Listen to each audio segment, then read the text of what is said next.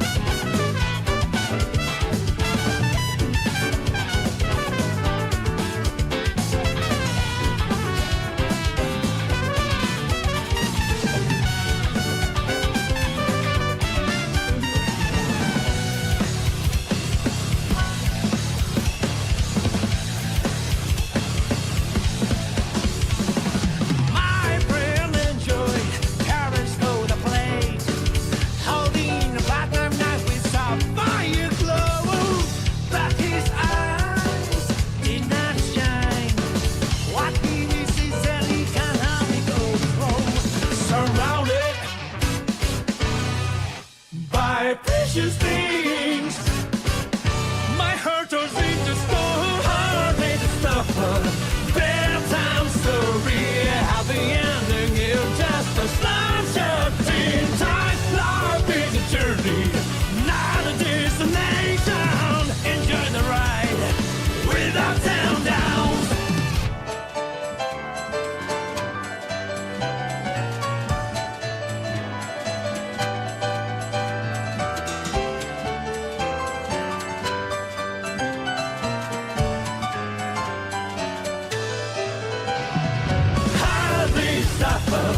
Bedtime story. Sometimes you have to play supporting role, but what matters is that your eyes shine in the moment. Happy stopper, bedtime story. Happy ending, you just a snapshot in time. Life is a journey, not a destination. Enjoy the ride with ups and downs.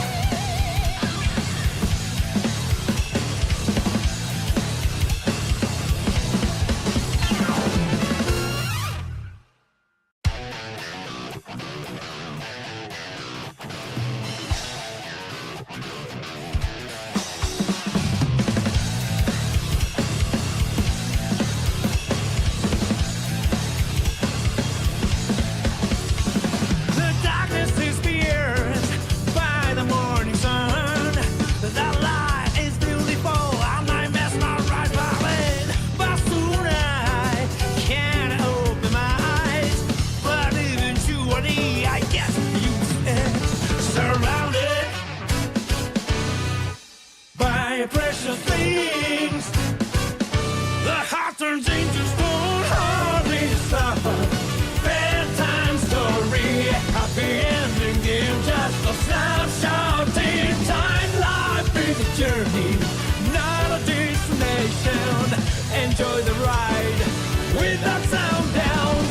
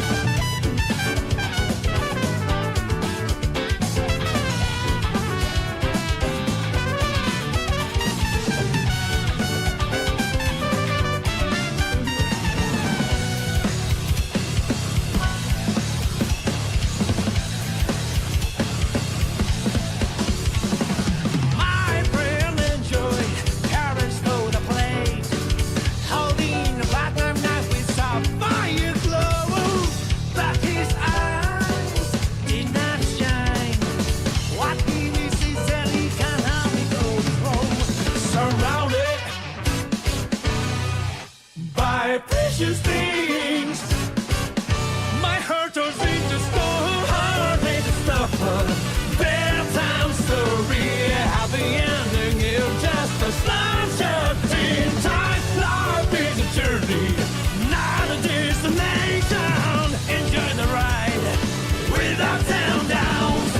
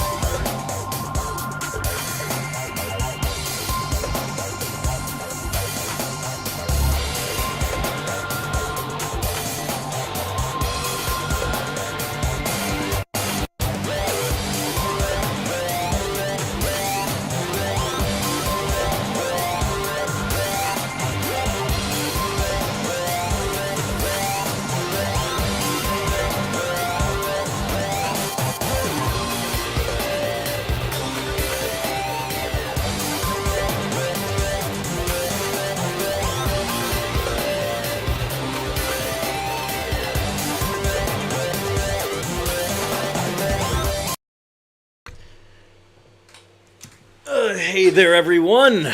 Welcome, one and all, to the special episode of the ScurvyRum Show. How are y'all doing? Let's see in the chat. We have Obama Ball and Kappa. Nice to see you guys again. Allow me to just send a link to the stream chat. Or, well, actually, not to the stream chat.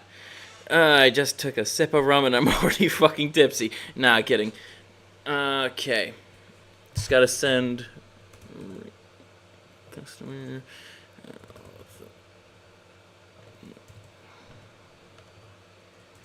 This...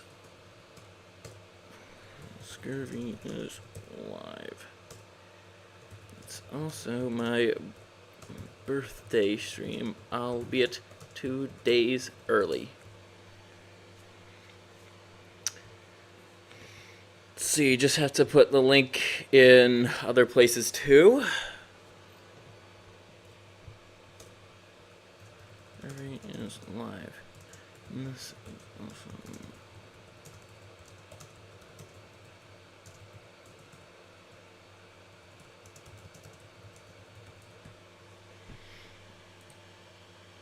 Okay, one more channel.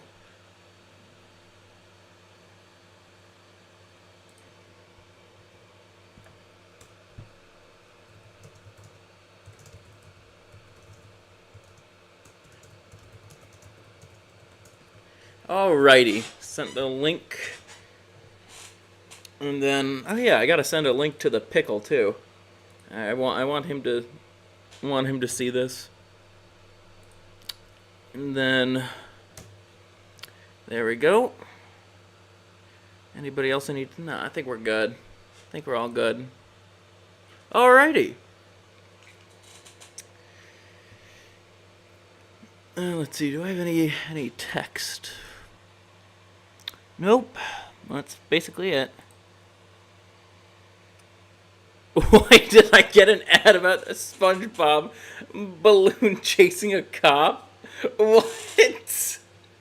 Oh, we're already starting off this stream strong. Good laugh. I'm just gonna wait for like a few more people to get in here before we get started. In the meantime, I'll explain what this all is. So, this is a time machine that I built in about an hour with just some spare parts lying around. Yes, Tropicana technology is that advanced that we have time machines. But, scurvy lore aside, damn, Obama boy, you're pissed off at Kappa, aren't you? But scurvy lore aside, ultimately what I want to do here is kind of take a look at the almost 3 years I've been making videos on this channel. Now, we're not going to watch the fucking channel trailer, that's for sure. But we are going to look back at some stuff that I've already covered to see, if my thoughts from back then are, can still be applied now.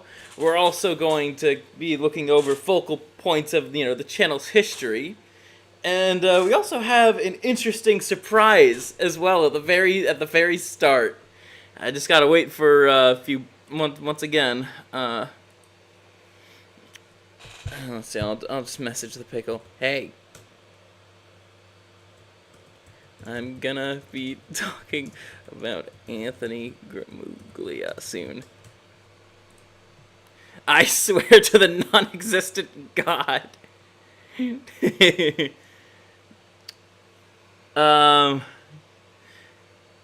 Can you build a Tampico time machine? I wonder how long that'll take. I don't know if you're a sentient citrus fruit like me. Okay. I'm also gonna send the link to... Oh, actually, I'll send the link to Chaz a little later. Alrighty. Gonna take a little sip from this here.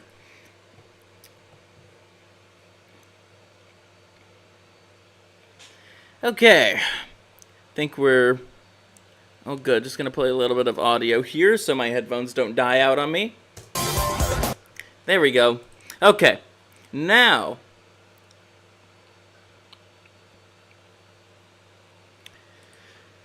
Okay. Let's see. I'm actually pressing the article button live for the first time. Oh yeah, I got a proper Stream Deck / soundboard too. Press the button, and it should be there.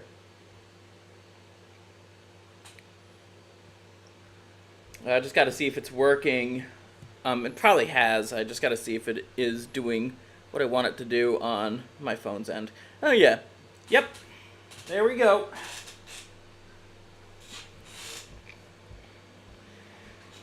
I'm actually going to record this segment. This is already going to be really funny. So if you don't know... sorry, I also just got to close my window real quick.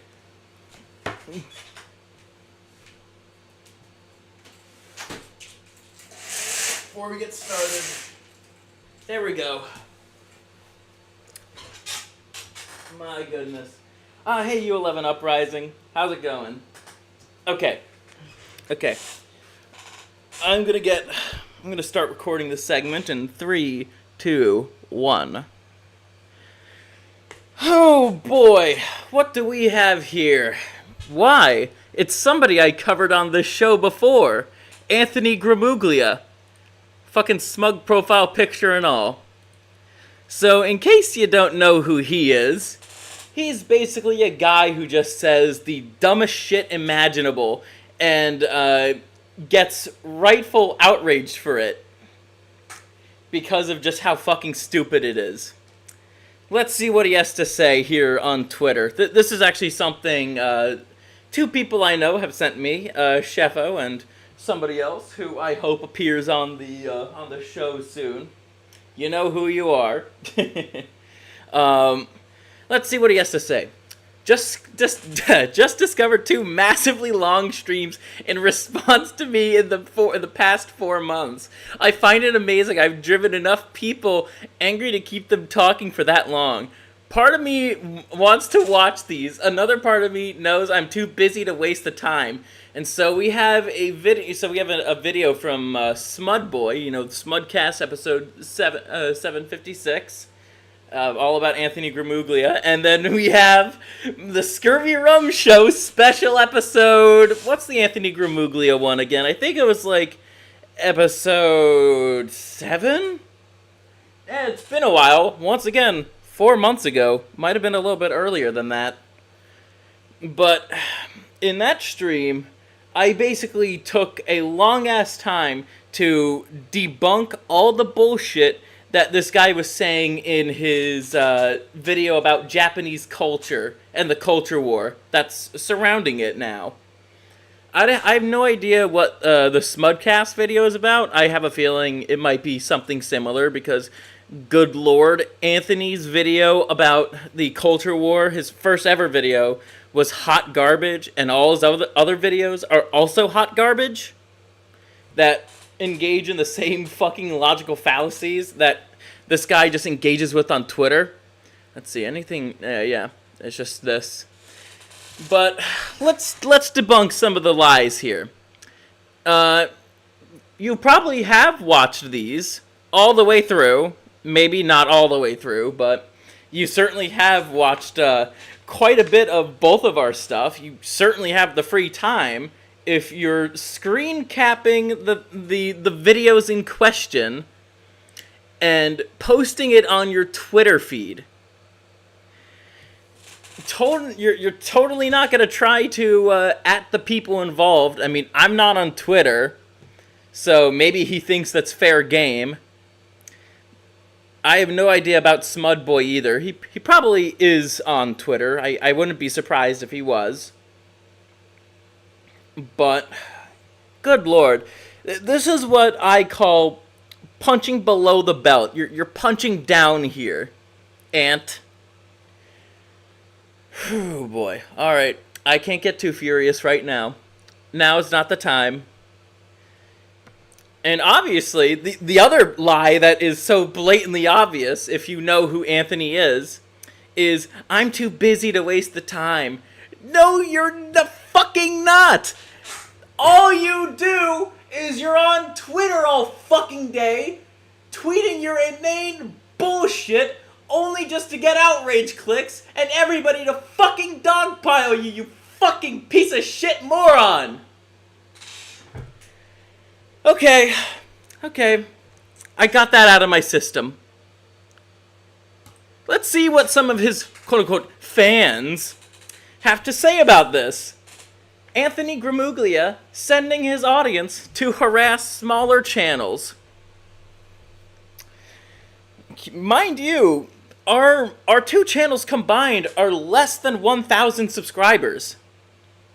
Meanwhile, Anthony Gramuglia has 5,000 subscribers on his channel, and he also has an equivalent number of followers on Twitter. Combine that together, that's 11,000 people. So, I don't mind the haterade. I really don't. Give me my views and engagement, haters. But let's see. We have this fucking soilet cuck right here, Daniel O'Connell. She looks like a fucking frog here. Ah, sweet. You know you made it when a bunch of losers are giving you the EFAP treatment. It'd be interesting to see a stream on these two streams. A streamception, if you will. I fucking hope that's the case. I don't mind doing a little bit of internet blood sport now and then. And I can't wait for Anthony to completely misinterpret my arguments. And also say, what? This guy is just a drunkard. He doesn't know what he's talking about. I fucking can't wait to hear that. Please, please, please do this, Anthony. This will be really fucking interesting. And then, let's see. Anthony Gramuflia, fucking hell, didn't even spell the name right, thinks X-Men has always been woke. And that, folks, is how you know these people never read the comics or watch anything X-Men related. That's your opinion, ma'am. What Butthead said. And yes, I have a soundboard now. I recognize Smudboy from his extreme nitpicky plot analysis of the Mass Effect trilogy. I used to like the guy until he became a gamer gator. Do you want to know what I think this guy sounds like? My testosterone levels are nice and stable, not too high. Yeah, you probably have low T, my dude.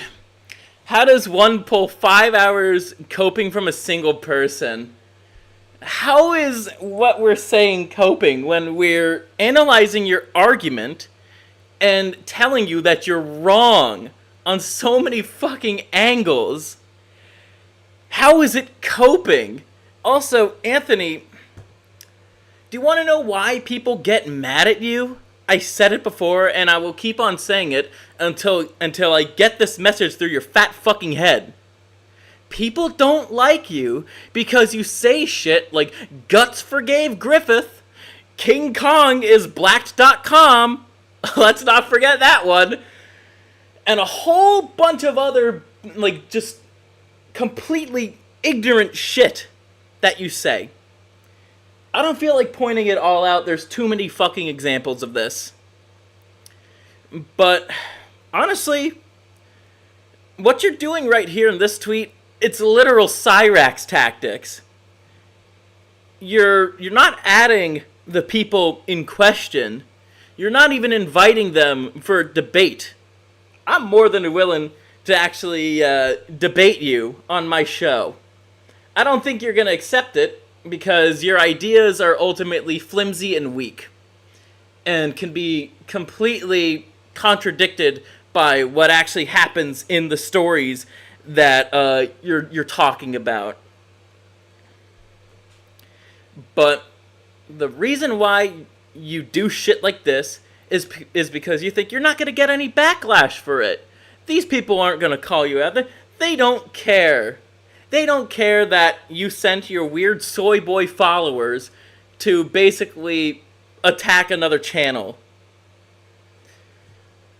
If these people are crazy enough, they could actually try to get this channel taken down. Personally, I mean, I'd be a little pissed off that the hours of video content, both from my streams and my actual videos, I'd be pissed off that that's all gone. But I could at least make a new channel. Even if it is because of wrongful termination. But turns out, Anthony, my friend, he let his other friends know about exactly what you're doing. I hope you get fucking banned, dude. And to my knowledge, I think you already are suspended for a week. That ought to actually help you out. Maybe get your brain off politics and culture for a little bit. Might help you out at the end of the day. God fucking damn. This guy. This fucking guy. But to tell you the truth, Ant, thank you for the haterade and the free engagement. Thank you so much. I was also expecting a couple hate subscribers, but I guess that didn't happen. Whew, boy. That was something. Hey, Chefo for no raisin, how's it going? Ah, damn. I heard that that he got suspended from somebody else. For no reason, you left Twitter. It's a cesspool. I agree. I don't have a Twitter, but Anthony Gramuglia thinks it's okay. He thinks it's okay to target smaller channels, not even asking them to debate or whatnot. Just outright telling his fans to basically attack and harass smaller channels. And then, fucking hell, this is the guy who calls you a loser online. Holy fucking shit. Look at this guy. He can't even fucking smile. He's fat. I don't see a trapezius muscle, so he's not bulking. So he's just fat. I think that it's just a giant projection on this guy especially. But, I mean, all these people are fucking losers. I don't even care if I didn't censor their name or whatnot. Don't go after them. As stupid as they are, don't go after these people. I also should have said that in the segment. I'll probably, when I upload the video, I will put a disclaimer. Do not harass these people. Just because they're stupid, they don't need to be harassed. That's something I actually do, Anthony Gramuglia, for the Scurvy Shitlist series. I actually tell people not to harass these people, no matter how famous or not famous they are. Okay. I think that's enough ranting about Ant. I had to get that out of the way. 'Cause I was so surprised when I saw this, like, the other day. I was laughing my fucking ass off when I saw this. Because it's like, holy shit. This guy searches his own name on YouTube to screen cap the videos and tell his followers to harass those channels. God damn.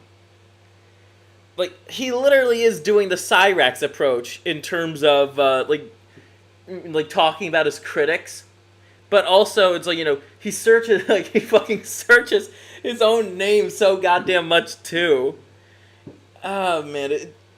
This whole thing is something else. It really is. Alrighty.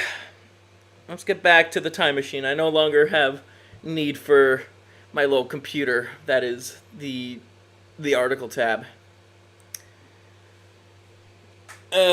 Boy. Let's see, do I have a button for this? Oh, here's the perfect button that describes my opinion on Anthony Gramuglia. I am so sick of that stupid bitch, blabbing prissy little skank.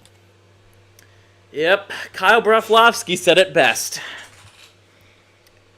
Alrighty, let's get to our first little video segment of the night. So, if you guys don't know, this is also gonna lead into something bigger in terms of channel history. So, if you don't know, Paper Mario: The Thousand Year Door got a remake. I'm not buying that game. I never really had an interest in Paper Mario. But apparently Nintendo of America decided to completely butcher the character of Vivian. So Vivian is indeed a femboy. He is a male who acts feminine. Of course, you know one of my favorite video game characters is Bridget from Guilty Gear, another femboy. But honestly, this is even more egregious than what happened with Bridget. It really is, because Nintendo isn't leaving it open-ended. The localization team outright said that Vivian is trans, but that's just not true. And you're about to see from Kai Marin. So on my actual channel, I actually gave this guy a subscription. Like he's actually making good videos, and we're probably gonna watch his follow-up kinda about Kanji Tatsumi and Naoto Shirogane from Persona 4. Free Compa says #free the femboys. I agree. I fucking agree. Where is that button? Yes, King. Yes, King for Compa. Yes, King. I love matching that button too. Sorry, this is my first time actually using this soundboard of mine on stream. And yes, I did test it earlier. It does work. See, the new Paper Mario The Thousand Year Door remake has just been released, and with it comes a controversial change, to say the least. It's a bit of a well-known fact at this point that the character Vivian, one of Mario's companions in the game, was a male crossdresser in the original Japanese version, but was changed to be a biological female in the English release. However, the remake, rather than... So the reason why they changed Vivian to be a biological female in the first localization of the Thousand Year Door, which is a lot better than the localization of the remake. Remaster? I guess it'd be remaster. Like enhanced remaster, because they did add some new stuff to it. I could see why. I don't think Nintendo is in the market of confusing children, especially back in 2001. Like in 2003, they had to cut a line from F-Zero GX from the character Baba, who mentioned that he does drag. Well, I can't believe there's even drag in the F-Zero universe. But yeah, in terms of like that kind of localization, it's like, okay, that's reasonable. You know, it's for kids. I don't think, you know, kids want to be learning about femboys and traps or whatnot at like a young age. I don't think that's appropriate. But Nintendo of America did something way worse now, because they made Vivian trans. And not to mention, the trans shit is being pushed down everyone's fucking throat. A feral trout. When are the co-hosts coming on? Hopefully soon. If anybody is so Sheffo, Fourth Wall, hell, even For No Reason. If you want to like just DM me, if you want to join in on a segment or something, just like DM me, and I'll call you on. Directly translate the original script and remove the censorship actually went even farther in the Hey, other D-Man, direction how's it and going? made Vivian transgender. This situation on Vivian's gender identity has effectively turned into a three-way Hey, Night civil Llama, how's war, it going? besides being girl Vivian, trap Vivian, and trans Vivian. And honestly, the entire situation is further eroding my will to live. Of course, femboy erasure is always a pain, but the worst part about this entire situation is that the Japanese version was also censored to remove references to Vivian being male. Yeah, it's not just the West that's getting... Wow. I think I kind of glossed over that when I was originally watching this. But holy shit, they did this in the Japanese version too? Oh, god damn it, Nintendo. God fucking damn it. Bastardized edits to games. The Japanese have to deal with it now too. But I digress. Let's dive into the work itself and analyze what's going on here. Now, unfortunately, my Japanese isn't good enough to translate it all myself, so I'm going to have to use translations from third parties.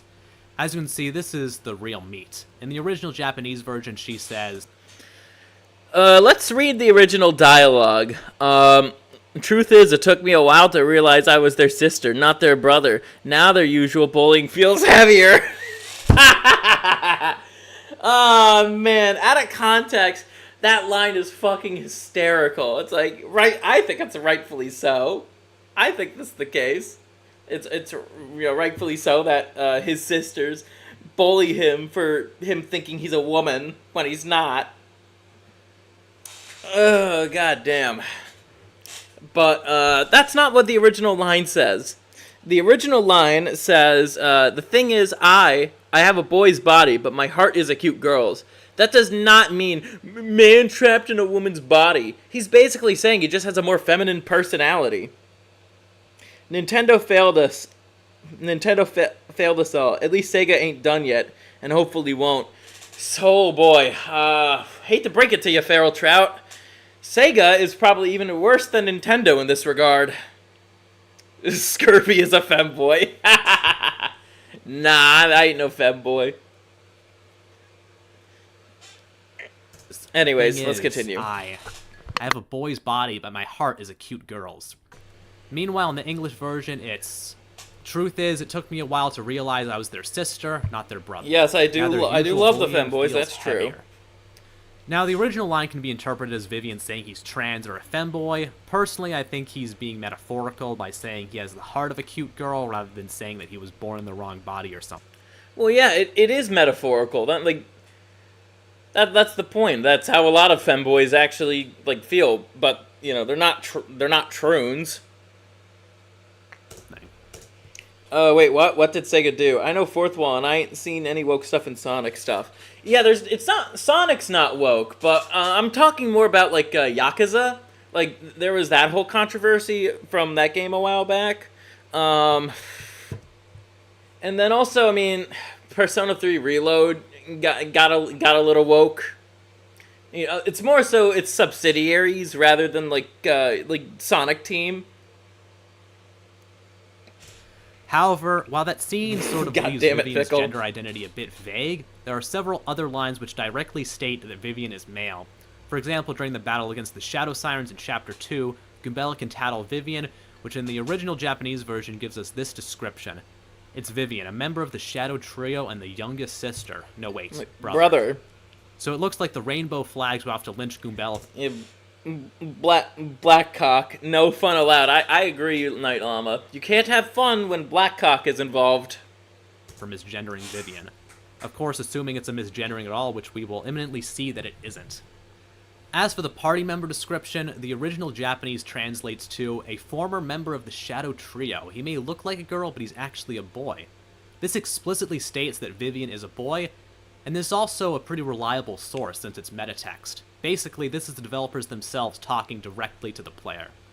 And finally, Vivian had a cameo appearance in Super Paper Mario, this game's sequel. There she appears on a card, and her original description translates as one of Mario's partners, introduced in Paper Mario the Thousand Year Door, a cute boy wielding fire magic, who was once part of a group of enemies known as the Shadow Trio. As you can see, this also explicitly labels Vivian as male. Vivian, while being quite girly, was referred to as a male in the original Japanese version.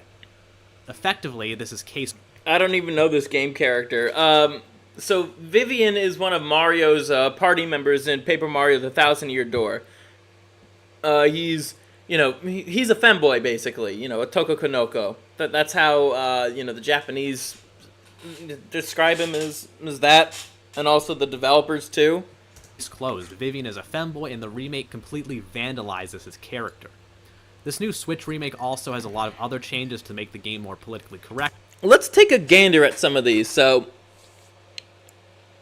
the original dialogue, I suppose I could live with a silent princess. It might even have its perks, Based Bowser.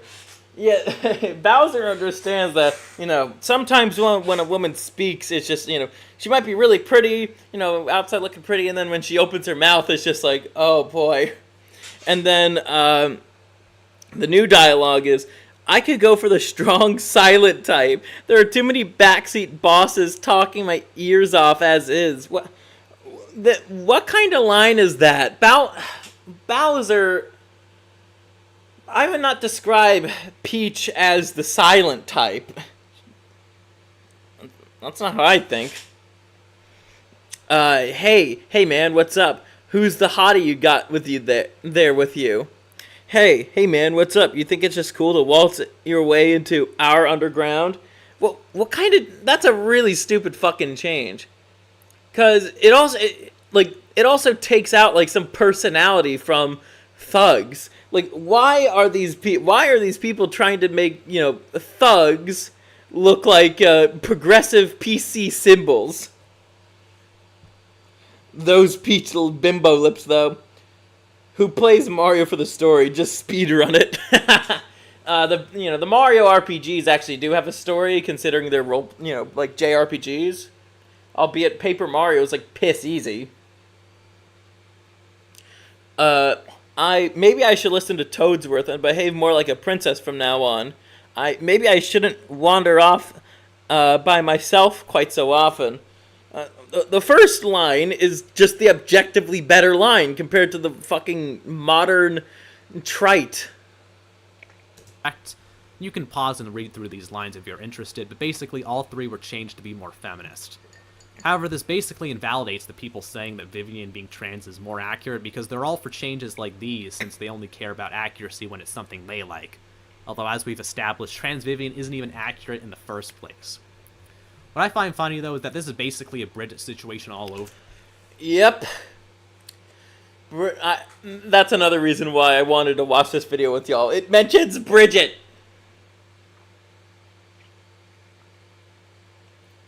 Should watch the lolcows gameplay on Paper Mario. Somehow we're gonna mess that one up too. Yeah, lolcows aren't really good at video games, for the most part. As you can see, this is what Bridget. He's a man. This is what people call masculinity. I've been looking for someone like you. Can you teach me how to be unladylike? Like that line of dialogue has a lot of character in it, you know? As much as I like some of Bridget's lines in Strive, it's just like he's more than just a horn dog.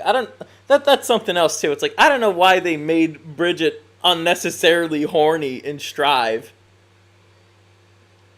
when he's supposed to be smug. He does retain some of that smugness in Strive, but anyways, let's keep going. I could rant about Bridget for hours. Nah, Vivian is a femboy. Vivian's a femboy. He's not a tomboy. Bridget is also a femboy. He's a man. There's a character who existed a certain way for 20 years, but then they're changed on a dime to appeal to modern sensibilities. It's a real shame how this seems to be becoming a pattern. Another thing to keep in mind is that the kinds of people who are saying that Vivian is trans are the kinds of people who say that Astolfo is trans. And that sort of thing brings up... I think I might have watched this video from Dimitri Monroe about exactly this. It's like why Troons claim characters like Bridget, Astolfo, like a few others too, a few other femboys. And basically, it's because they're hot. That's why Troons claim these characters. It's because they're hot. Sheffo says, Bridget is horny and Strive because there's finally some BBC. Sorry, Bridget. Nagoriyuki is going to be taken in the next installment by Elfelt without him even knowing. Also, speaking of Nagoriyuki, I'm glad they explained how he became a vampire through Slayer's story. Does Monster Energy drink have soy in them? I don't know. It's a stupid meme. I mean, energy drinks in general have a lot of bad shit in them, so just avoid them. Greater issue. Traps are time-honored. As we can see, these are all these characters are femboys. They're traps, femboys. Staple of Eastern media, and as Japanese video games and anime become more popular overseas, you're starting to see the LGBT activists. Oh my god, they're literally me. Also, I love the memes that this guy is using. Oh my god, they're literally me. Once again, these are femboy characters that are, well, pretty fucking hot, Tom. Well, except for the Catboy. I'm not into that. And then with the actual trans characters in Japanese media. I don't like that. it's because a cosplayer had a penis the size of one in the big monster can. What the fuck? Oh, okay, where's the, where's that button? Oy vey! Oy vey! Okay. Feed me, Darth. That's what that cosplayer was doing later. The Darth Vader cosplayer. I bet. This and print their own ideals on these types of characters. First it was Bridget, then Vivian, and if they get their way, they won't stop until every trap is trans. And Oh, wait. Let's go back. And if they get their way, they won't stop until every... Gaining Bridget was a big W for the trans community, even though Daisuke Ishiwatari, in the most recent interview on the topic, calls Bridget Otoko Kanoko. But we haven't won until we finally get Astolfo once and for all. Fucking troons, man. They ruin everything. So, I also have the perfect button for this, too. Oh, brother, this guy stinks! Let's see if it plays on my phone. Finally get Astolfo once and for all. Fucking troons. Sorry, it's gonna sound weird. So, I also have the perfect button for this, too. Okay, yep, it works. I'm glad the soundboard fucking works. I love this thing already. every trap is trans. And unfortunately, this dystopic future seems inevitable. I also love this comic. It's so funny. Haha, we took away your femboy, and soon we'll make every feminine male character trans. Cope, seethe, mouth, blink. Shut up! Just shut the fuck up! That's my best Bridget impersonation. Wait, I have an even better one. Roger! There we go. At this point, because as Westerners become more involved in Japanese anime and video games, you're starting to see a lot of these woke libtards. Well, man, I remember watching that Dimitri Monroe video about this line of dialogue. Well, that's not the whole video, but why add the cultural appropriation line where it doesn't belong? Defiling these products, vandalizing them with their own ideals. It started with just bad translations like Fire Emblem Fates and Miss Kobayashi's Dragon Maid, but now in addition to translations, they're going directly to the source and coercing Japanese... Oh boy.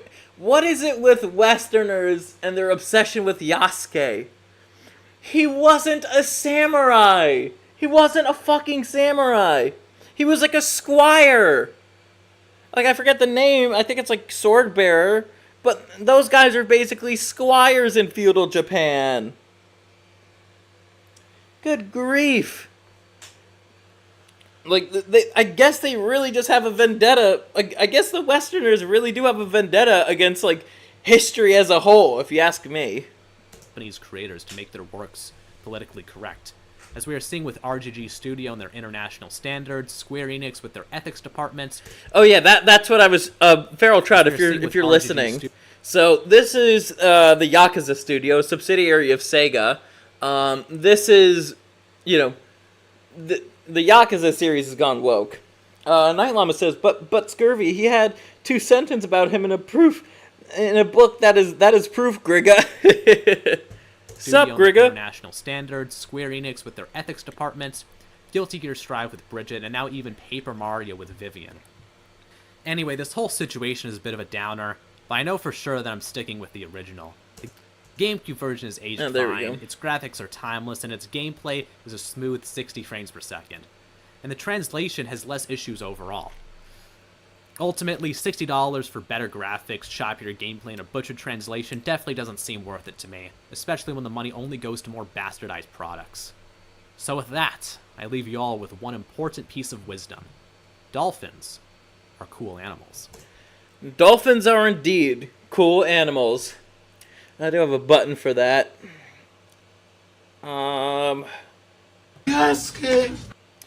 Rum strong together, says AC with the gorilla emoji. Let's see, do I have another button? Nah. Oh wait, no, I do have a button. This is how I think leftists sound like whenever they do their little babble.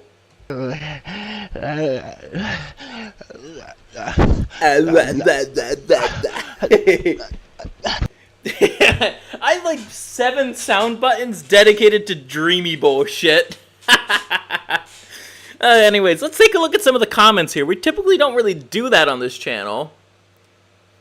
But we have a comment from the creator of the video, Kai Marin VTuber. I figured I'd mention this because the only actual counterpoint I heard is that the scene in Chapter 2 before you fight the Shadow Sirens proves that Vivian was trans in the original because she called the group the Shadow Sisters before getting blasted by Beldam for it. I actually intentionally left this out because it involved Beldam. It was kind of long, and it was and it's pretty much the same scene where Vivian joins Mario. Basically, you can interrupt the scene in 2 ways. Vivian wanting to be a sister in spirit, Trap, or Vivian wanting to be a literal sister, Trans. Of course, this scene leaves his gender identity a bit vague, but he is confirmed to be a male by the party member description, which is effectively the developers talking directly to the audience.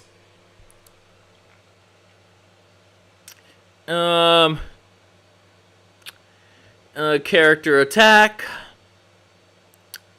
And there's a bunch of this Beldam speech bubble shit here. Let's see.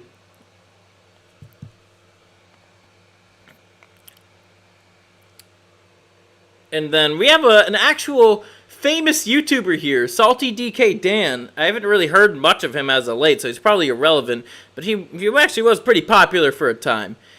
This sort of vid is insane in 2024. No, it isn't. It's called fucking pushback for trying to change things that really shouldn't be changed. Femboy erasure, please, I'm begging you to go outside, says the guy with the high Guardian Spice profile picture. That's just a projection. Whenever these people tell you, oh, touch grass, oh, you can go outside, your problems aren't actual problems. Yeah, that's a giant projection, because in general, leftists like to equate their bullshit problems with actual problems that are going on in the world. Let's see. What? Okay, somebody asking the question. I don't know who, oh, yeah. Character in the 1,000-Year Door. Let's see. Matt Reddit thumbnail reeks. Oh, my. Okay, how weird...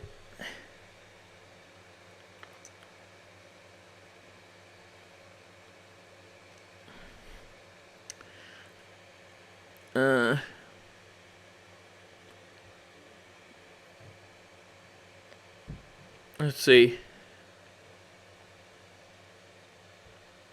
Yeah, once again, this guy's actually right, but we got to scroll down a little bit more because I also left a comment on this. Where is it? Because these people have also been driving me nuts too ever since I responded. Dolphins are indeed cool. It's gonna be a little bit more scrolling from here. Probably been, yeah, a lot more comments. It's just the same Bedlam speech bubble.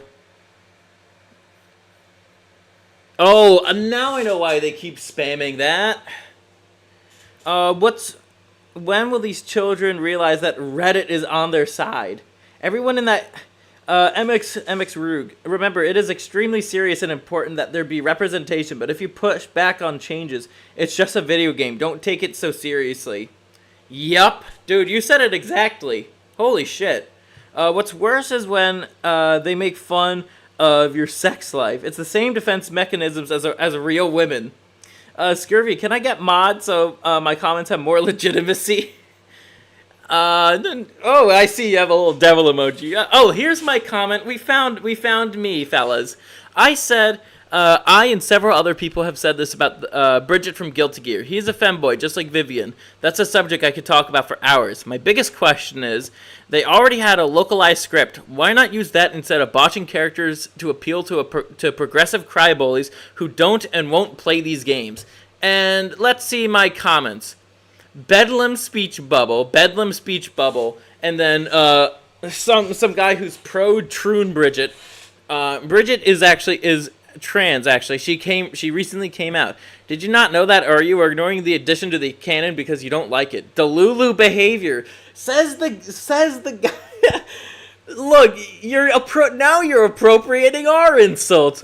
We came up with the insult of Homath, somebody on the right-leaning side of the political spectrum came up with the term Delululemon to make fun of people like you.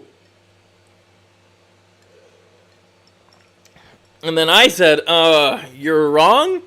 The most recent interview with Daisuke about the subject in Japanese literally has the man himself called Bridget and Otoko Kanoko. Sounds like somebody who hasn't done their research. Have you even seen a story mode yet? Everything other than a perfect run is non-canon what-if stuff. And then this guy was like, I would love to know where I can find that interview, especially if he says to ignore official Strive blog post where he says that she is the correct pronoun. Daisuke didn't even say that! Holy shit! He didn't say that! That was somebody else at Arc System Works! Holy shit, the pro-Bridget side is really stupid. Alrighty, let's go back to the time. Let's close out this window right here. We're now going to, wait, so they remove gay characters and thus remove that representation. Well, they're not even gay necessarily. Like, Bridget's not, I wouldn't say Bridget's gay. Anyways, let's find. Alrighty, so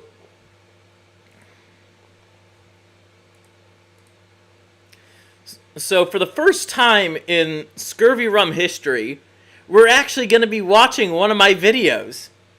Now, the like to dislike ratio is not all that accurate. The fucking plugin, could be better, but in reality, the like to dislike ratio to this is half and half. 50% likes, 50% dislikes. This video from 6 months ago is easily my most controversial one yet. It's my In Defense of Guilty Gear Strive video, and I want to see if if things have really changed since 6 months ago. Spoiler, they haven't, but let's do this anyways. I think this is gonna be fun. Hey there everyone, it's Scurvy back again with another video. I might sound like shit, but oh boy am I pissed off. Oh yeah, I was sick when I was making this too. Thank you for reminding me, Scurvy. Why is that, you might be asking? Well, I'm tired of people shitting on my favorite fighting game, whether it be from other fighting game communities or just woke retards who can't shut the fuck up about this one character. So before I address some criticisms of the game... I know there was a little bit of editing issues. Alright, whatever. Some people are petty enough to say, oh wow, he missed the one little hyphen in Strive, and that okay, but we shouldn't be watching him anymore. People are petty like that these days, especially when it comes to people they don't like. I just want to go over the things that Strive does really well, and those would be the main story and character interactions, mechanics and responsiveness, and it's also a great middle ground between two other fighting games that I've played. When watching the story of Strive, I noticed that it's a mix of shonen and seinen tropes that surprisingly mix... Unsubscribed, disliked, reported for Terry Cloth. ...well together. It's a surprisingly mature story, even though the characters admittedly look pretty goofy. The story's main theme is how each of the characters are... Also, this is like 6 months ago, so I button mash a lot harder than I do now. I button mash like way harder now than I did back then. I was still trying to play tactically, and then I learned that Strive is all about offense, and then I just like... And then, wait, I have a perfect sound effect for this. Wait, I have the counter sound effect too. So this is how my most matches of Strive go for me now. Counter. Counter. Counter. Counter. Counter. Counter. I mash this button a lot too. Anyways. What's the other one? What's the other button I have? Never mind. Never mind. Are striving to be better people. That's also including the villains. And speaking of villains, I just want to talk about Happy Chaos for a good moment. I think he's the perfect antagonist due to not just his powers and inability to die, but he also does a good job at questioning the main character's sole bad guy and his accomplice Nogoriyuki, whether or not the change that they seek is actually possible to achieve. With the main character, sole bad guy, he's just trying to get to a point of retirement, and a bunch of this Oh yeah, there was like a few times at the bar that I just spent like a good hour just talking about Happy Chaos. magical bullshit just keeps popping up in his life. Chaos being no different in that regard. But unlike previous villains in the series, like Valentine or Ariel's, Chaos seems to be the final test in order for Soul to achieve said retirement. For Soul Nogoriyuki, Chud guy. he's basically an indentured servant to Chaos. I think out of all the parts in this video, I think I really only got like one thing wrong about Nogoriyuki. But then again, I think it relates back to who he's based on, kinda. And the way that Nogoriyuki gets his freedom. Unlike you, Anthony Gramuglia, I'm able to admit if I got something wrong. Is through combat, but it's not necessarily the clashing of blade or fist that gets him that freedom. It's actually through understanding the people that he fights, and I find that to be pretty. And this is also before Slayer came out too, so now we also know a little bit more about why, like, it's kind of like a Helsing situation, you know, Alucard bit Sarah's Victoria. Slayer bit Nogoriyuki. It's kind of like that situation. He chose to become a vampire, or, you know, he was kind of in that life or death scenario before he was a vampire, and so he chose to become one. Interesting. This theme is also continued on in his arcade mode campaign, as well as the campaign of plenty of other characters too. Speaking of the arcade mode, let's talk about that for a second, because I really dig some of the interactions that go on in that mode. The characters that are paired together are selected for a reason, mainly to help, challenge their point of view, or be a friend. My personal favorite pairings has to be Chip and Anji, where they basically geek out about ninja shit. Oscar R. Kreutz and Oscar R. Kreutz, where it's Derek Stephen Prince just talking to himself about the meaning of existence, which is pretty interesting to listen to. Yeah, I was like, when I was listening to Asuka's dialogue, I was just like, oh my god. Oh man. I'm glad they let Derek Stephen Prince talk for as long as he did. Bedman and Baiken, where basically they have to see why the bed frame is acting all funny. And lastly, and the most recent pairing at the time of making this video, Johnny and Giovanna. I don't know, I find it... I also like the pairing of ABBA and Testament too. I find that to be interesting. Funny to see that Johnny is still doing his old little tricks to try to recruit people to the Jellyfish Pirates, and Giovanna just completely rejecting his advances, so to speak. And hilarity ensues when Johnny's girlfriend May gets involved. I just find it nice Johnny and May are actually dating. I didn't get that wrong. to see how these veteran characters in the series express the changes they went through in the arcade mode, even if things were hampered by the lockdowns. Most notably how everybody in the main cast and Season 1 basically just had a boss fight with Nogoriyuki when they could have had... Now this is peak content, a reactor reacting to himself. Well, I wouldn't say I'm just a reaction streamer. I do make actual content too, but this is a first for the show. Had a more interesting boss fight. Going on to the mechanics of the game, Strive has all the basics of an anime fighter, and then some. All of them are pretty good to use, though I do have a hard time trying to fit in the Roman cancel with my combos. I finally figured out how to use the Roman cancel. Once again, this is from 6 months ago. I now know when to use the Roman cancel.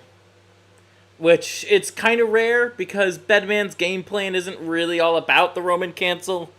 But when you have 2 meter, yeah, you could reliably use the Roman cancel. That's what I've learned. I don't know, it's just a lot of buttons I gotta press at the same time. My favorite mechanics in this game have gotta be the Wild Rush and the Deflect Shield that uses half of the burst gauge each. The reason why I like them so much, they're just so damn versatile. Whether you're trying to close the gap with somebody or they're about to do some annoying ass move, you could just pop either one of them and gain the advantage back. To my knowledge, they did adjust some of these when what was it, like Elfelt came out? Yeah, I think that's correct. When Elfelt came out, I'm not sure if they did the same thing with when ABBA came out, or I don't think they really balanced. No, they didn't have a balance update when ABBA came out, and they go play Roblox Fighting Squad, bitch.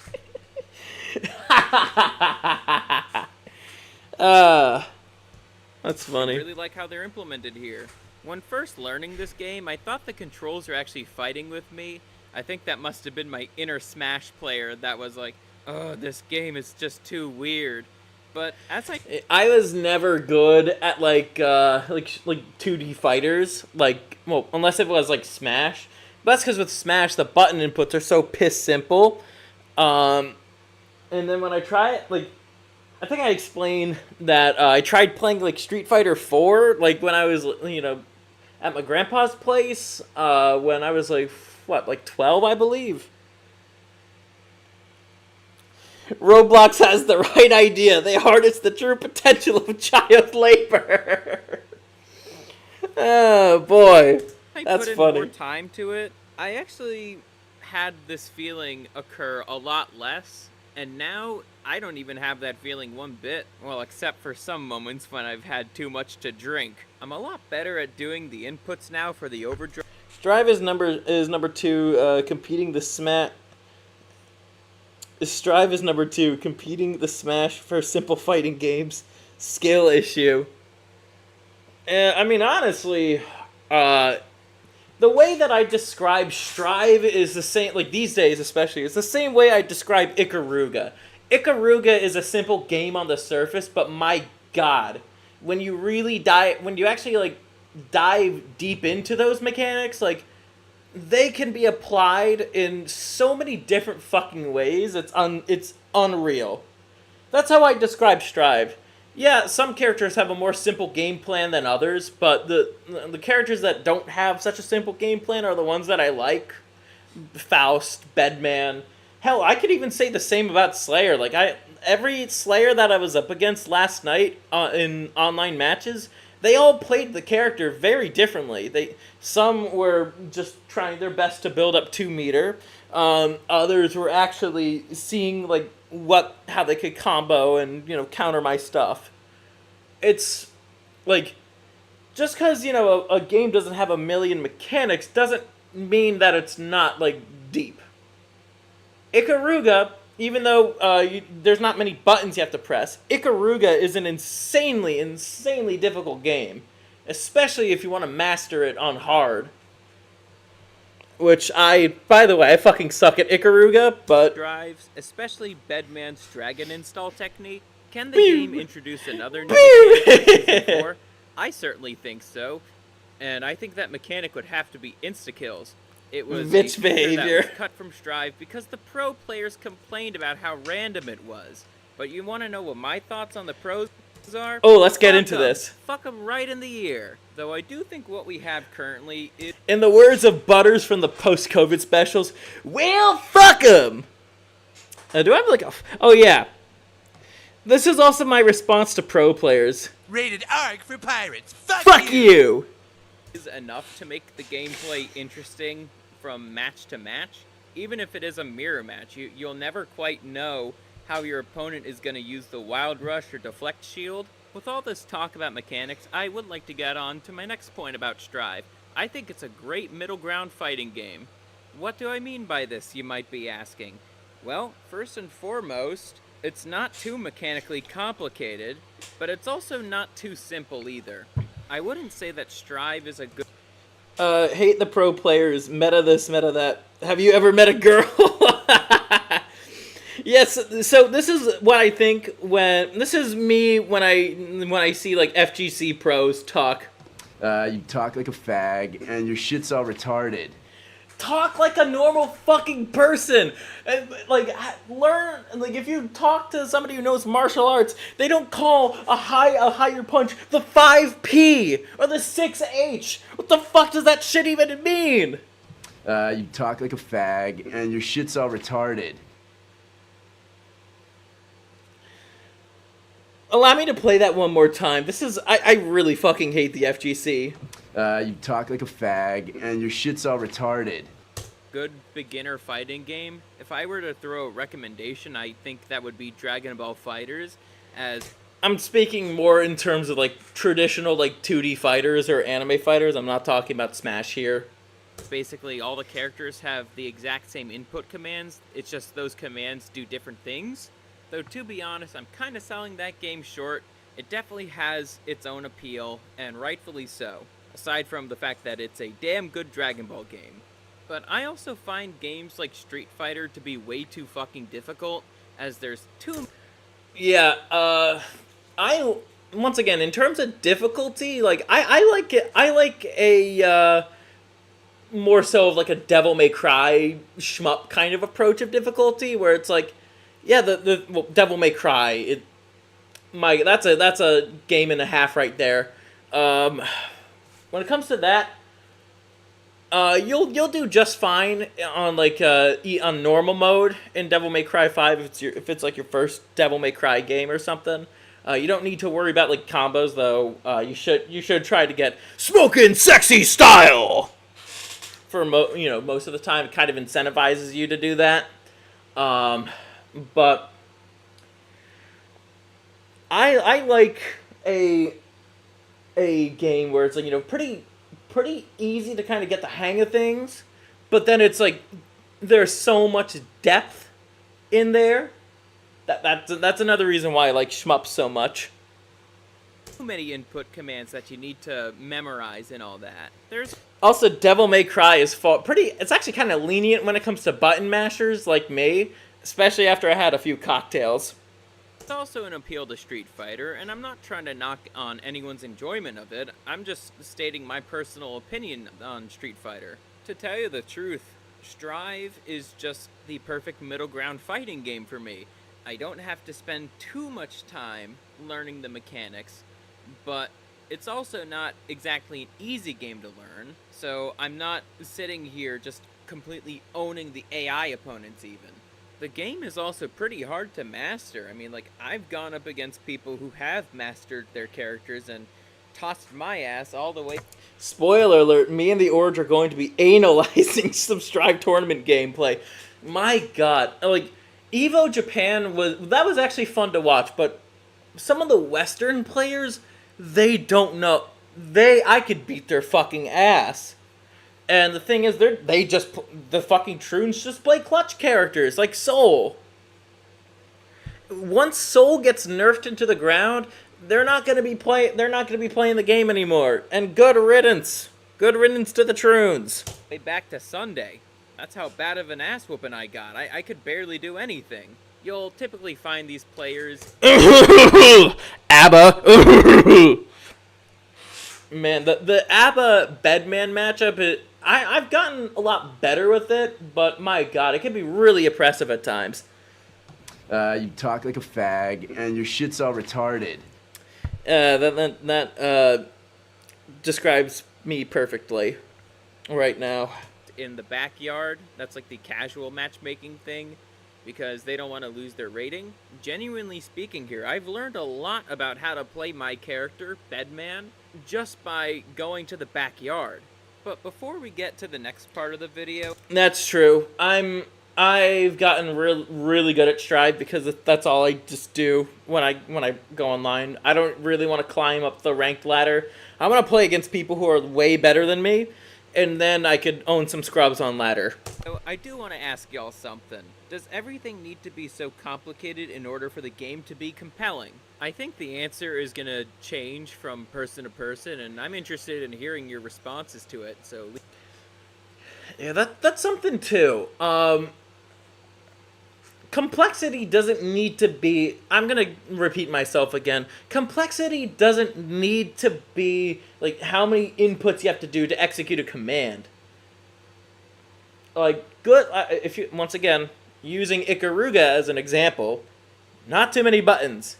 Fire, switch matter, switch polarity, nuclear thing. I don't know. I forget what it's called. The just where you just destroy everything on the screen. I forget what that's called. But not too many inputs to worry about. But how you use them and when you use them, that's the complicated part of Ikaruga.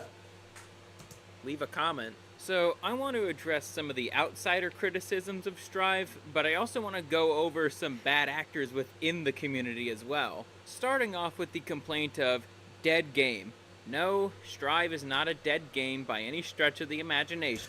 Hell, even now, like, I mean, I know Slayer just released, so player numbers are gonna, like, teeter here and there. But I do play some. I also explained that I play some dead games myself. Strive is not dead by any stretch of the imagination. It's just Steam charts can be like a little deceptive when it comes to like cross-platform games. It really only tracks like PC players. It doesn't track PlayStation or Xbox players. I think most people play Strive on PlayStation. So there's that. The most common source people like to use to say, oh, Strive is dead, is Steam charts. Do you want to know what Steam charts is primarily for? To track how many players are playing games on Steam. Strive is also available for PS4, PS5, and the Xbox Series X. Well, that moment right there, I totally meant to block the card right there. I'm pulling. Just kidding. I'm not gonna pull an Anthony Gramugli on you guys. For the Steam client of Strive, it shows 1.5k average players and 2.2k Yeah, I meant to say application. players. I don't really count that as a dead game. Understand that at the end of the day, Guilty Gear is a pretty niche fighting game series. So, when it comes, I know they're really pushing it heavy at EVO, but reality is anime fighters, with the exception of Dragon Ball fighters, are a pretty niche genre. They're mechanically complicated in their own way. It's not just the fact that there's a burst button. They have their own things that distinguish them from the Street Fighters and the Tekkens of the world. And Street Fighter and Tekken are also very different games. Even though it's being promoted at events like EVO, that doesn't necessarily going to translate into more players. But do you want to know the sign of a truly dead game? It takes way too long to get into a match. A good example of this would be Quake Champions. It takes about like 10 minutes on average just to find a match. I will say that game has a pretty tight-knit community, one that I'm a part of. And so once you find yourself a decent lobby, don't leave that lobby. For Guilty Gear Strive, it barely takes any time at all to find a match if you're in a... Longest time it took me to find a match was like 3 minutes. But also it takes a little bit longer when I have to pause the matchmaking to like take a piss or something. But I don't really count that as part of the queue time because I chose to pause the queue. Populated room. Now obviously, if you're not in such a populated room, you could always just find another that is more populated and you'll get a quicker queue time. Out of all the criticisms I have written down here on this list of mine, the most egregious easily has to be the people saying, Strive sucks, but I never played it. Look, if you played... Yeah, that's something that I get rather pissy about. It's just like, have you, like... Look, there are some games that I have an interest in playing, but I know I can never play them because, like, the Dodonpachi series, like, I do not possess the needed dexterity to play something like Daifukatsu Black Label. I just don't possess that. I've seen really good players struggle with that game, especially that game's final boss. Like, I respect the hell out of it. It's like, I can't really have an opinion on it, though. Let's just say the least. It's like, I think it looks cool. I think it's fun. I think it looks fun in its own way if you're a really experienced shmup player. But for me, that's all I can really say about it, because I haven't really played it. Now, you can say, you know, if the game just doesn't look good to you, that's fine, but just say it like that. Like, the game just doesn't appeal to me. It's far more honest, and it's also far less rage baiting too. Rage drive and you don't like it, fine. I don't really care about that. But what I do care about is people misrepresenting how the game is played. If you're trying to comment something... Also, a lot of these people base their their opinions on how Strive is played because of people playing rather poorly, if you ask me. And so, Sheffo, when we're gonna watch the Troons play Guilty Gear, this is gonna be ringing through my head. This is torture. My head's gonna explode. Yeah, we're gonna see a lot of bullshit there in the tournaments.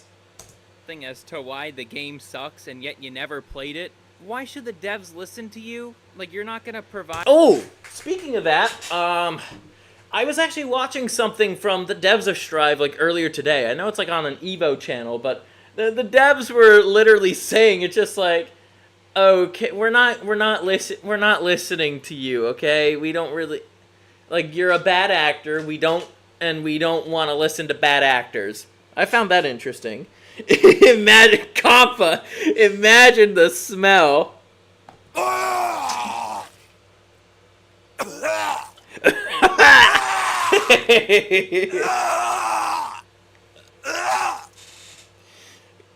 Hide anything useful, you're just going to be a waste of space in the discussion.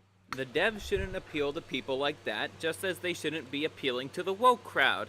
Both of these crowds are not going to be playing the game. I really hate it. So, the amount of quote-unquote brisket stands that are still around that don't play Strive, and if they do play Strive, they're not playing as Bridget. They basically dominate the discussion. Why do the devs should just not be listening to these people? They don't care about the game. They just care that, well, my brisket is a troon. That's all they care about. That's all they ever cared about. Hey, Shinobi, how's it going? Draining the fish sauce out of my air filters. Okay. That's nice. Let's see. This party's getting crazy. Indeed, Dante, indeed. When these types of people claim they know what's wrong with the Guilty Gear community, but to me, it just comes off as burly things trying to say, oh, this is what's wrong in men's circles. Oh my goodness. Counter. I guess I have a counter to my own point. Kinda. Now we're seeing this phenomena of, I guess it's a lot of the actual Manosphere people, Chronic, Hammerhand, they're doing, they've been in the roach hunting game for a long time compared to Pearl. And I'm glad that, those guys are able to help, the Manosphere kind of look inward in itself. But I do believe some outside critique can actually be helpful in some areas. I just think that critique has to be honest. Like a lot of the criticisms that I was seeing of the Guilty Gear community as a whole, like both the Eastern fandom and the Western fandom, a lot like they just combined the two instead of separating them like one should. They basically dishonestly lumped both of them together. They will say Adam and Eve are the same person. One troon to rule them all. That's That's what it comes off to me as. You're not helping the problem here. You're just making it worse. I understand what... You could be helping the problem if the criticism you're posing is honest and you're not just trying to grift it for engagement. What you're trying to do here, you're trying to give us some ammo, the real fans some ammo. But in reality, you're just committing friendly fire. Also, it fucking astounds me to see how many people claim they know everything there is to know about Guilty Gear, and yet have never played any of the games. And out of all... This is common, I think I'm going to say this here, but this is common especially among the brisket stands. His name is Bridget. I hate that they call him Brisket and Elfelt Asphalt, and now they're calling Slayer the jacking my dandy guy. That joke was so funny the first time you said it. And Redditors are getting shirts of like, jacking my dandy. Such a creative and funny joke from such creative and funny people. All the titles in the series, these people claim they know everything there is to know about Strive, yet they never fucking played the game. I see this attitude most commonly from Street Fighter players, and once again, I got no ill will against y'all. I don't know why y'all have such ill will against me.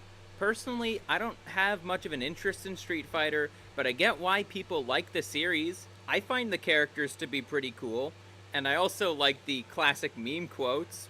I also know y'all got your own community problems too, but you don't see me talking about them, so just a friendly tip.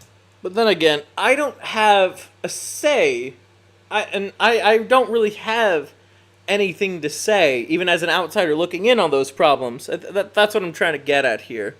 I said it pretty aggressively, but the point has been made. Alrighty. I'm going to just get me another drink real quick. You guys can enjoy looking at Testament. He's another one of my favorite femboys.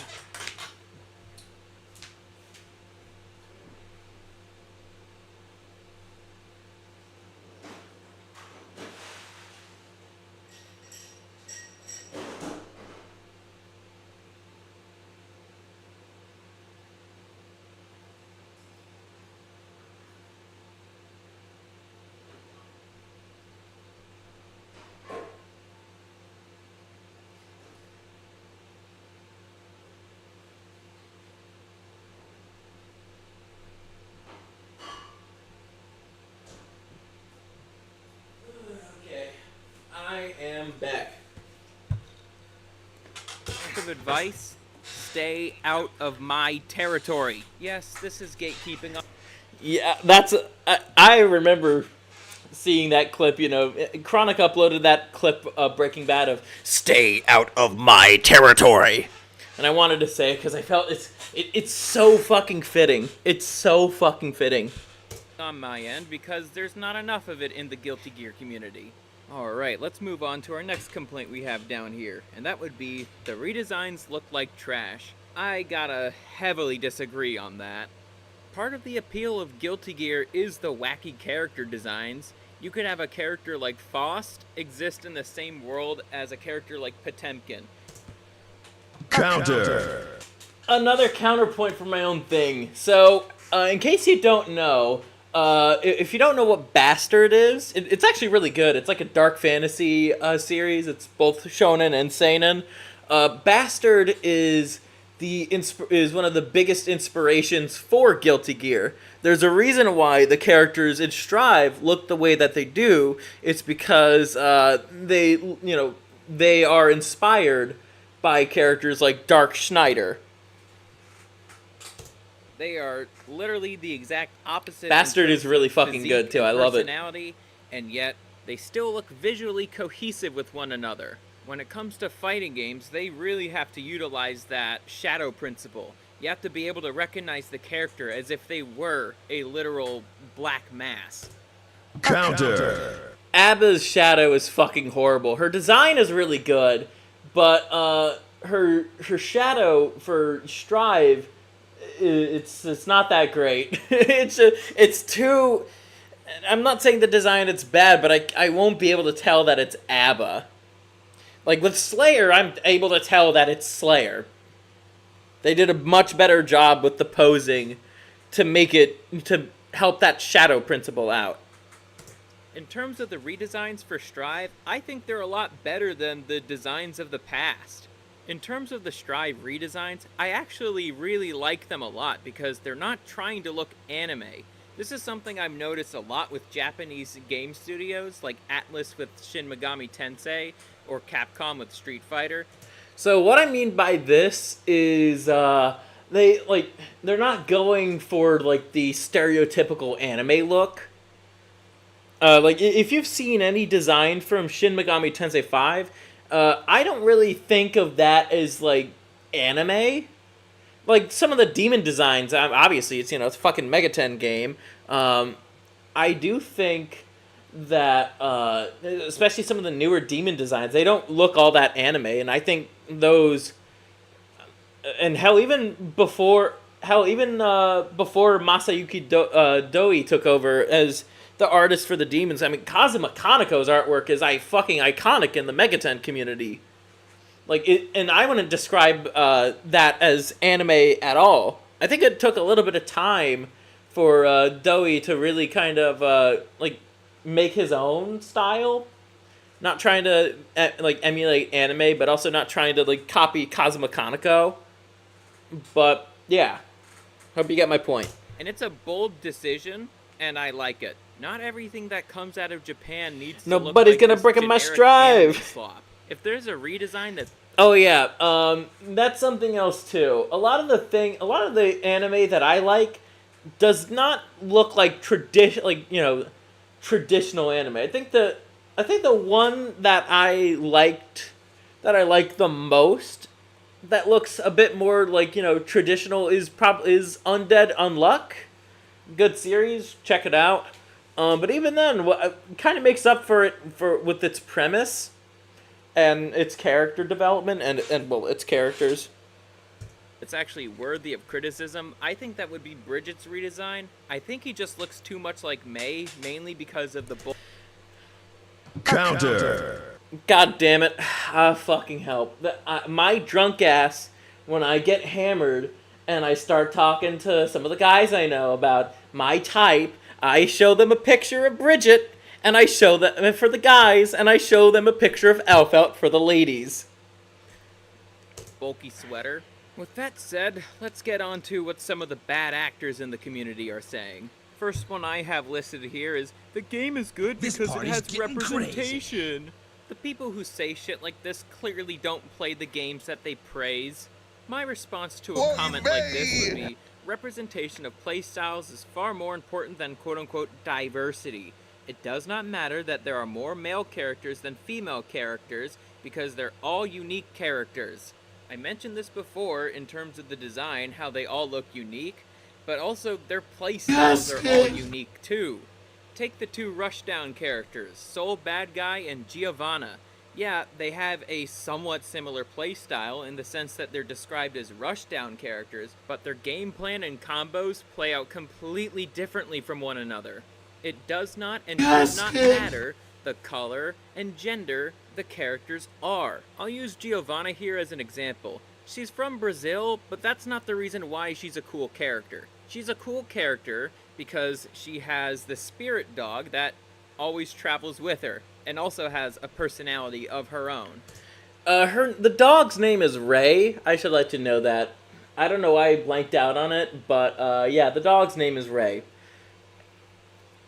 I'll even use another example here, Nagoriyuki. The reason why his skin color is the way it is has to do with the historical basis of the character, that being based off of the Black Samurai Kazusanosuke.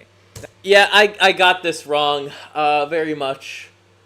Yasuke was not a samurai, he was a sword bearer. There's a difference between, big difference between the two. So, That one didn't age quite so well. an L for me in an otherwise W video. That historical basis is what makes his character interesting, and not just a quote-unquote Though yeah, I still inclusion. I still agree that Nagoriyuki, like his historical basis, funnily enough, they actually did, when he was working, when he was a student of Slayer, he actually was a bit more accurate to, Yasuke being a sword bearer or whatnot. but Nagoriyuki is not necessarily Yasuke. This next message of mine goes out to the woke crowd. Nobody is saying get rid of darker skinned characters in games. What we're saying is we don't want their skin color to be their only character trait. Here's something else that pisses me off about the Guilty Gear community. It's all the Coomer shit I keep on seeing.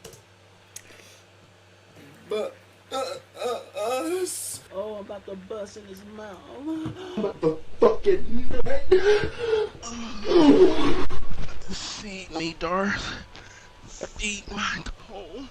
Fine, I'll feed you guys. There we go. My Dreamy Bull sound effects. I had to play them for this part. That should not be associated Fine, I'll with the feed game. you guys. Because Guilty Gear exists, it is inevitable that P-Orn will be made of the game. But that doesn't mean that should be applied to mods. As a matter of fact, I don't think those mods should be allowed on modding platforms. A small addendum for those who think I'm... Now we're seeing... I remember that Legacy of Kaiser Coomer dude. He posted like 2 images of Bridget, a man, in a bunny costume with big tits.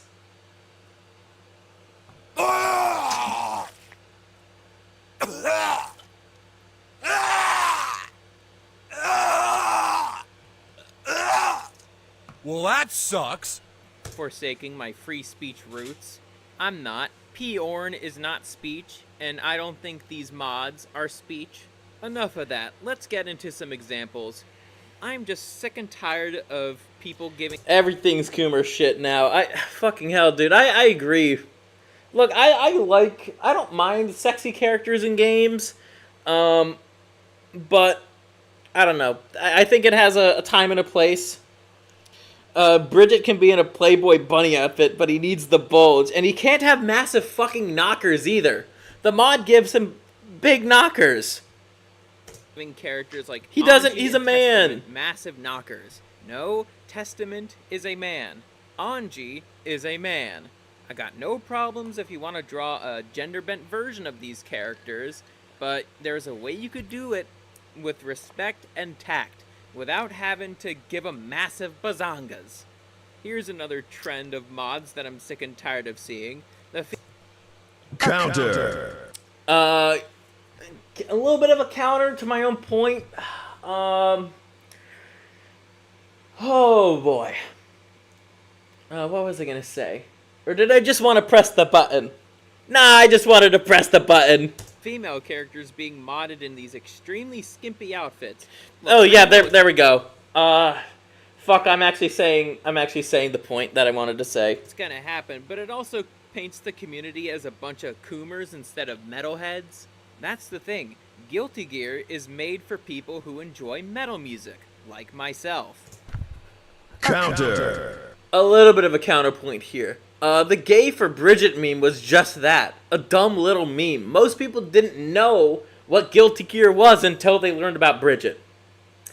The whole joke is that, would you jack off to Bridget, not knowing that Bridget is a guy?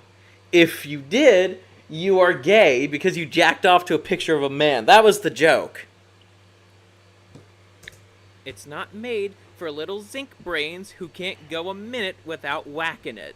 I think the most disgusting trend in Guilty Gear modding has to be all the Bridget tranny mods. What the fuck are they doing to my boy? I'll just add another disclaimer.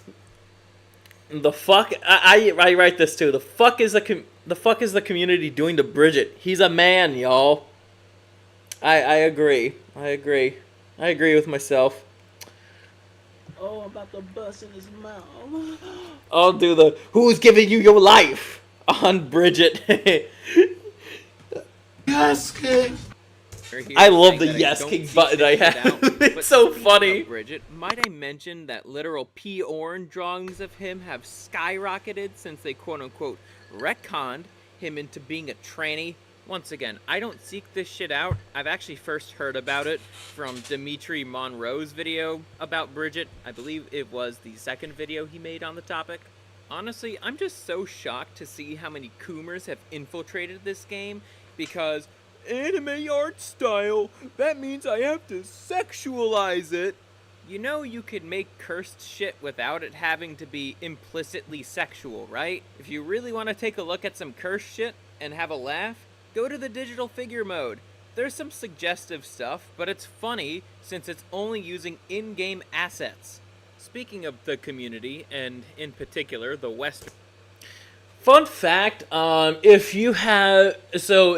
somebody makes like a picture in digital figure using mods, it's not gonna load. Like the models aren't going to. They're not gonna load with those mods because the other person who's looking at it doesn't have it installed. Also, I think a while back they added like an NSFW thing, so it's like, okay, you know what you're. If you're gonna look at it, you know what you're looking at, and even then, this is largely because of those mods. Fandom. What the fuck has happened here? There's like no gatekeeping whatsoever. Before the addition of Bridget, I rarely saw any of this LGBT shit, even when Testament came out. But now, it's fucking everywhere. And it's even infiltrated... It's just gotten worse. 2023 Scurvy, this has just gotten worse. A lot worse. Well, that sucks. Tournaments where you could even have a quote-unquote pride flag instead of your country's flag, which the standard for every other fighting game tournament is that you use your country's flag. Yep, this is what Sheffo and I are going to be going over later on. The funny thing is, they reversed the retcon for Testament. He's now a man again, and yet the Western fandom still refers to him as a they. And with Bridget, he is also a man again. Let me tell you something. They basically wrote Bridget's story as just a, you know, if they ever want, they could absolutely revert the quote unquote retcon they made. They already have done that and will certainly for the next entry, at least here in the West. By the time all this woke shit is like done and gone. But that next entry to Guilty Gear ain't gonna be probably, I'm assuming, for another few years. What else? Let's see. Oh yeah. They wrote both Bridget and Testament's story, like, in a way that, it's like, you know, plausible deniability. They could always just say, "Oh, he never was trans in Strive. That was just a blunder on our end, or the American branch of Arc System Works end." I thought the wokies were all about not misgendering people. Getting back to my point here, I think the worst part of the community easily has to be the subreddit. It's a steaming pile of garbage that can... And the Twitter troons here as well. Yep. Never stop talking about representation and, well, Bridget. Thankfully, I'm not alone when it comes to complaining about the woke shit that has infested Strive. There's a size of the Western fanbase who actually cares about the story, and are on the side of the Eastern fanbase when the Bridget fiasco happened. I gotta say, Strive is on par with Persona 5 when it comes to games people have not played yet know everything about. And Strive's main story is literally a 5-hour movie. There's also the arcade mode stories where people just don't know which route is actually canon. That would be the perfect route, which you can't lose a single round. Anyways, unlike the Street Fighter people who think they know... Yep. Myself when editing this video. Oh, brother, this guy stinks! Know the problems in the Guilty Gear community, I could actually give a good diagnosis. That diagnosis is trannies and coomers infiltrating every part of it. What's my antidote? It's simple. Tell them to get the fuck out. To conclude this video, I've learned to enjoy things without getting wrapped up in stupid fandoms. I've also learned the importance of gatekeeping and why it's a good thing. I've actually made an episode on the ScurvyRum show about this exact topic. Oh man, this is not so accurate now. I don't do the show at 7:30 these days. I do it at like 6 o'clock now. Anyway, so that was an interesting insight into past Scurvy. Let's take a look at some of the comments. So my pinned comment is, I must have really pissed people off with this one. Good on me for doing some basic gatekeeping. And then, here's my take on the mod stuff. Look, it's up to... There's some pretty reasonable comments in here. Look, it's up to the person who wants to add them. Their mods let people do whatever the fuck they want. I don't like Coomer mods, so I don't put them on my game. Simple as that. Fair enough, but my argument was more so that, like, what it makes the community look like to other communities. And then the same guy also says, we need insta-kills. And I said, I 100% agree. I hope they're making a comeback in Season 4. And then this guy, I think he was just kind of, joking around with me, if anything. Unfortunately, I deflect shield your opinion and ignored your 50-50 high-low mix. Checkmate. Nice blocking in your end, but I have anticipated that and used a dust attack to send you high into the air. So that was something a bit more fun. For the gameplay, the older games is better than this all the way through. And I said, fair enough, what's your favorite entry? And I said, plus R, accent core plus R and Xrd Rev 2. Then I said, I see, I do hear mixed things about Rev 2. Thanks for sharing. Woke slur, is this bait? And I said, just my honest thoughts, but if you want to think of it as bait, bite it. Let's see. There was a recent comment on my Guilty Gear video from like this Jacko guy, but I basically destroyed him in the comments. And then my favorite comment, thank you for saying what needed to be said. I was a Bridget main because I liked his playstyle, but I quit the game until Johnny came out because I was lumped into the you play Bridget so you're trans group by both left and right leaning people. I've since picked it back up, but I won't be maining Bridget anymore because I refuse to be harassed because of my choice of character. And I said, thank you for telling me that. No one deserves the harassment because of a mob of people who don't even play the game tells you that you can't play a character. On another note, Johnny beats Bedman quite hard unless I had enough alcohol to tranquilize a horse. And then some faggot was like, her playstyle, and I said, hate to break it to you, Bridget is a man. And then we got into an argument. Yeah, and then people just, my God, people are really fucking stupid, I'll tell you that. Read my comment, ass monkey. I already read your comment, Marty! I do the whole, who's giving you your life on Bridget. Yes, kid. Anyways, let's see. Pickle, do you want to join? I'm gonna, fuck you, I'm gonna call you anyways.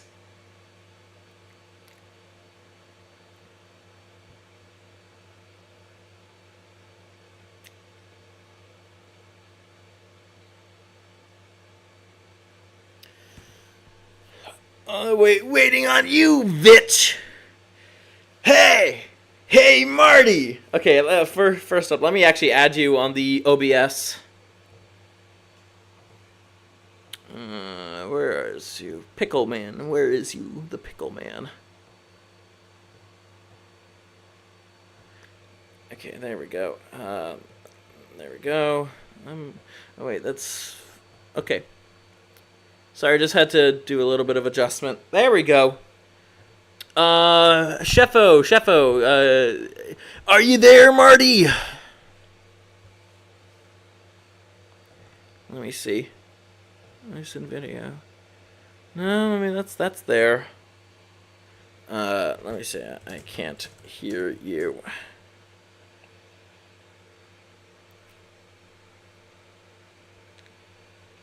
Yes, King. Yes, kid. You there, Marty?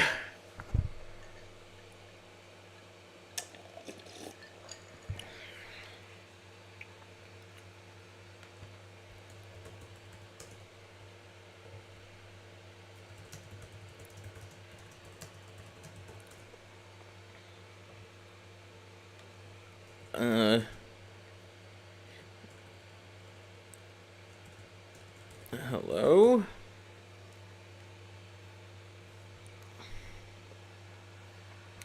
Yes, King. Everything's fine on my end. I can't hear you. Okay, that's weird. Hold on, let me try again.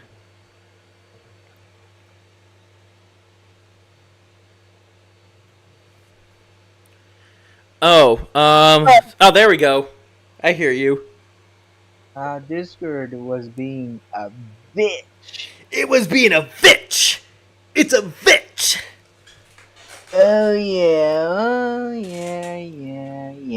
Yeah, Marty. Oh, yeah. Shut the fuck up. Fuck your mommy and your daddy. Nigga. So, how are you enjoying the soundboard so far? I'm liking it. I'm liking it so far.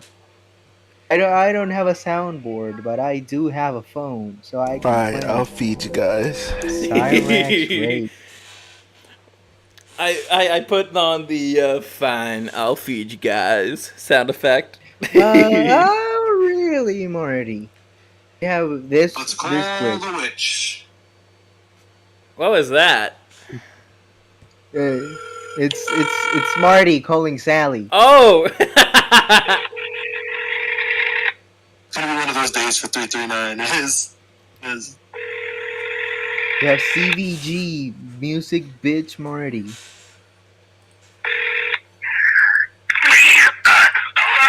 Oh my god, she pulled a chance! Holy shit! You hear that? Did you hear that? She pulled a chance! That was Sally! That was Sally! That was Chance! Cyrax was calling Sally and she answered. Leave my family alone! Hey, you want Skull Scratch, bitch? I'll show you Skull Scratch.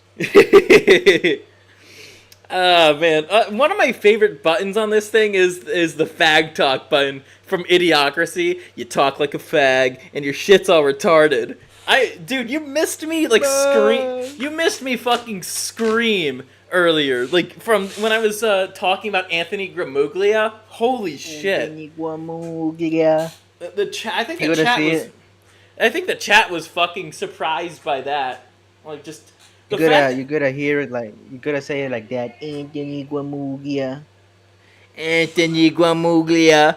Anyways, what's the tournament for where all the fucking troons were playing Strive? I think it's let me check. Because I want to see, and I also want to show the audience here just how fucking like bad, how fucking bad these people are. I think TNS. I think that's like Thursdays in San Fernando. No, Tampa. What is it? Tampa Can't Sleep, I think.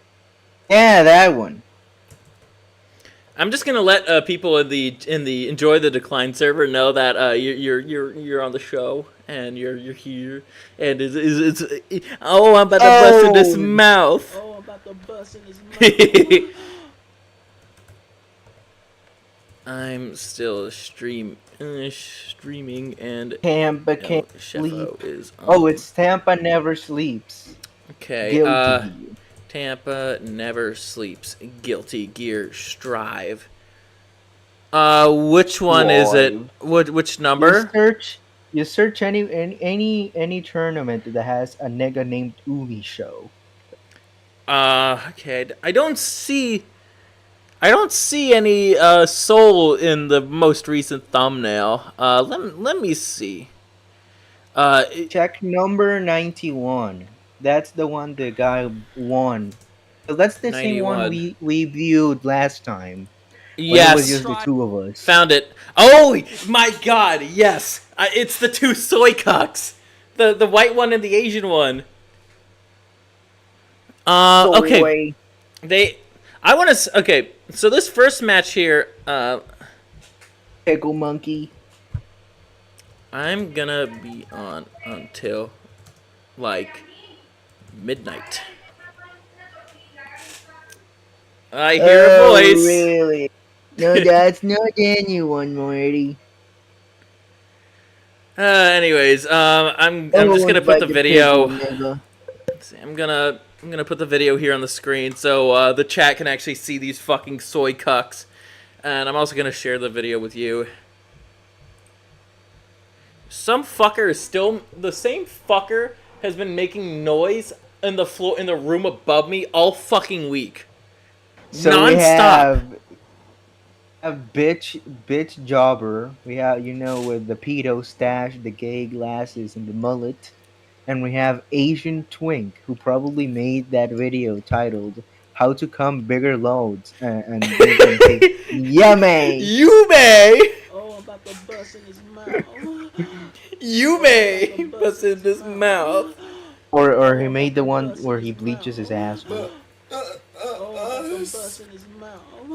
Fine, I'll Remember feed that you one? guys. Yes, I do. Sorry, I was just having fun with my soundboard.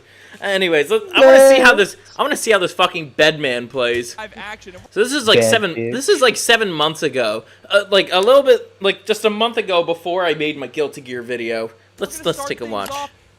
Owned by the BBC. Oh yeah, let's see it. We got Milia versus the Bedman. We were talking earlier, right? We were like, oh, I hope I get to see the Bedman action, and already starting it off with round one. Yeah, but here we go. Little hot dog trying to start off strong, runs right into Falling Shoes' loving arms there. And now we're starting to harass, trying to get those errors set up to stop Milia from moving. So, if you see the title, Umisho and Razzo are troons. Yep. We'll get to how this fucking Soul plays. But I want to see. But this guy's already fucking up the matchup. I know this from personal experience on the Bedman Milia matchup. Better that you stay. Oh, really? Stay blocking. Yeah. Better that you stay blocking, and then when they it's like dealing with a Chihuahua. Once they're done exhausting their shit, it's like that's when you go for the offensive. And that's when you go for like a wall break too, because chances are they're gonna be pretty close to the wall. Just try not to get grabbed. Hell. Yeah, Falling Shoe getting caught up by the Falling JH. Forced to use the burst here, but now you have the corner situation. Oh, but that reversal gold burst brings us back. Why is it so laggy? Yeah, I love the way that on the video on your end, it's fine on the stream's end. Oh, really? So if you want it, I mean, it's a few seconds behind, but yeah. No. Continue. Whenever Falling Shoe has to give up space and Little Hot Dog runs in, we're just jumping back and going into our hover. But there's a reversal, gets blocked. You're about to get sent straight through the wall. Yeah, that's actually a way you could punish Milia. This guy's okay. This guy's okay as Bedman. Gotta be careful. Only because it's a man. You haven't seen too much Bedman yet, but you gotta respect the wake up options. But that was actually not a bad Roman cancel either. I typically don't do that. I think it's just a tad bit too risky in that matchup, but I guess if you can go for the Roman cancel, go for the Roman cancel. Not quite enough to kill. Yeah, no, this character has some of the scariest pressure in the entire game. Once Milia gets knocked down, it's going to be difficult for her to slip out. But thanks to that wall break here now, Lil Hot Dog gets one more opportunity. Bad idea to let go, to stop blocking when somebody Roman cancels. Turn things around. And there it is, the far slash. If you're not going to block, you just stop their fucking combo. Like, just use one of your use one of your commands. Just, you know, your anti-air move, and that ought to stop them. You have invincibility frames Marty, for that. This is a tournament player, Marty. They don't know anything except, you know, spam block, attack, and crouch. That's just pressing and right on chop off their penis. Yeah, we saw the Amelia there. I want to say that was an attempted bad moon, but had a PRC to try and keep it safe. Okay, I see where he's going. I actually learned something new by watching this, but that's mainly the pressing that A button, you know, during neutral, and you could jump up as well and not do the other. Come move. on, Marty. Let's skip to the soul. Let's skip to the soul. I want to see the soul. One thing I like that I'm seeing here from Falling Shoe is Umisho, right? Yeah, that faggot right there. Wait, this fucker spelled Bridget's name wrong. It's 2 T's, but it's 1 T. We'll watch the Bedman a little bit. You know, Bedman's my main, so. close the distance. So we're Okay. kind of weaving in Bad, and out of that offense. bad bitch. Exactly. Sometimes you put Oh, too much stock in trying to react to what Nobody's trying to be. mistimed the Sometimes air you have to be the 6E. hitbox yourself and make it difficult for her to try and weave her way through the skies right now, and the fast RC pressure isn't quite. Oh, honestly, I wonder if that will work now. I'm not sure, actually, if that will still work. Being able to just do the little bomb move, and then, considering that kind of pushes back on that shield, I guess it could still work. Anyways, enough of Bedman. Let's take a look at that Umi show, the fucking troon. So The bitch. is that Luna player with the 2 A's? Also a troon? I wouldn't be surprised. Probably. If they're playing Bridget, probably. Only 2 types of people play Bridget. You know, the Japanese and Troons. Yep. Let's get started with this. I'm not looking forward to just ripping this guy to shreds. Also, we're gonna watch a lot of his games, I bet. But here we go. We're gonna see Luna on Bridget here going against Umi Show. Of course, Rockin' Soul bad guy. Of course, Rockin' Soul bad guy, the crutch character that all the troons. That's the only character. That's the fucking character this faggot won Evo with. Evo of America, yet he would lose when it comes to anybody from Japan. He won Evo 22, you know, the one with like 40 people playing Strive. Nobody went to Evo 22, I don't know why. It was after pandemic, you'd expect it to have like 10,000. Dude, do you want to know how squeamish fighting game players are when it comes to the bug? How? It took them until pretty recently to even want them to go to in-person tournaments. That's also including the Japanese too. It's not just an American thing. Oh yeah, bitches. No wonder this guy won Evo. The rest of them were like dunking themselves in fucking alcohol. Yep. Oh no, wait! I think this Luna isn't a troon because you know she has the American flag. Yep. Umi Show has, you know, the toothpaste flag. That's how you know he's a 41%. The Colgate flag. The fucking Yeah, that's it. the fucking crest white flag. White supremacy. Exactly. We need The to flame arrest of this corruption man. pulling up with the immediate wild assault. Counter hit 6H. Just knocking you on the dome for your troubles. And again, the wild assault. Just the Why does this game do- treat do- its do. players like they're retarded? Why do you need the number and the letters? Pickle. One thing that I noticed about Soul, it's like playing Devil May Cry with auto combo on, because it's natural, and so many things that Soul's moves just like they auto combo with each other. You just need to press the fucking button. There's not even like many inputs you just press the button and just fucking combos. As you might know, Marty, this Umi Show nigga is considered one of the best Strive players, and all he does No, he's is not. play Soul. No, he's All not. he If does he is plays play Soul. if he plays any other character, he will get his ass kicked. He'd be the one being like, it's because I'm not playing Soul. But it's like, that just shows that you're fucking crutching with Soul. Like, there's a difference between maining a character and having a character as a crutch. At least I'm able in to play at Dragon least Ball two. Fighter Z, I play 3 god awful games. Well, not a god awful. They got buffs, so they're good. They're decent. Cooler, Frieza, and Cell. They're decent characters. But a real crutch in that game is all the fucking fusions, like the Beetle. I know that nigga is a fusion player. I smell it. Oh boy. Also fucking Broly players. I fucking hate Broly. Do you know what Broly does? Is he like You Soul? can't- No, yeah, he has an instant grab. It's like 2 frames. God damn. And his strongest combo starts off that fucking grab, and he does like half your health. Notice that he And just he has- wasted his this fucking guy wasted 2 meters for 2 failed Roman cancels. How is this guy considered Wow. one of the best? because he won Evo 22, where he had to compete against like 8 mediocre players Yep. The thing is, who were also playing fucking Soul. Evo, Marty. It's all fucking mirror matches. Yes, it is.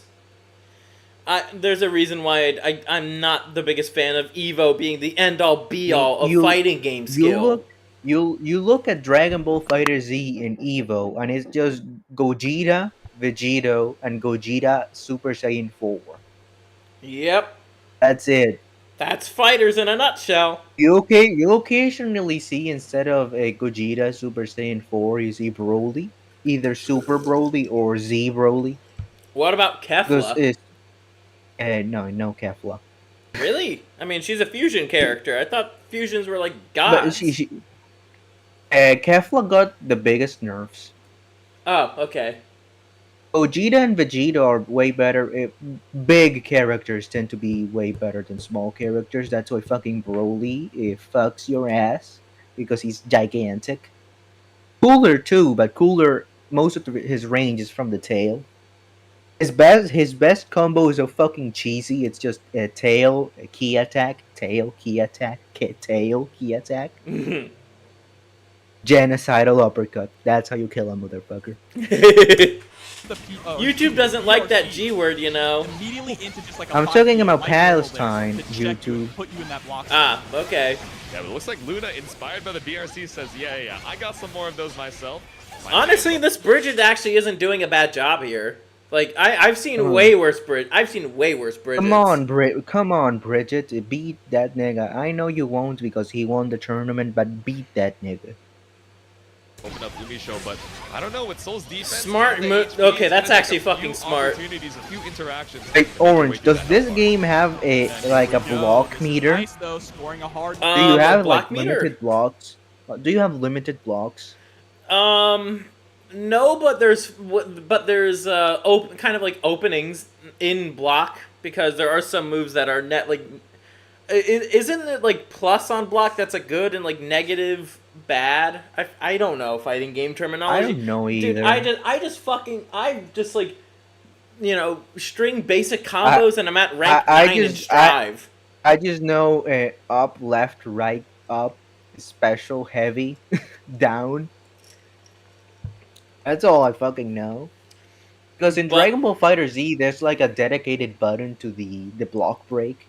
So that's why you can't really spam block. Oh, no, I got it now. Plus on block is the bad thing. Negative on block is the good thing. There are many moves in Strive that are positive on block, and though that's when you find the opening.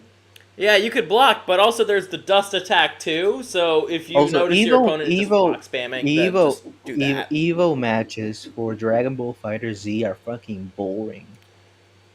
My God, don't ask me about those. I've seen those. It's just fucking corner blocking like a bitch. And dude, the commentators are just jacking themselves off for other guys. That's how they're going. You see, it's always fucking Gogeta. Gogeta is always the first character they bring out because he's very good as a front runner. My front runner is Frieza, and Frieza is fucking nuts if you know how to play him, because not a lot of people know he has an attack that does like half your health if you knock him down. I always get monkey, I am Frieza, bitch. My Frieza sounds like Cyrex for some reason. God damn. Not a lot of people forget that Frieza's whole his play style is that you can't get too greedy, because a lot of his attacks return and hit you in the back, or he just does half your health. But I forget the name, but it's like you're not getting. It's in reference to Namek. Yeah. You know where he tries to shoot Goku in the back? Yeah. That it's like you're not getting away, monkey. Let's keep watching this. Set up the yo-yo. And it does like half your health. IBFD forces you out. Yeah, trying to go for the high AD save jump, but forced to use the mids at range. Alright, OTG into the 5D. There's the confirm, but Umisho with the burst. I mean, that's Umisho with the burst. Okay, I'll give Umisho a little bit of credit. That was actually a well-timed burst, even though he got annihilated because he didn't know what to do after. Soul, you can find a single He hit. don't know shit. He don't know shit. He's just a bitch. Dude, rigid far slash, definitely a very strong button at the mid screen, especially at that 1 HP. You have the follow up just in case it doesn't do quite enough, but Umisho looking to do a damage here, stuck in the corner, but throw attack gives you one more opportunity to breathe. What did I tell you? You just have to, once Soul does something, you just have to press the follow-up button. And he does it. Oh, yeah. And you take damage. So that's so skill-intensive. So he's like Goku in Dragon Ball Fighter Z, like base Goku, but base Goku, like, he sucks. So nobody uses him. Everyone uses the other Goku. Soul is actually good. That's the thing. It's like that character, but actually good. Really good. I mean, and how has does been Arxis? How does Arxis like go 3 from seasons? Dragon Ball Fighter Z, where Goku fucking sucks, and you need to buy the upgraded version, to Soul, that has been good for the entire lifespan of Strive? I mean, I have no idea, but I mean, then again, I will admit, the DLC Strive characters is better at balancing, because that took a while for Dragon Ball Fighter Z to actually learn. Because the top 5 characters have been the same for like 2 years, mainly because the game doesn't get balance patches anymore. It's still the Fusions, Broly, and Android 21, a demon version. I see. The one with the glasses is awful, but the one with the tail is good because tail characters are good. I see. Sorry, I'm just typing something in the Parasite Max. But wait, the button. Do it. I already pressed it like a few seconds ago. Oh, I think it doesn't show up on this. Yeah, it doesn't. It won't for Discord, but you might hear it. The stream will hear it. That's for sure. I have the stream muted. I don't want to hear it double. Owned by the pickle. Infinite Revolver into the BRC, going for the mixes, trying to go for an instant overhead there. What a clash! Luna with the burst coming out, things are getting scrambly.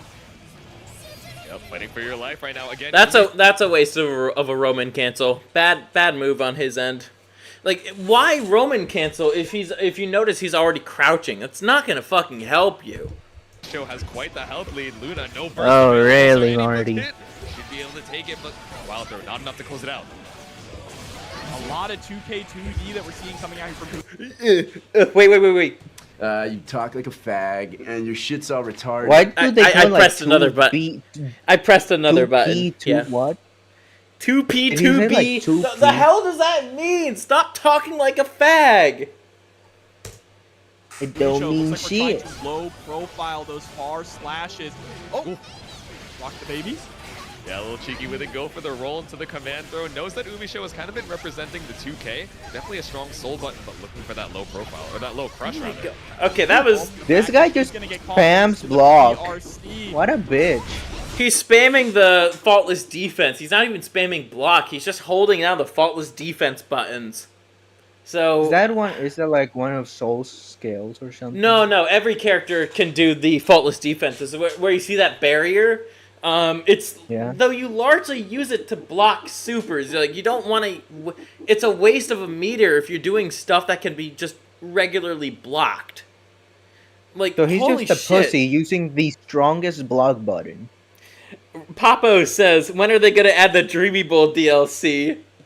Fine, I'll feed you guys. He'd be too good. He'd have. He'd shove like, shit up 20, everyone's asses. How would that even work for Deadman though? He'd have 20 invincibility frames. He'd have like gigantic hit arcs. His grab would be like just him bussing, and the grab does way more than usual. And his supers and his overdrive would just him doing what Mr. Slave did to Paris Hilton. Fuck this fat pussy. It doesn't have shit against Solar Kamehameha. That's Cell's strongest attack. Dreamy Bull's like major super attack. It would be like Slayer. It costs 2 meter, but it deals a shit ton of damage because he just does what Mr. Slave did. So and then Pickle, wait. I have a theory. Sheffo, before you say your theory, let me just finish my thing. And then at the end of the thing, he would say, "Self pleasure does not make you gay," and then. He just fucking shit. He would just take them off, and then the character fucking dies after being shoved up Dreamy Bull's ass. Anyways, you were saying? My theory. So Dragon Ball Fighter Z has a mechanic where a lot of combos end with a special attack. It's automatic. Like I don't know in PC, but circle, that's a combo, and that ends with cells like. Well, I play Strive with like my custom Xbox controller. It's orange, lime green. So but yeah, I know what you're talking about. Circle, that all of those end in a special attack. So my theory is that a bunch of Soul's shit is automatic. My theory is that his gameplay specifically is copied from Dragon Ball Fighter Z. I wouldn't be surprised because Fighters came out after Rev 2, and Revelator. Yeah, Rev 2. Yep. Sorry, I got things mixed up. And I have another theory that Soul was intended to be a guest character in Fighter Z, and they had him finished and shit. And they decided not to put him in and just port that entire moveset they have for him and put it in Strive, and that's why he plays like a Dragon Ball Fighter. Oh, looks like we have somebody new here. Kyokai85, Clowns Are Us. Well, you're in the right place for Clowns Are Us because you're seeing a circus in terms of the shitty gameplay. So patient, but does get clipped by the 5D. No follow-up afterwards. He didn't have meter to do it. The 5D. 5D. The 5 Dreamy Ball dicks. Wow.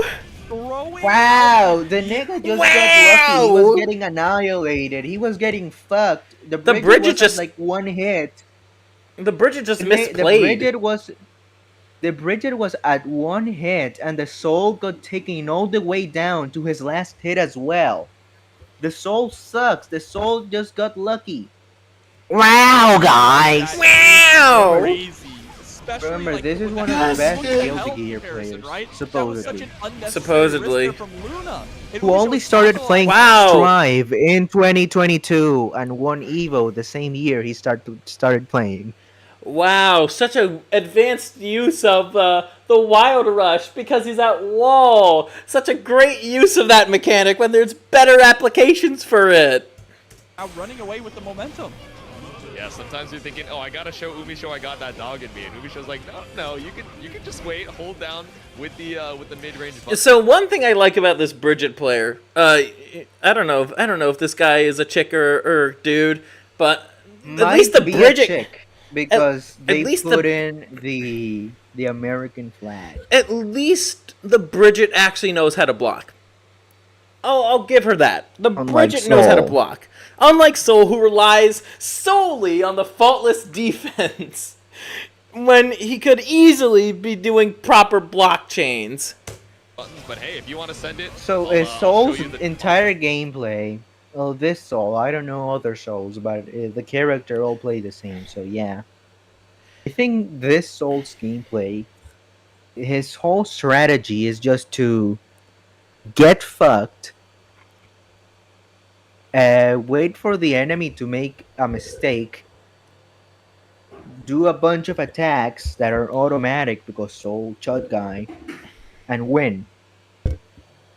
Like, that's not skill, that's just getting lucky a bunch of times. And it shows because he has not won Evo 23. And he didn't go to Evo Japan 2022. Probably didn't qualify. Probably not, he would have been raped, so yeah. Optimized routes here. Again, stuck in the corner, baits out another DP. There's the RC. Okay, I'll give him credit. That is kind of a clever use of the dust attack, but that's... I think I only said, like, this is, like, my second time that I said something positive about his gameplay. Other than that, I've been critical of it the whole time. Yeah, Marty. Honestly. Then we need to watch... Of course he won against the fucking Gold Lewis. Everyone's favorite Fed groomer. Yep, Gold Lewis isn't even good. And he Granted, almost there are some lost good against players, Gold but Lewis. those are few and far between. How yeah, much I remember do you that. bet he almost fucking lost against... We gotta watch his match against Gold Lewis after. I bet you $5 that he almost fucking lost. We'll have to see that.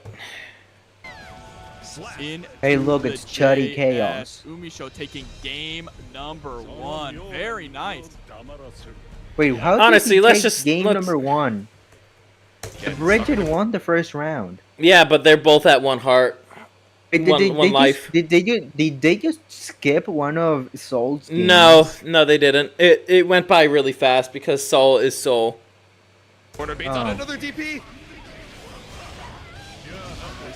Okay, yeah, that's how he won. Yep. Game number 1. Yeah, I want to watch that Gold Lewis match. I don't want to just solely focus on this for like a good hour, another good hour or two. There's other parts. There's other parts in the channel's history that I want to go over too. You gotta watch Absolutely. There's a Chud lot Soul riding on Man. this, right? If I'm not mistaken, and I could be wrong, I think red is... Oh yeah. Oh look at this. It's a fucking bisexual flag. You know, Scurvy's bi, but yeah, if I were to ever be in one of those tournaments, I'd be repping the USA flag like a normal person should. No, they let you put whatever flag you want, so you should be repping the pirate flag. Oh yeah, or the Tropicana flag. They, the Tropicana let flag, you use yeah. whatever flag, they let you use whatever flag you want. I'd be just repping the pickle flag. Also from Cherio's region, so repping North Carolina, Gold Lewis is right now against Umisho, the person who knocked out your homie. I wonder how Soul made this Gold Lewis go from 0 to half. Top 3, you know, you're trying Gee, I wonder. Hitting 3 buttons. It's because Gold Lewis is a big fucking character, and not a very good character. It's like, gee, try hitting Soul for a character who doesn't really have many invincibility frames. The revenge match here, but I don't know. It's pretty difficult, especially with that Wait, positive. did this fucker just say revenge match? Revenge match. What? Wait, the Gold Lewis way. already lost against Soul, or Soul lost against Gold Lewis, and both of those are hilarious. Indeed.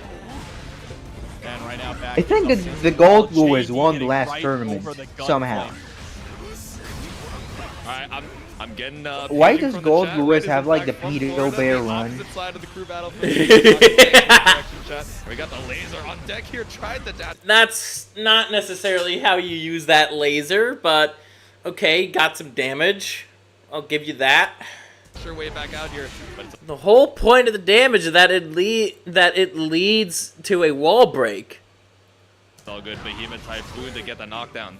I guess that's what happened. Soul just got indirectly. Florida Energy, 20 bucks, he'll just start spamming block. Orlando, baby, let's go. Red Eye, I'm not.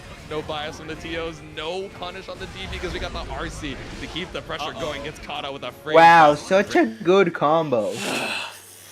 He just spammed the same attack. If he tried to do that in Dragon Ball Fighter Z, he would have gotten hit in the face. I played a button that was rather indicative of this whole match. Fine, I'll Play it feed again. you guys. Red, wild assault. Fine, Yeah, I'll bounced feed you right off the guys. wall as well with that counter hit. I'll feed you 5-8. this fat fucking load. That's a funny Florida one. Energy scary. I agree. I mean, with the confidence swinging right now, just gradually getting these chip damages, the guard crush plus frames, it's a scary situation to try and escape. Oh my god. Okay. Soul landed his grab on a bigger character. That takes skill.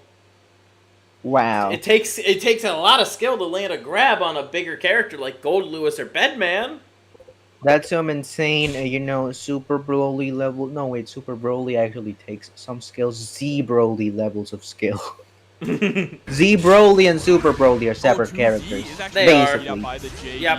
Nice, he gets hit with the low. Okay, how is Soul going to come back The from? JD actually whipped into the empty throw. Okay, I actually. Okay. He's gonna start spamming block again. Was ready for Well, it yeah, if either. he's spamming block, then no wonder why he got fucking grabbed to death. I remember a while there was like an actual viable fucking Johnny strategy against Bedman where all you just had to do was just grab. I couldn't really do anything about it, so I just got grabbed to death. That's the kind grabbed to death. So, bet either it's bad players or something about the character's hitbox that just lets you get grabbed over and over again. No matter what you do, you just get fucking grabbed. It's like me against Broly. As you can tell, I fucking hate Broly. Cooler is his worst matchup. Here we go. Oh my god, they're both fucking awful. Oh. Wow. Stagger 2K, the counter hit gets the confirm here with the bandit revolver. Wow, he's also dude. This guy's doing the same shit that Umi Show is doing. They're both bad players. They're both really bad players. Wow. No wonder they're having a revenge match. They play the game the same fucking way. No, just give him the corner, just backwalk. Oh wow, an obvious exploitation of frame data right there because that move takes forever to come out. SDP, try and challenge the strike. I wonder why he's able to do that. With another run up SDP, I thought it was gonna be the dead zone, but no, it's just full infill the entire way. Yeah, SDP. Oh, dude, why the fuck did you let go of the faultless defense? That actually could have worked. The one time he lets go of it, and he gets hit. And he's very hard to punish as well. what a beta. Complete beta man. No wonder he looks like a betas. fucking goblin. And there it They're is. both Pull up betas. a picture. Walk back Pull up the pictures I sent you of Umi Show, or I sent you the pictures. Yeah, you right? did. You did. Hold on. I'll be right back, Pickle. I'm just gonna head to the little Clementine's room and then get another drink. The board also cyberbullied him with you. Good. I'm glad she did. Anyways, I'll be right back. Keep the chat entertained.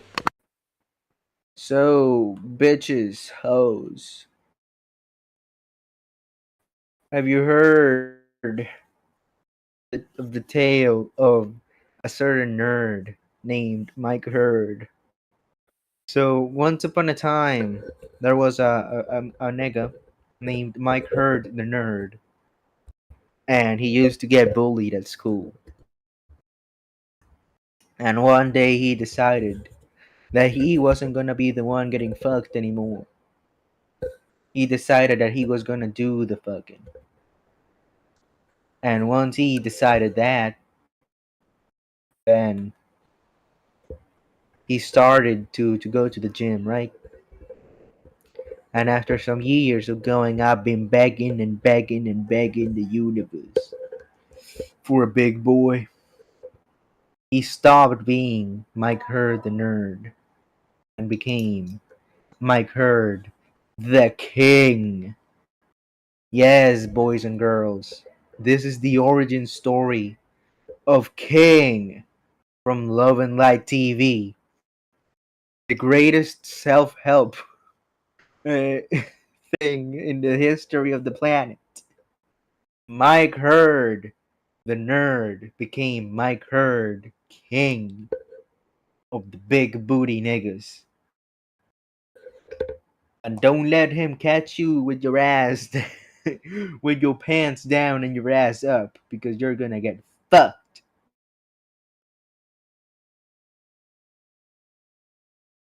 Yes, King. No, King. That's what happened. That's how you're gonna be left when you face Mike Hurd the Nerd. I'm gonna fuck Marty in the ass. My name is Cyrax. I'm back. Did you hear me tell the life story of Mike Hurd the Nerd, aka King? I heard a little bit of it, but my headsets are still charging, so I couldn't listen to the full story. Yeah, bitch monkey. Okay. So the match is still playing, and I just see the same shit. I just see Soul spamming the same attacks. The what? I just see Soul spamming the same attacks over and over. Yeah. And over Let me over. just. There we go. That should fix it. Vortex just a little bit too early, but it's all good. Even getting hit by drone, we get another. Oh my god, that's like the. Brave, not enough to. Man, he doesn't. Okay. About time he did something other than fucking Roman cancel. Part of the good souls actually know when to use Tyrant Rave or Heavy Mob Cemetery. They actually know when to do that. Monkey. This guy only used it once. Kill though, that is a thick man there. Still, this thick man, yeah, fat. With the SDP and Umisho now up 2-0 here in the SDP? Don't you mean STD? We're gonna watch the grand finals, okay?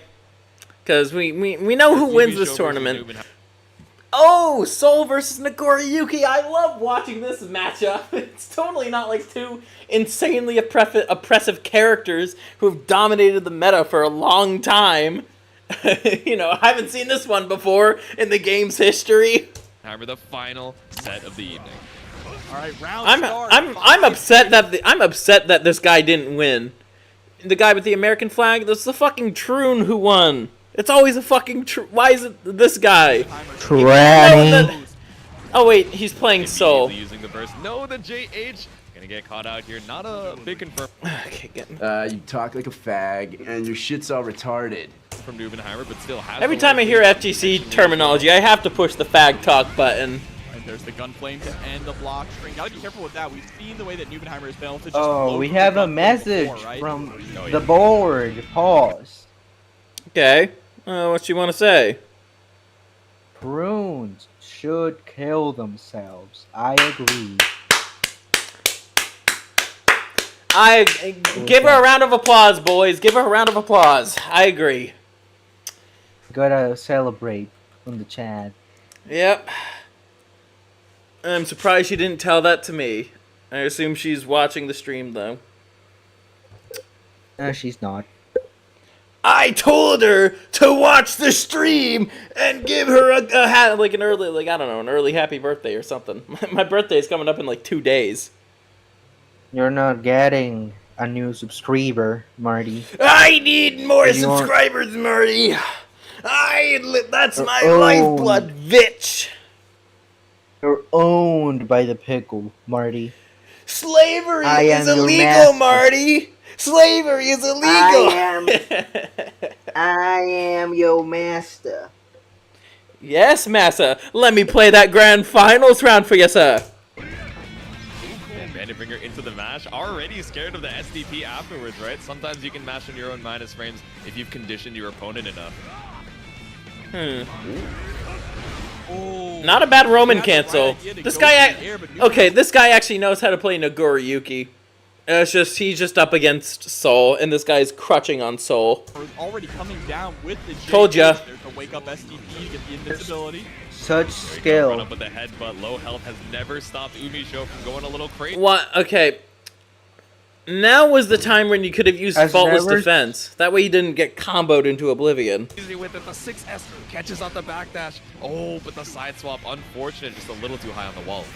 Oh no, yes, YRC, that is so smart. Negate the mini game altogether. Have nothing. I thought to he do was with gonna it. say Use nigga. the play. The no yes just reminds me of the meme comic, I'm a genius. Oh no, I'm a genius. Why are both of these so fucking gay? You're not a genius, nigga. You're playing a fucking fighting game.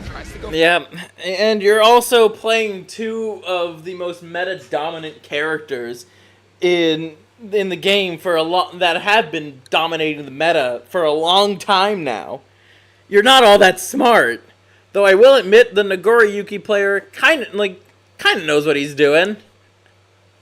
for another one. Too bad he's Keep up you locked against down in the corner, but Umisho just sticking to Soul the top of the Crutch screen with Man. that bandage. Yep. Again, look at that. I love that. Good check block on string. IP, Good right? block string Throwing from out the this fast, Nagoriyuki. safe option. Oh. You see Soul's body just rise off the ground. Yeah, okay. Nagoriyuki was dead as soon as that was gonna happen. That's one of the things that they changed was how much health got drained over the course of when he just the blood eruption or whatnot. I forget the name of it, but if you don't know what the if you don't know what the fuck you're doing as Nagoriyuki, especially when Blood Rage is in effect. Yeah. He was okay until Blood Rage happened, and then he just fucking lost. Because he didn't know what to do with it. That's the thing. Blood Rage is all risk-reward. Ground like he was going to Oh boy, reward. That is insane. And did you see Odysee dropping the $20? Said, no, this one is for Umisho. Did you actually Who the put a fuck message is in, giving Money $20 to the shitty ass They didn't want tournament? to Narrated distract me, just the solid. by 2 Jeffrey Dahmer victims.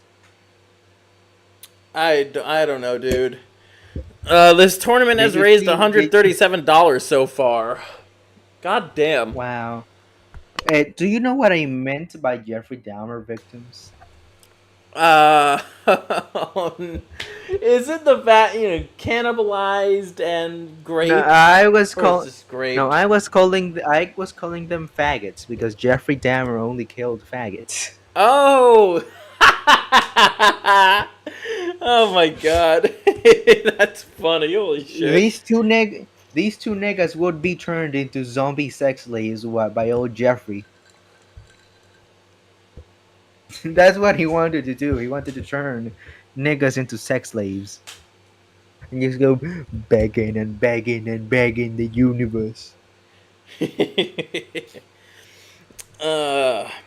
Anyways, I think I personally had enough of seeing shitty Strive gameplay. So Orange, can you show us some pictures of Umisho? Okay. Sorry, I just gotta. You gotta pull those up, little nigga. Otherwise, yeah, give me a second. Give me a second. Sorry, I just had to answer some texts. I will pull them. Who? My brother. Just my brother. Do you mean your boyfriend? Bag. Okay, just gotta scroll past up all the dreamy bull. You might have to resend it to me because I sent you a lot of dreamy bullshit. Dreamy bug. Okay, found it. Okay, I'm gonna show the ugliest one. You gotta show them all. All of them are epic. Okay, I could close out. Oh, no, I'm not gonna close out the Anthony Grimm. This guy, I can't tell if that faggot has a tattoo on his leg or not. Okay, probably. Okay, where's the other one? You sent me like a. You did send me like a few, but oh boy, I had to scroll up a lot. Anthony Gramuglia, fuck him. Anthony Gramuglia. I definitely think we are going to cover a little bit of. I think we definitely are going to cover up the Wendigo, the Wendigoon drama. I was like, why was I blanking out on his name? Okay, I'm just pulling up the images.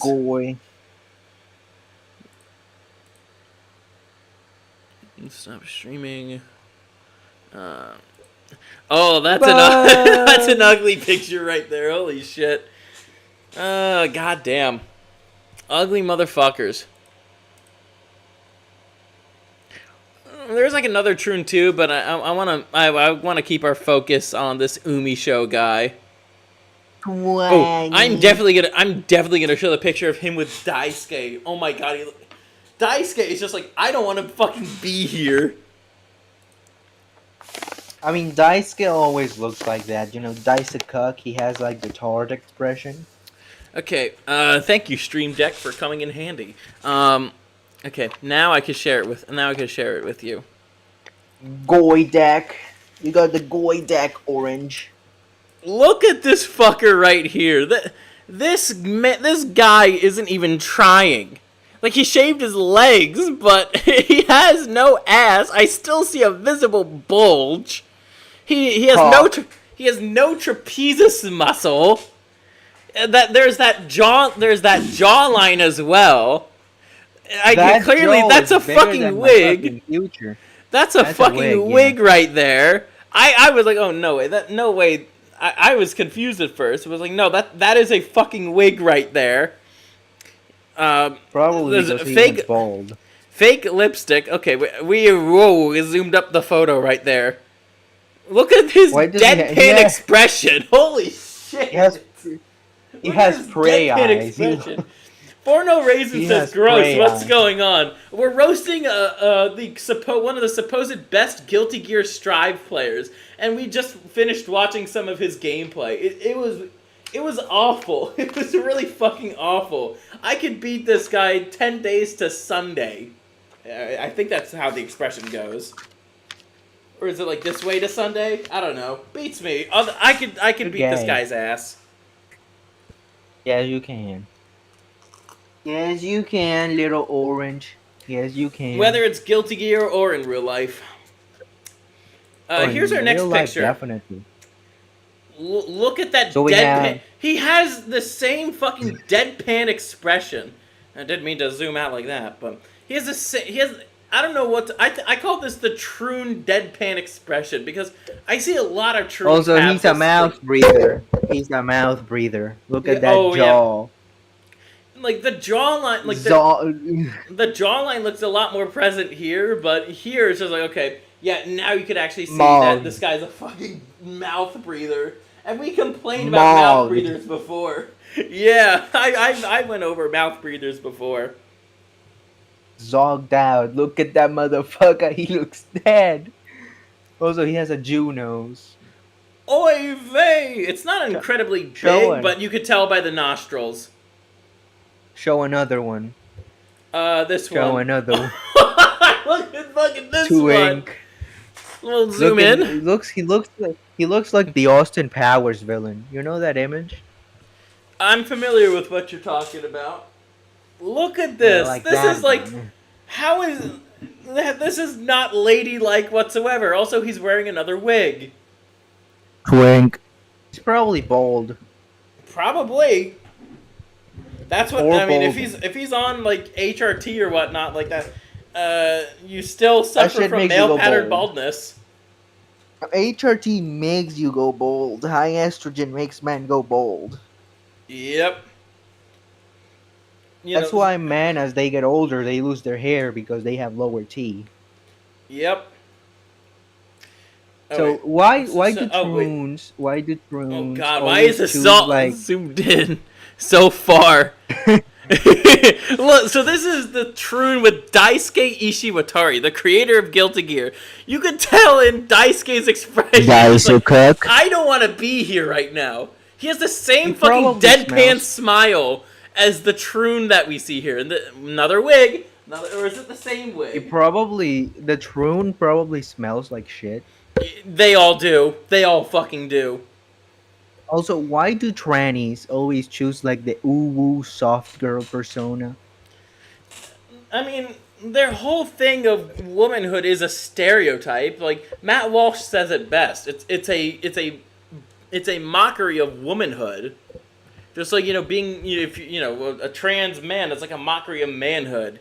Like, pull back the first picture. Show the first picture again. Zoom up or it grows. No, grows.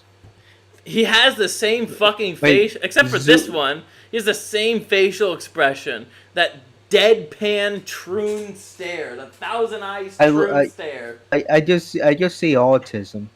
I just see autism right there.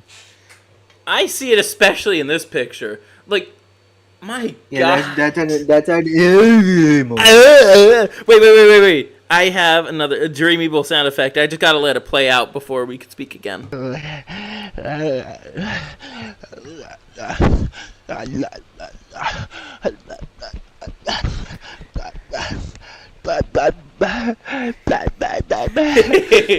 That sound is labeled on my soundboard as leftist, and it's just a bunch of babbling. When Dreamy's doing his fucking gooning shit, like he just like why, I have no fucking clue. But we're gonna go back to this picture for a second. We're gonna fucking explode. Seriously. It's this face, and oh, there's a 5 o'clock shadow in this one too. Not on Daisuke's end, but look. Apparently Umisho has like a simp squad because people always make fun of him. What? Because there's simps for this man? Yeah, they always make fun of him because he acts like a spurg and he's a troon. So like there's a Reddit simp squad that defends him on YouTube comments. God damn, that's so fucking gay. That is really fucking gay. You're not even simping. So here I have one. Dude, I think this is even worse than simping for like OnlyFans models. Like, seriously. With that, you get to look at an actual pussy. With this, you get to look at a nigga's cock. You want this fucker's cock in your mouth, I bet. Not you, so, people, but here's a Reddit comment. She's good at the game, so she's gonna get hate. Also, she's trans and I think neurodivergent, so she's definitely gonna get hate from people. No, it's because he's a retard who crutches on Soul. He's not good at the game. He's just gay. Yep.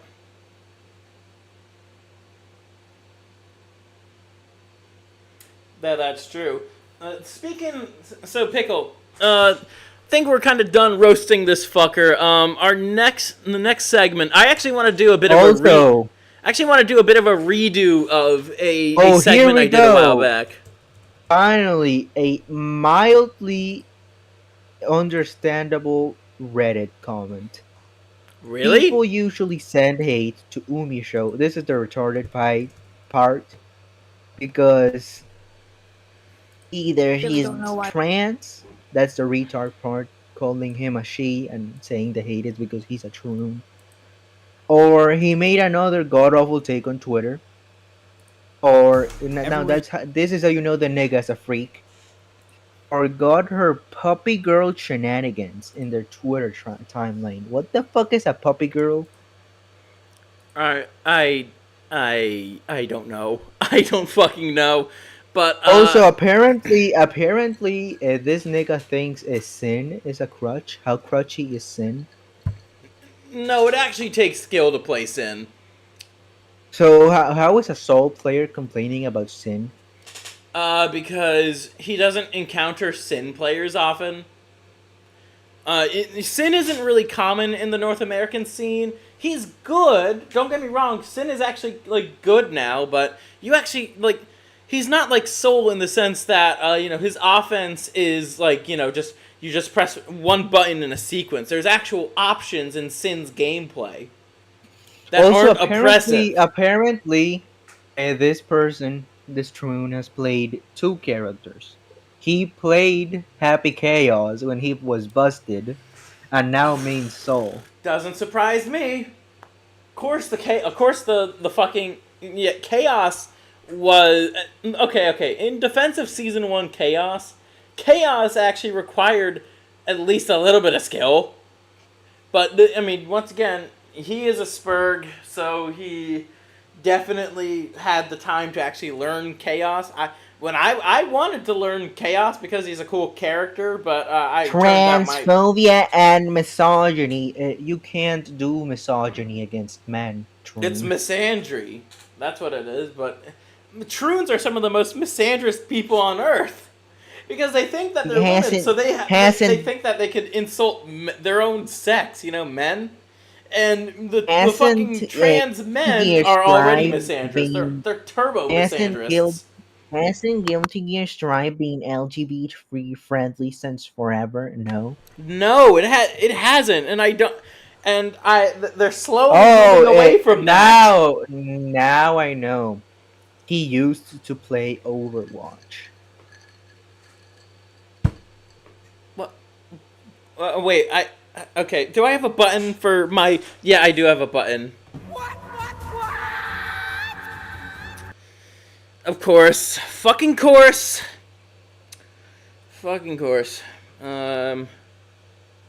Also, No, God! the Spurg act might be for attention.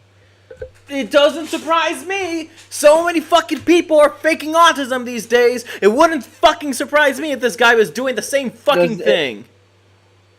The weird Spurg Goddamn. fidgeting he does seems a bit exaggerated. It does. Like, it only pops up. It only pops up when there's a camera on him. That's when Pickle, he starts Pickle. doing Do you want to know something? That's the kind of shit I do if I am not listening to somebody or if I want to get out of a situation. That's the kind of shit I do. It's they don't know the wiser. But this guy is clearly doing it for attention. This is the best. This is the best one. Do I really have to spell it out? Chats everywhere. Anyways, Pickle, She's the goat. Pickle. As a Soul player, I am always amazed at the way she pilots the character. You fucking suck at Soul, dude. Don't tell me Strive has no player expression. For a top tier, Soul is all so the other much characters fun to do. watch that play. All the other characters do. Soul does not. Soul is just press button, get damage. Yep. Anyways, so Pickle, for the next segment, I actually want to do a bit of a redo on a segment that I felt like I kind of blundered on, the cancellation of gym thoughts. But it's also going to be a bit extended because it has been almost a year since this phenomena really started happening. But let's get started. Oh, really, fuck monkey? Oh, yes, Marty. Anyways, I'm just going to... Let's see, where is it? There we go. You need to start taking the universe. This video, so I have seen this video on stream before, but I felt like I did a bad job covering it because I was like really fucking hammered and my chair also broke. Like when my mic was muted, I had my mic muted for a good minute, and so the stream got the opposite of an eye workout for too long. The stream actually liked what they were seeing instead of cringing. Anyways, let's get started. Everywhere you look nowadays, you're being told that men are the problem and that men need to be taught to control themselves. However, is that really what's going on here, or are we being fed a bunch of lies? Oh yeah, look at that girl with her fucking shorts that show the crack of her ass. Ooh, like totally. Hey, I'm Orange, sick of fucking seeing that at the gym. I have to go make dinner, so I'll talk to. I'll probably be back if you're still streaming. In like an hour. Dude, I'm gonna be streaming all the way till like midnight. Okay, I'll see you later, Orange. Alrighty, we'll see you then. Remember me. Alrighty. Anybody else want to join the stream as a co-host? I'm more than down. If you've DM'd me on Discord or something, just feel free to DM me and I will call you on the show. Anyways, let's continue. Basically, we're 12 seconds in. Talk about politics and how terrible my dating life is on TikTok. We just need to teach men to not sexualize women. Oh, right. I talk about politics. Stop sexualizing women. Oh, totally. The Stop Sexualizing Women crowd, and they're wearing lingerie that constitutes as a workout clothes. I swear, Gymshark is a fucking plague. Not to mention, this problem of just like women wearing the tightest shit imaginable to the gym, it's only gotten worse. Even the ugly ones do it now. And it's like they know what they're doing. These women all know what the fuck they're doing. Want to know why I believe that? Because they know they're getting looks from guys like me. Who are just doing their job. Doing their job, right. But overall, they're very flattering. They're kind of long. Too long? Roll them up, you know what I'm saying? What was that? Was that a major case of camel toe right there? Roll them up, you know what I'm saying? Wearing lipstick, wearing heels. You know. Hold on. Okay. Stream chat, I know you're gonna... Chat, I know you're gonna like this. But, oh well. You know what I'm saying? Roll them up. But why do this? There is no reason to do this in a public gym where there could be children there. Why do these bitches just film OnlyFools content here? It's only gotten worse. It really only has gotten worse. Let's see. I'm just going to oh. Anyways.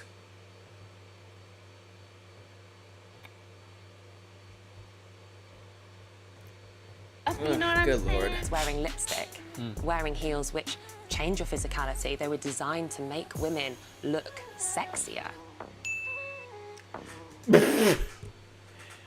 Wearing a baggy t-shirt. That's not baggy and that's not a t-shirt. You're showing your fucking tits.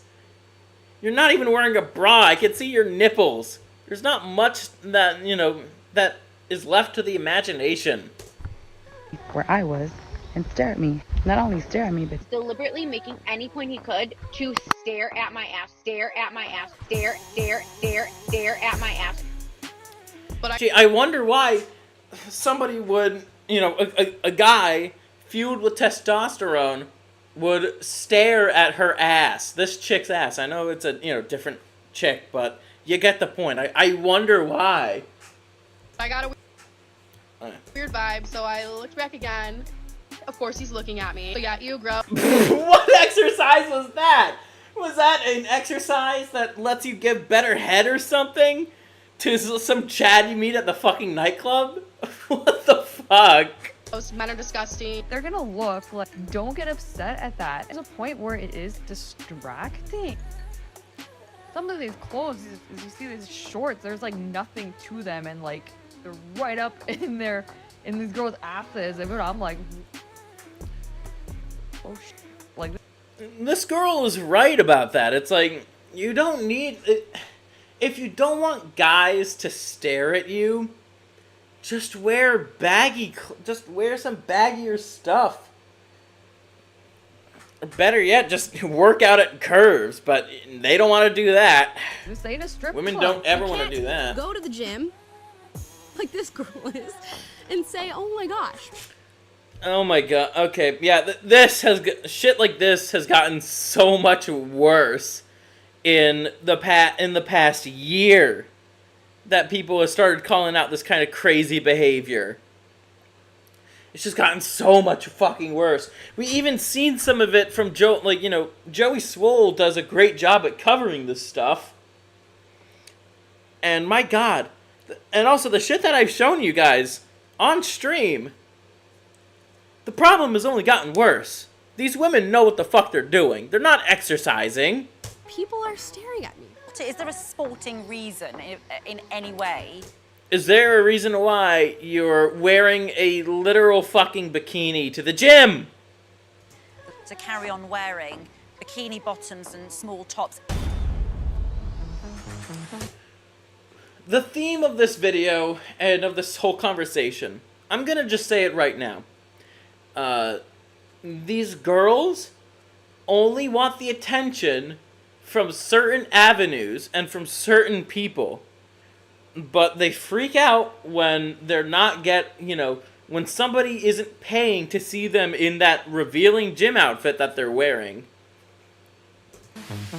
Welcome guys to today's hell of gym girls wanting to be victims so badly that they will go to gyms as naked as possible to then complain that men are staring at them and that they are now victims of harassment. Again today, what is going on with these men? Doing hip thrust, I see him staring through the... Gee, you're doing hip thrusts. Arguably one of the most sexual exercises at the gym. And once again, guys don't do hip thrusts. It's women who do hip thrusts. Once again, you know what you're doing. Like, you're doing an exercise that is pretty suggestive. If I say so myself. It's like, I mean, personally, I don't really care. I'm not really looking at chicks who do hip thrusts. It's like, okay, they're just doing their workout. The hip thrust machine is like kind of next to like what I'm like, you know, one of the calf machines. But it's like, oh my god, it's like you know what you're doing, you know what you're wearing, and you know what exercise you're doing. I repeated myself there a little bit, but you get my point. That's your opinion, ma'am. The mirror. Give me a break. These girls know exactly what they are doing, and they're doing this on purpose by using every inch of their bodies to their advantage. Sometimes I think girls do want, like when I was single, I did want sometimes people Rated to talk R to me. for But there was pirates. definitely Fuck some you. people I'm like, please don't talk to me, which is kind of mean, but. So let's dive straight in like a pair of gym girl shorts. No eggs. Empty egg carton. You don't have any eggs. No eggs. Empty egg carton. You don't have any eggs. This is torture. My head's gonna explode. And expose this ridiculous culture of pretending to be victims while telling us that women dress like this purely for comfort and not to be stared at. So her first example is this girl. She walks... Do you have a button that's like, wrong? Oh my god. There we go. Oh, hell no, man. What the fuck? Oh my god, bro. Oh, hell no, man. What the fuck? Emotional damage! Into frame, dressed in tight leggings and a baggy sweater. Now the sweater is sort of covering her booty, and since it's a sweater, the top is covered as well, making her overall look pretty standard and not too sexual. Now watch what happens when she spots a Giga Chat that she wants to seduce. Oh! What do we have here? It's a completely new person. Tits out, belly out, ass out. It's like a going out of business sale, everything must go. This girl is literally performing a mating ritual. And still, women dare to claim that there is nothing sexual about dressing this. How is this... Okay. How is this not sexual? In what frame of mind is this not sexual? The tatas are showing. She's not wearing a bra. So, probably are able to see her nipples somewhere. Once again, if it's not leaving much to the imagination, how is it not sexual? This way. It is complete hypocrisy. But wait, it gets even better. Because after just casually parading her ass around, she now goes up to him, showing us why women have absolutely zero game. Denied. Denied. I wish I had a button for that. Yeah, this stream has actually given me some good ideas on future sounds that I'm gonna have. Please drop a like on the video if you think that these women are deliberately trying to get noticed by men to then complain about. Oh wow, that's Tell me totally now not what you think. doing something sexual. It's just so pathetic that women really only have this one trick, which is, hey, look at my body. And Oh wait, let's go back for a little bit. This one. No eggs. Empty egg carton. You don't have any eggs. I can tell this one's old. No eggs. Empty egg carton. You don't have any eggs. Pathetic that women really only have this one trick, which is, hey, look at my body. And since it works on most guys, they really have no clue on what to do when the Chad is not interested. Okay. It should be absolutely illegal to... I think it already is illegal to film in locker rooms. And yet people still do it. People still fucking do it. It's a violation of people's privacy. I don't care if it's only just even you in there. It should not be allowed.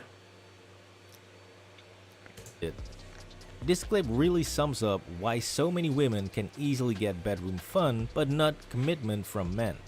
Hi guys, there's something that I've struggled with that I think a lot of you are probably struggling with too. And it's hooking up with people and then feeling really upset when they don't call you. Meanwhile, you've got all of these women out here on social media complaining about men staring at them in the gym, calling every guy that looks in their direction a creep, pretending that they do not dress this way for male validation or the male gaze, when that is clearly a big... Uh-oh, that dog in the frame. Uh-oh. Uh-oh. How does that song go again? White girls fuck dogs, they really fuck 'em. White girls fuck dogs, white girls fuck dogs, white girls fuck dogs. I'm not gonna sing the rest of it, but it's a funny song. Fat lie. I know there's gonna be this guy in there with these big juicy muscles. He like will stare at me, he looks at me, but he won't talk to me. I know he's like a really quiet personality That hamster wheel for you is running overtime, ain't it, bitch? or whatever, but it still just like pisses me off. Oh look, a hot guy. Let me just casually bend over here so he can notice me and come over and talk to me. Oh, okay. I know your Even if strategy. I didn't have this makeup on, I would still go home and put some makeup on to go to the gym. Why put makeup to go to the gym when you're just gonna be sweating it off anyways, and you'll look like trash? But let's go ahead and do the damn thing with this, shall we? Do you see how that material Now, women know that men are very visual creatures, not because we are creepy, but simply because that is how our brains are wired. When women wear tight or revealing clothing, it triggers the hypothalamus in our brains to release hormones that will not only make men more agreeable and desire bedroom fun, but those same hormones actually reduce your ability to think logically or practice restraint, which is why only fangirls make $100,000 a month. So you said you make... Okay, so in terms of this, it's like, how is it hard not, like, sometimes it actually can be, like, you know, at least, you know, you are, you know, if you are a guy with testosterone, you are going to at least take a glance. It's like, huh, she's wearing something tight, something bright, colorful, revealing. All things that the hypothalamus gland loves. $70,000 a month. How much do you make? Between $30,000 and $100,000 a month. My best month this year on OnlyFans was about $210,000. We're at about $1.8 million for the year. This is not some freak accident, this is basic biology.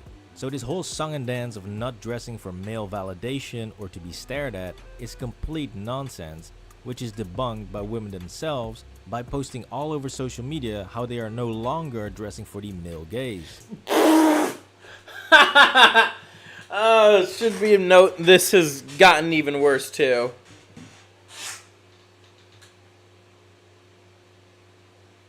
One second.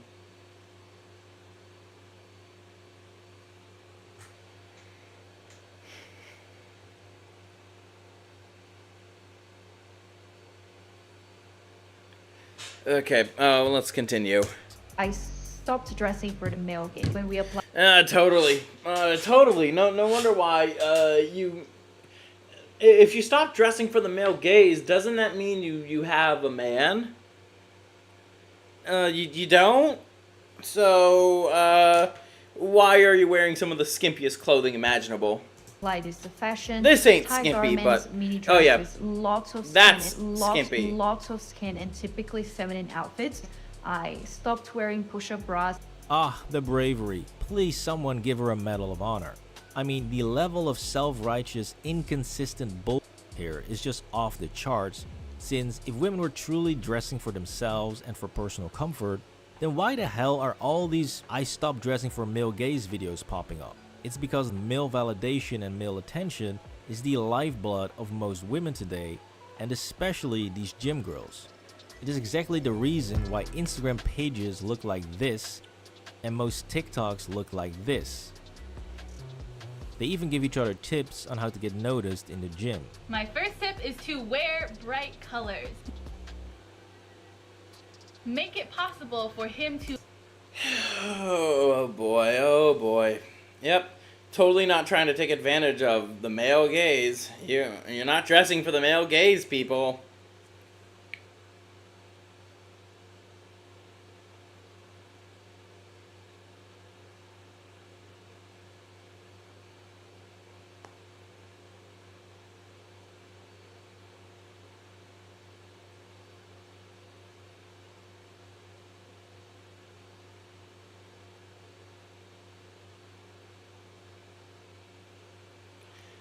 1 second. Sorry, I just had to take care of something.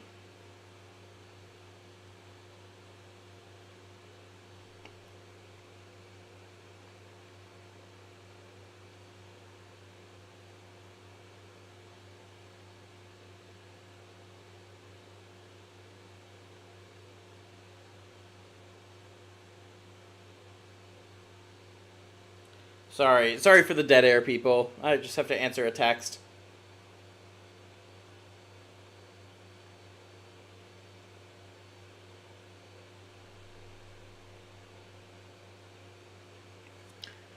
Okay, there we go. To glance in your direction. You're gonna look. Yeah, no you're gonna look. This gym girl is basically wearing neon painted underwear out in public, and now she's trying to shame this dude for simply looking at her. I bet he wasn't even exactly looking in her direction. Like in that case, I was just like, oh, is the next machine I'm gonna be doing available? Also, not the most opportune place for me to pause. It is absolutely pathetic, but the hypocrisy doesn't stop here, because she wants us to believe that this girl right here, does not want you to stare at her body. Especially don't stare at her ass. This girl. Are you kidding me? She totally doesn't want you to stare at her from the way she posts something, you know, like this and this with under boob and, you know, them lips about to be exposed. But brace yourself, because this is only the tippy top of the massive hypocrisy iceberg, since it gets much worse. Just take a look at this little genius right here, where this gym girl made a whole scene about this guy simply asking her if she was done using the machine. She tried very hard to make him look like a creep when he was... Sometimes, you know, some people might actually be unracking their weights. There's a reason why I typically don't unrack my weights, because, well, it's like I'm done. I mean, I know it's the polite thing to do, but because of women like this, it's probably smarter that you don't. That way, you know, it's like, okay, I probably shouldn't be bothering her, because chances are she's gonna be using the machine next, or the, you know, the deadlift or the bench or whatnot. Was simply following basic gym etiquette. Now obviously this woman felt so threatened by this guy's question because she's just a shy, virtuous, delicate little flower who's not yet been exposed to the evil ways of men. Now after browsing social media for a couple seconds and getting absolutely blasted with ass, tits and veg, it's always fun to see a hardcore feminist still cling to the belief that somehow this is society's fault, and especially men. But I think women have been objectified for so long that it's almost part of the... Who is doing the objectification here? It's not guys telling you to dress this way. We don't want you to dress this way. We like it, but, you know, if you want us to respect you for beyond your sexuality, don't dress that way. It's that fucking simple. The cultural fabric of our society. We fundamentally sexualize women and girls. Well, hold on there, feminazis. What is this constant we? Because we aren't doing anything. You, women, are constantly sexualizing yourselves. YouTube is full of like this, with lingerie hauls, sailing trips, deep sea fishing. Yeah, right. Right. And the list just goes on and on and on. Right. The women are sexualizing every activity you can imagine. Nip slip. I can taste the inside of it. That reminds me of the smell of the... To then turn around and blame the whole thing on men for staring. I was banned because of that. This was at an Anytime Fitness, and I was not a regular at this particular gym. Look at the tattoos on that one. Of course she'd make up a story. And if she's not making up the story, good on Anytime Fitness for banning this chick. She would be a fucking problem. No. But I was there, and while I was working out, I noticed this man that seemed like he was staring at me. He was staring at me. Thank you for the censors, FBE. Right off the hop. That's when I decided to go up to him to say something because I'm genuinely uncomfortable. Genuinely uncomfortable. and viewing them as pieces of meat. Your biggest insecurity Look, I like redheads, but at the same time, it's just like, she's not a particularly good-looking redhead. She's also a slore, so, yeah, that's a 2 out of 10 in my book. might actually be the sexiest thing to somebody online, so embrace it, don't hide it. And to be honest, at my heaviest, I made the most money on my fan subscription page. Oh, jeez. So that pretty much Real fucking tacky. Geez, I wonder why that is. Now, I already talked about women sexualizing themselves in 2 other videos on the channel, so you should definitely check those out as well. I'll link them down below. But in this video, I want to hone in more on the ridiculousness of complaining about being objectified when you go to the gym dressed as a clown. Take this gym girl for instance. Another self-righteous idiot complaining about stares and objectification, but when you do just a tiny bit of digging, you find her actual OnlyFans account, which is also completely free. Also, thank you for censoring her name. I do not like simps. Don't subscribe to some bitch's OnlyFans just because she's hot. So this girl's actively inviting men to come and stare at her body for free, but don't you dare do this when she's standing half naked in front of you, because then she will absolutely lose her mind. Now, I've purposely blocked her name here because if this video does well, it might be sending tens of thousands of new subscribers her way, since I know some of you guys will be weak, and that's exactly what I'm trying to avoid. So stay strong guys, it's for your own good. But what this clearly shows is how every gym girl is now hopping on this victim mentality trend just to farm some sympathy views and likes so they... Oh wow, the guy who's probably not even looking at you. Wow, the guy's a total creep, huh? Just the slightest of glance in your direction. They can sell their crappy gym merch, diet plans, workout consultations, and other crap, since 99% of the time when they make these sad little victim stories, it goes hypersonic on TikTok, and the creator usually gets 10x or even 50x the normal views. Here's another one pretending to be stared at by a gym creep. Forward more. A gym creep is here. He's watching me. I told management about him. They didn't do anything, but he'll like follow me. Because he didn't do anything wrong. That's the problem. Chances are her story could just be fake. The amount of times that people are just making up stories like this, it's the same thing with false grape allegations. It makes the actual victims harder to believe. Like, now we're at a point where it's just like, you know, it's like, I'm not gonna believe it, and I'm like this myself too. I'm not gonna believe it until it's proven in court. You forced my hand on that one, ladies. And I have a feeling some of you are gonna be like, what? But no, I'm being serious here. Around. Literally go somewhere to do an exercise, and then he'll just like do an exercise like right next to... Well, 2 things first here. One, we don't even know if there's actually a creep there, since in a lot of these gym girl videos, when they actually do show the creep, it's just a guy walking by, turning his head and moving on, or a guy from all the way across the gym looking... That guy wasn't even looking at her. He was just trying to get his head under the bar so he could start doing squats. In the general direction. But more importantly, this is what this girl's actually doing when she's at the gym, supposedly working out. Why is she in the locker room filming this? So yeah, if people are staring at you, it's because you're acting like a complete clown, trying to draw in as much attention as possible. But this basic level of self-reflection is completely lost on these women.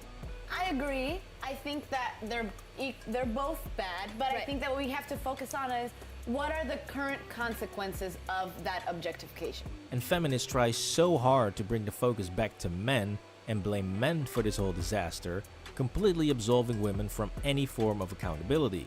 Women love to run Women and accountability are like oil and water. I'm glad that Joey Swoll has the influence that he has. He actually is doing stuff about this. Onto this victim culture, trying to have their cake and eat it too, desperately ignoring basic facts. Is there a sporting reason in any way to carry on wearing bikini bottoms and small tops? I have not been given a good reason. No, not really. So I'm looking forward to hear a good reason. This one right here, for instance, is fighting against sexist dress codes because she finds that heels and makeup are just used to make women sexier for men.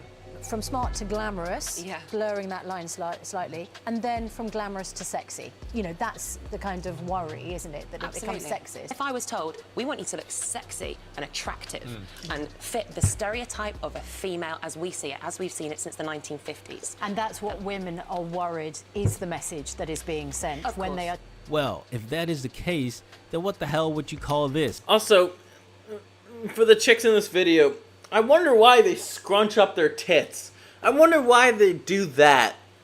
Is it for, a little mid-adjustment, which, for chicks, you could do that in the locker room? Not out in public. I know for guys, it is a little different, but we have pockets, so... It's not like we're, stretching out our pants and then, completely showing our underwear, and then having the pants like just kind of slap back on to our waist. That's not how men do slight little adjustments.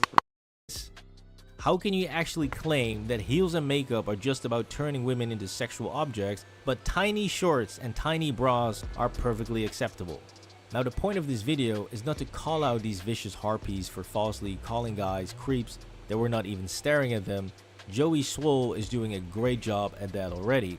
So if you're like me, you watch this video wondering, is there more? Did he say something to you? Did he do something inappropriate? Because walking past somebody to go to the station you're working out at and briefly glancing at them for less than a second does not make somebody a creep. But my point here is that staring is not only normal, but that Preach, it's actively Joey. being provoked by these same women who complain about it, just so they can make content and feel special. You simply cannot defend this nonsense without being a massive lying hypocrite. This was why gym girl victim culture is... Alrighty, so that was kind of part one of this redo of the segment, but now there's going to be a part two. So we already redid the original segment here. We retconned it. Work out at home if you can. Thoughts be crazy, says for no reason. Unfortunately, I'm not exactly in a position. I'm in an apartment building, so I can't have a home gym. I'd certainly invest in one by the time I actually do own a home, if that's even a possibility. But I will be right back. Let's see. And then we're just going to close this out. So I'll be right back. Just going to head to the bathroom and then grab me another drink.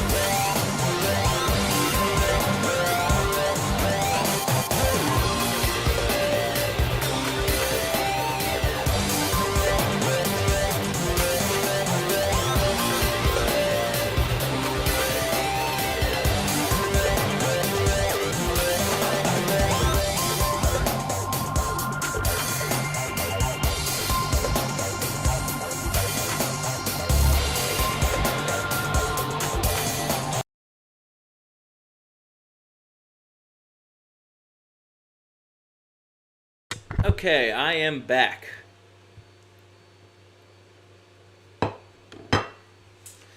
Okay, AC, what? For no reason says, just got through 100 push-ups, only been eating protein powder for 4 days now, so tired. God damn, dude, what kind of workout are you doing? I've just kind of been, pigging out a little bit. But anyways, we have this video from Think Before You Zinc. Came out literally a day ago. The gym influencer to Only Fools Pipeline. Interesting title. So this is kind of the year, in retrospective of the gym thought phenomena. Let's hear what he has to say. Also, rumor has it, I think, he was going to get engaged to, Brittany Sid the Sloth, but I think he didn't go through with it. I don't know. I don't know what's going on with him right now, personally. Why this man is staring at me. I'm pretty sure it's because he fancies me, or he thinks I'm a weirdo. He's about to pass. You are a weirdo, Chica. Do you see him? He's giving me the heebie-jeebies. Can someone tell me how it's the case that a random guy walking across a room is the creepy one, but the girl who is mic'd up and filming strangers in the gym for content is not? Is it possible that he's looking in your direction because he sees the camera and is trying to avoid being on someone's Instagram feed? Because I can imagine that a lot of people are getting annoyed, considering that this crap is everywhere now. As Charlie was saying, you don't have to put your knees on the outer edges, but you can do it both ways. Feet together or knees separate. Go ahead and lean, breathe into it. She said in the caption that a guy on the left was staring at her during her spiritual retreat. That guy's not staring at you. It looks like he's just uncomfortable doing child's pose, and he's moving around because he has tight hips or tight knees. That's super common for a yoga student. So if you don't know, Think Before You Zinc was indeed a yoga instructor, so especially if somebody's new to yoga, I could see how that pose can be difficult, or maybe they're overweight. I can see how that could be difficult. And please, this is not a spiritual retreat. They do yoga retreats on like a quiet beach in Fiji. This chick is doing yoga on a dirty carpet of some cheap hotel ballroom that's lit up with super bright cool tone lighting like it's a warehouse or a Costco. This is the most discount budget retreat I've ever seen. That being said, I made a video on this topic over a year ago, and despite everyone condemning this behavior, it's kinda just gotten worse. Every social media influencer and their grandmother with dangerous... You powerlifted a commercial gym, oh my god. Bad squat form is pointing a camera directly at their ass and complaining. Oh yeah, that is horrible. A lot of these chicks just don't know what the fuck they're doing. I remember Legion of Men calling these bitches cardio bunnies. That's exactly what they are. Because some guy who can't see anything from the angle he's at happened to look in her direction for a split second. I've seen enough of your deadlifting videos where you drop the weight every rep because it's too heavy for you. Oh my god. Oh my god. So, okay, when seeing this video originally, I was just like, holy shit. Somebody finally fucking said it. Finally. You are not supposed to drop the weight on every rep of a deadlift. You're not supposed to fucking do that. Now that you obviously want men to look. You wouldn't be using that camera angle if you weren't trying to bait coomers into following you. So why do you feel like it's necessary to film this stranger and damage his reputation by labeling him as a predator and posting him on social media simply because he looked in your direction? Now, this is not to say that there aren't creeps in the gym, but this is not the case in this particular... Also, I think it's okay to kind of look around to see your surroundings. I think that's okay. I wouldn't say that's creepy at all. I think it's an exercise in being mindful. Particular situation. So clearly, this false accusation is being done to promote her social media page, and the filming at the gym has gotten so bad that Instagram chicks are basically telling you that you should have no expectation of privacy in a gym. Everybody that had so much to say about me filming in the gym yesterday, like, oh, I hope they ban cameras. It's none of content creators' fault that you're...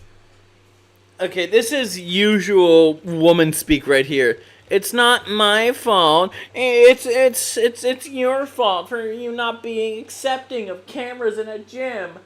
It's too you just have a small dick. It's small dick energy that you're expressing. Oh, brother, this guy stinks! You're so insecure that you just don't want to be caught in the background of somebody's video. That's something you need to deal with, honey. Rated That's R personal. for pirates. A gym Fuck is private you. property, not a public sidewalk.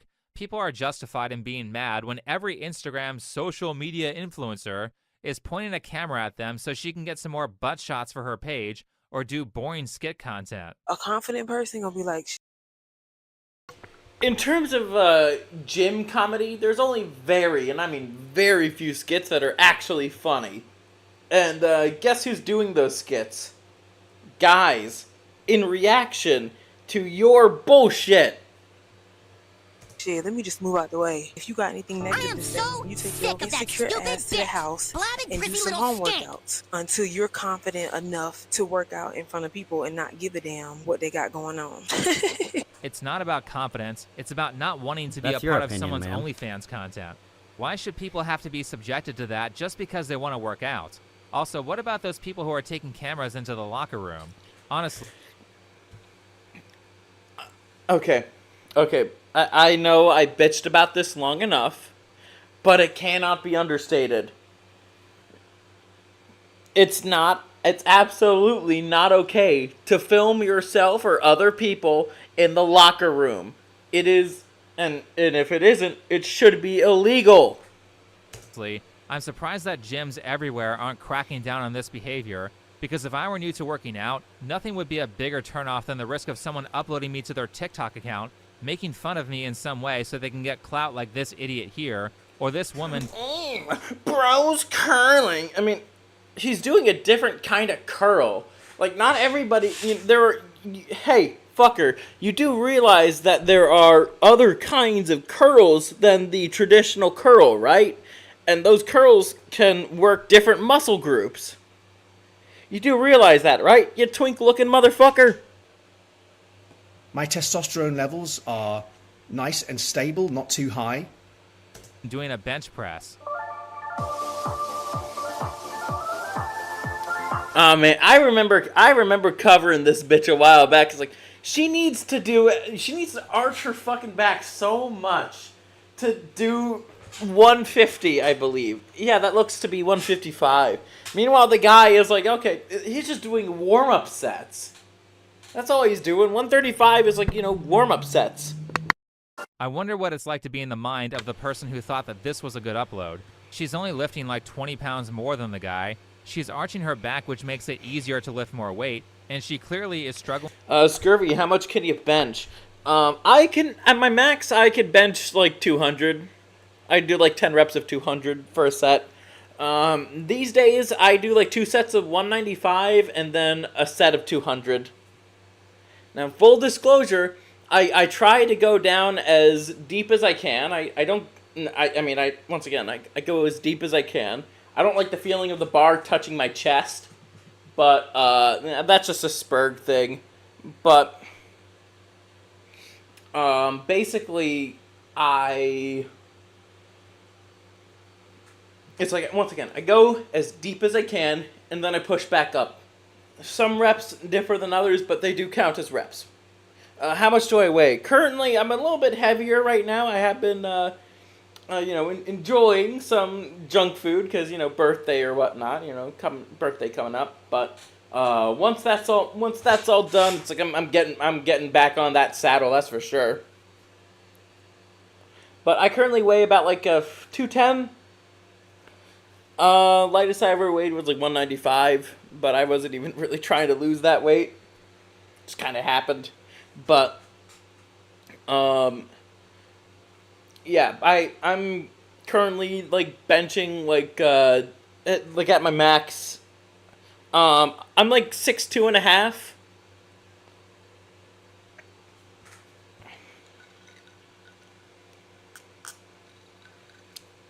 We are like brothers. I see. Honestly, like, a lot of people, I don't think they realize just like how, like, on average, like, just if you're able to bench 200, like, you are in a percent of a percent. I'll tell you that. Damn, Fordo Raisin, we are clones. But chances are you probably have been lifting, like, consistently longer than I have. Most of my time at the gym, it's been, like, on and off, but it wasn't until, like, so it's going to be, like, about 2 years. It's going to be about, like, 2 years that, like, I think it's going to be, like, in November or October. That's going to be 2 years that I've been going to the gym consistently. And I've been better off for it, easily. Ah, you lift on and off? Gotcha, gotcha. That's impressive, though. That's impressive.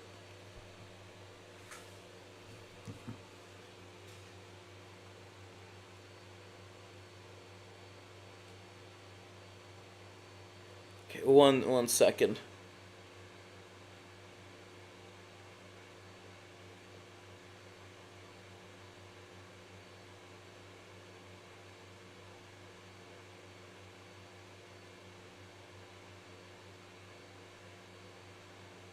Sorry.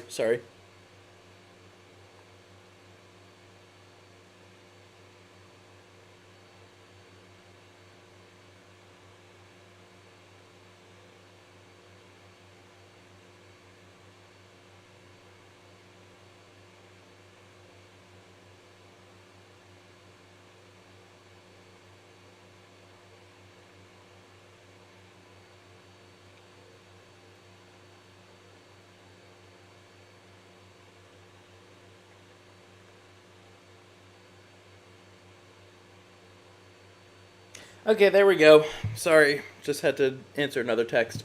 I used to lift 235 for 10 sets of 10. Could press 255 overhead. For 1 rep at my strongest was 220 pounds at the time. God damn, dude, you're way stronger than me. Like, honestly, that's impressive. That's like really hard shit right there.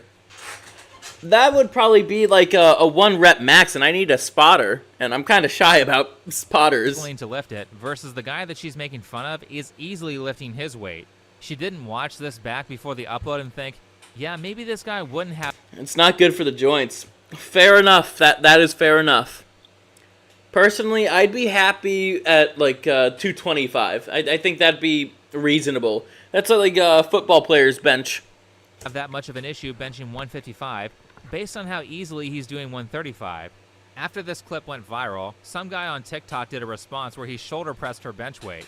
Then he took it even. Oh man, I love people like this guy. I also love Quentin Scott. Like he loves doing I wouldn't call guys like this an ego lifter. Like he's not like these guys have been lifting for like years of their lives.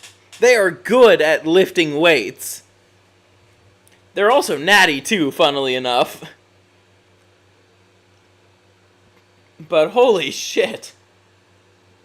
Gym thoughts. You're really not all that special, okay?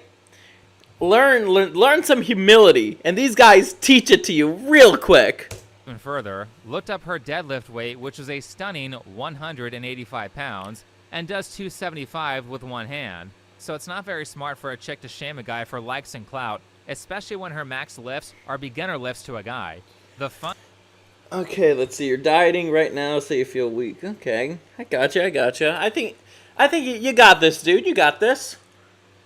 One thing is that this is not just a one-off clip because a different Instagram influencer did the same bit for likes and clout. If I can outlift you, you have to call me daddy. You can see the guy on the left has 30-pound weights and she has 40-pound weights. Let's watch the video, and wow, she is really struggling with that weight compared to the guy that she's making fun of. That looks like he's about 20 years her senior. Does she not... Look at her arms. Look at her fucking arms. You want to get down to 180 so I have abs. Gotcha. Me, when it comes to abs, it's like I don't really care about like getting a six-pack or whatnot. I personally, I more so care about like developing strength, but to each his own. This is my alt account. Raisin timed out everyone so he could be the only one in chat. Help us, Scurvy. I don't think Raisin would do that. Chat's just not really active right now. Yeah, don't worry about it, Raisin. He's just joking around. He's just joking around. Not see how easily he is lifting that weight compared to her? He can probably press a lot more. So you have to think, all these people can't be this stupid. They have to know that this makes them look bad, especially after this video went viral where a girl accused a guy of being a predator and a pedo, followed by her getting... He's going to jail for staring at an underage 21-year-old. What? I remember reading that for the first time, and I was just like, what in the fuck? What kind of drugs are you on, and can I have some? I think I have a button for that.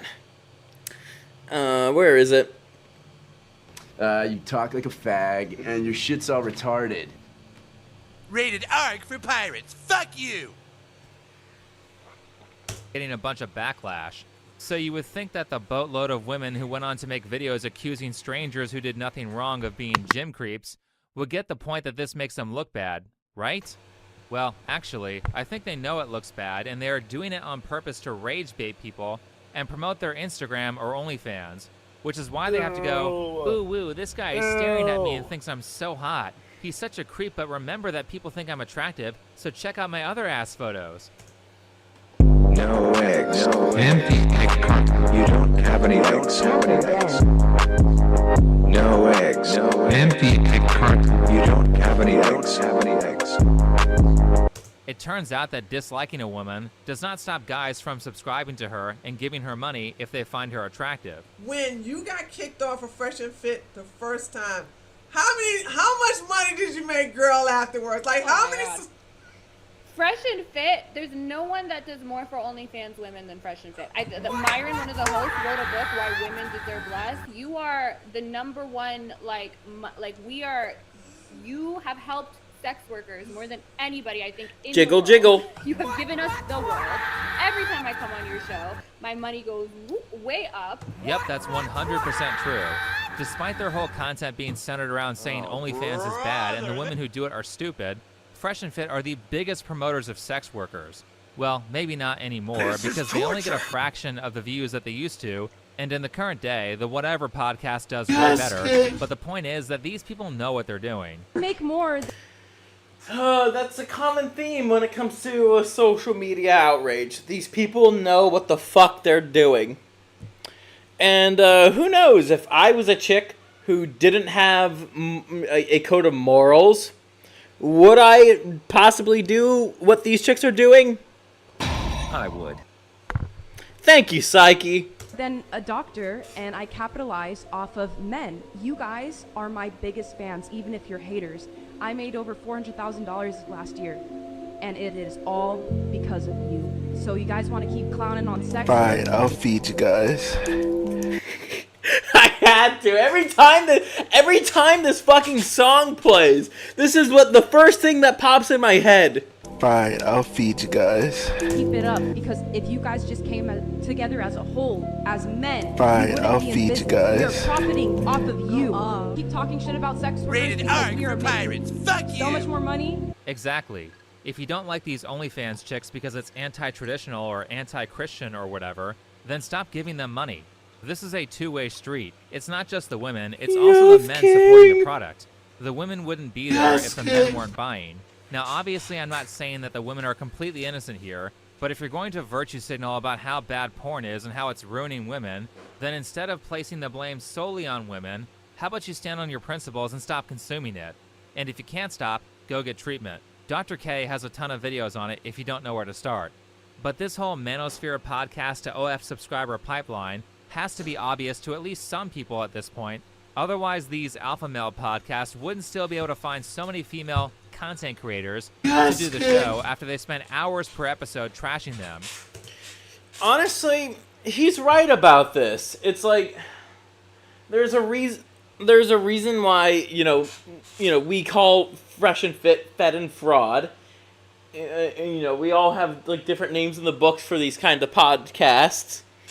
But good lord, it's just like you're giving these bitches a platform, and the people who are running the podcast know it, and the OnlyFans bitches know it too.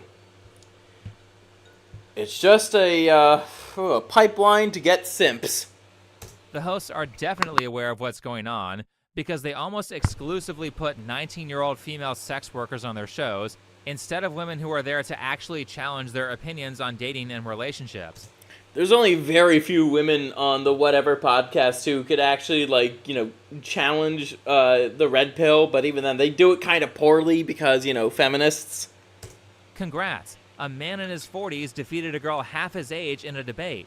Real brave. What happens is they hate themselves and they see you and they're attracted to you and then they jiggle jiggle. They want to see more and they're actually secret simps, but they hate themselves for being simps, so then they subscribe to your OnlyFans and hate themselves for it. So then they go back on Fresh and Fit and watch women get bullied to kind of make themselves feel better. At least with that audience, that's...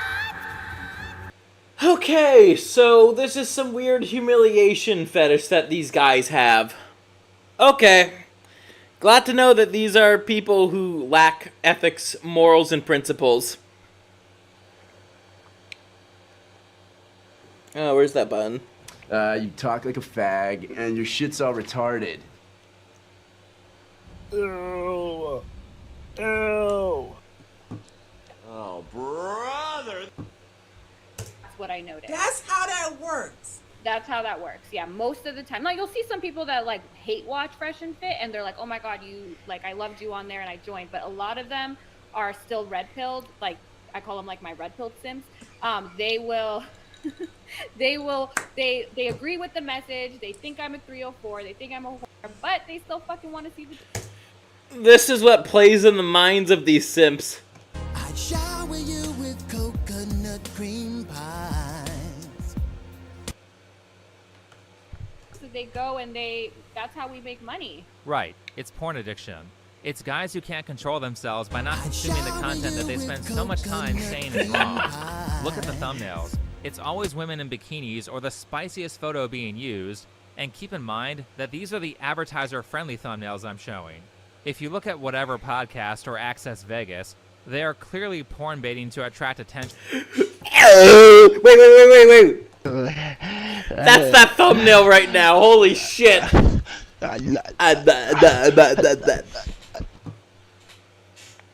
From addicts. They aren't against OnlyFans at all. OnlyFans girls and Manosphere podcasts are in a symbiotic relationship.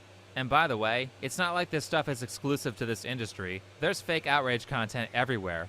So if you see something like a video of this dad who is so mad at his daughter for bringing a boy over that he spontaneously throws out her TV with 3 different people filming, including a guy who magically knew to wait outside, then know that it's bait. Same thing with stuff like this. Height matters. Of course it does. Step on the scale. Oh, absolutely. I'm not going to scale. You should love a girl for who they are. You should love a guy for who they are. You're being a coward. Weight, you're ridiculous. And if you care about height, you're ridiculous. It's bait. These are fake interviews Well, they that set up sucks. to make women look stupid, to promote whatever dumb man on the street thing they're doing, or whatever podcast they have going on. And I'm not going to name names. That's honestly a good question. How real are these man in the street interviews? I think a lot more the genuine ones are like the ones that are actually like questioning people on just like basic information, like how many continents are there on planet Earth, that kind of stuff. Most women weigh over 170 pounds at only 5'3". Okay, that's fucking disgusting. Yeah, nah, that's not good. That's not a good thing. But once again, those chicks get simps. No doubt Chronic has showed you, you guys worse stuff, myself included.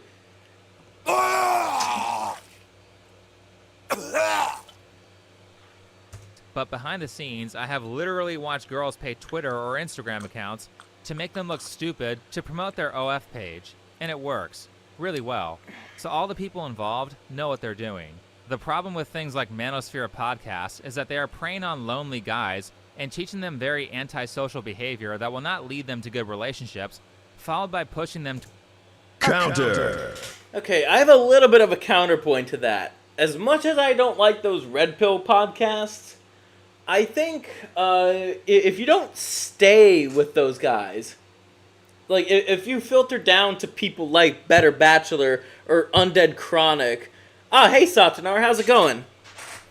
Here, let me give you mod privileges. I don't know why I don't have you as a mod again. Okay.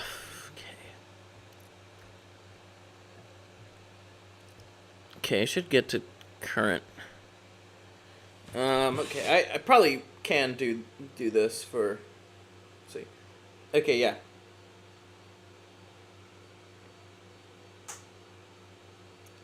There we go, Satanar.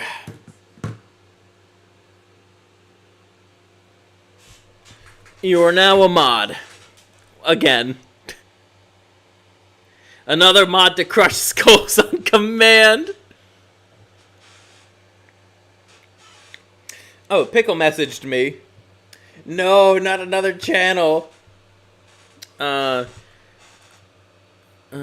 me when you were ready to get back on. Towards an addiction so they can profit.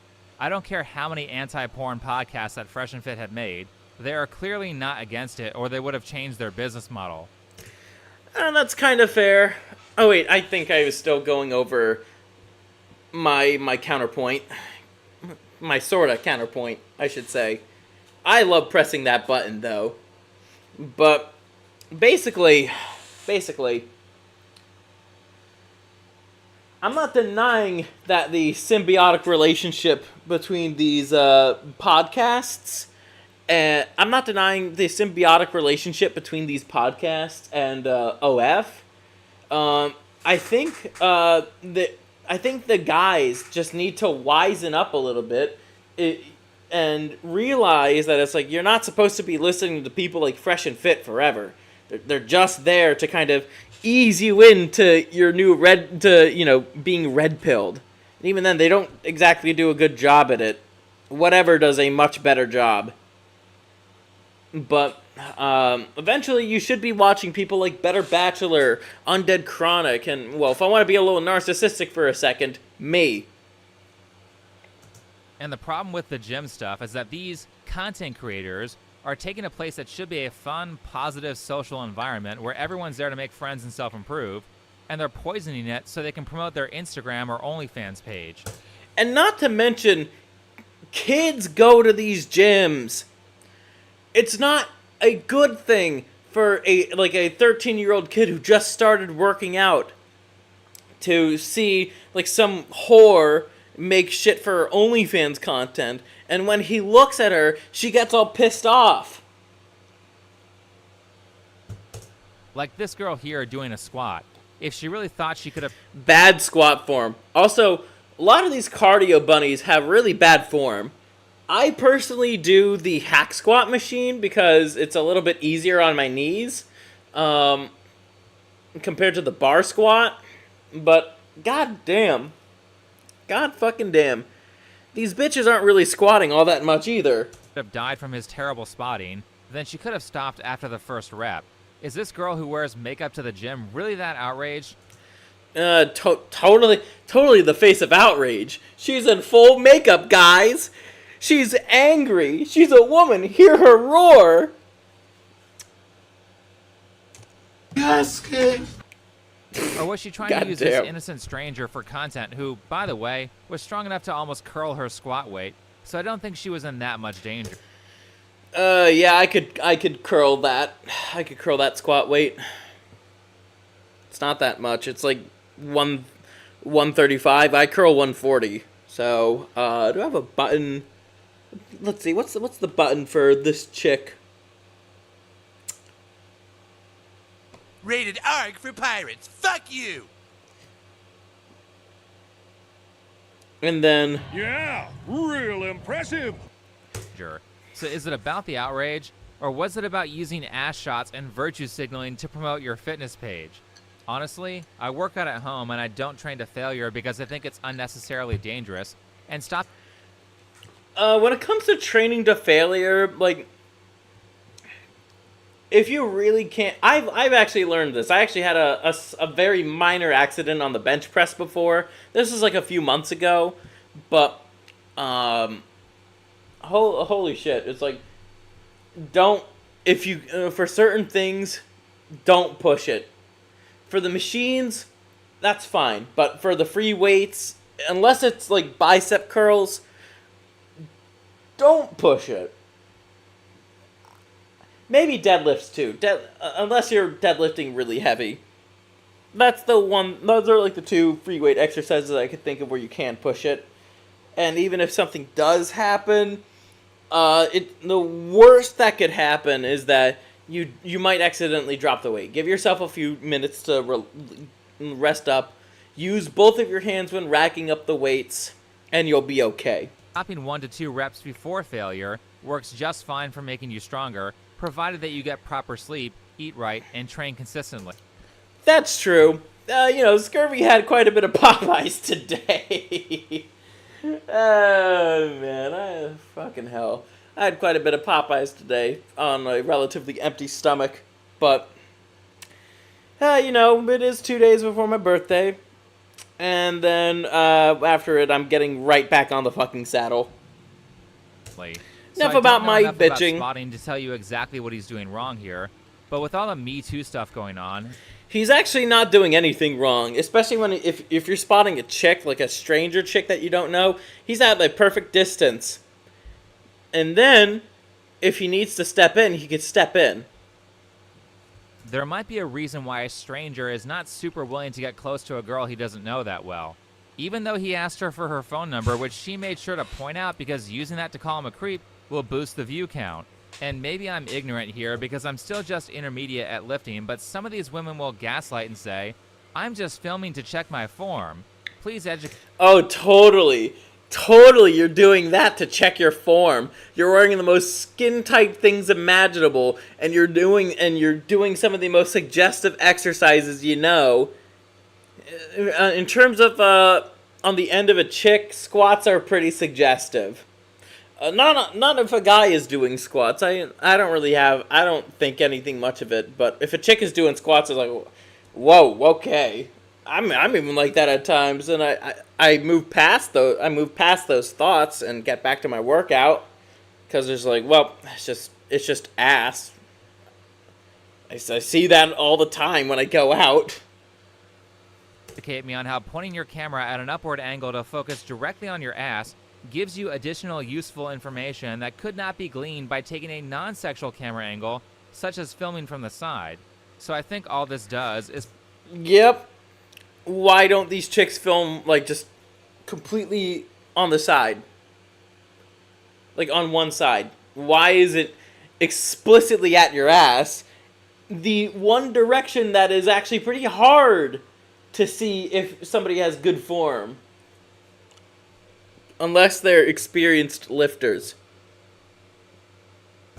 Is promote toxicity in the gym for short-term rage clicks, which discourages people from going, and then the whole, ooh, this gym creep is staring at my ass, guys, aren't I so desirable style of content kind of greenlights the more extreme stuff, like actual OF content being filmed at gyms. Obviously, I can't show that stuff on YouTube, but here's the safest one I could find.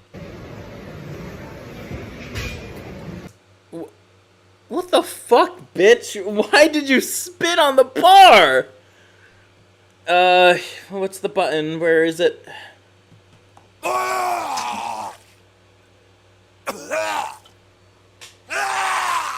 my god. Hell no. What the fuck? Emotional damage.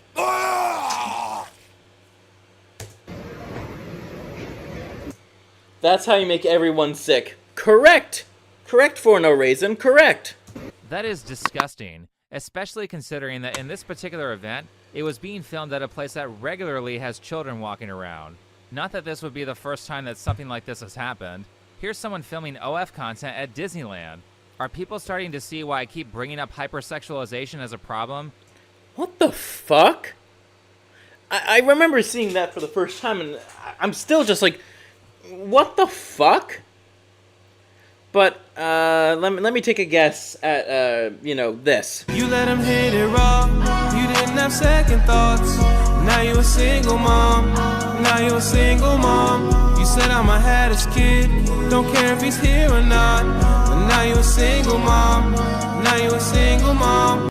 She probably is a single mom, and the guy who was recording it is probably a cuckold. Emotional damage. What you made? To the extent that I'm forced to agree with grifters like Anita Sarkeesian and videos like this one, it's one thing if adult content is kept in separate spaces, but these days, more and more, everything's being turned into pornography. To the extent where people don't even have the decency to keep this shit away from minors, which is going to create more addicts when they grow up.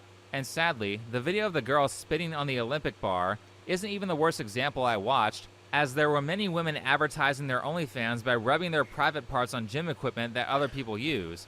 Does that count as a sex crime? If a guy rubbed his junk on the handlebars of some machine in public in a self-gratifying way, I'm sure the police would have something to say about that. To make things worse, well, it's sort of a good thing and a bad thing at the same time, but these videos have now become content for many different creators such as Joey Swole, who will say things like this. First off, I am so sorry for the graphic content of this video.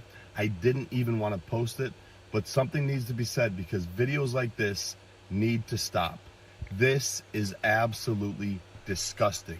That's good, and I agree. However, on every occasion where he's... And we've covered some of Joey Swole's stuff on the show before. I mean, he makes good shit. I'm glad he's calling out this bullshit. But... shames this kind of content, he leaves their social media at fully visible, which effectively promotes their page that leads you directly to their OF account. Counter!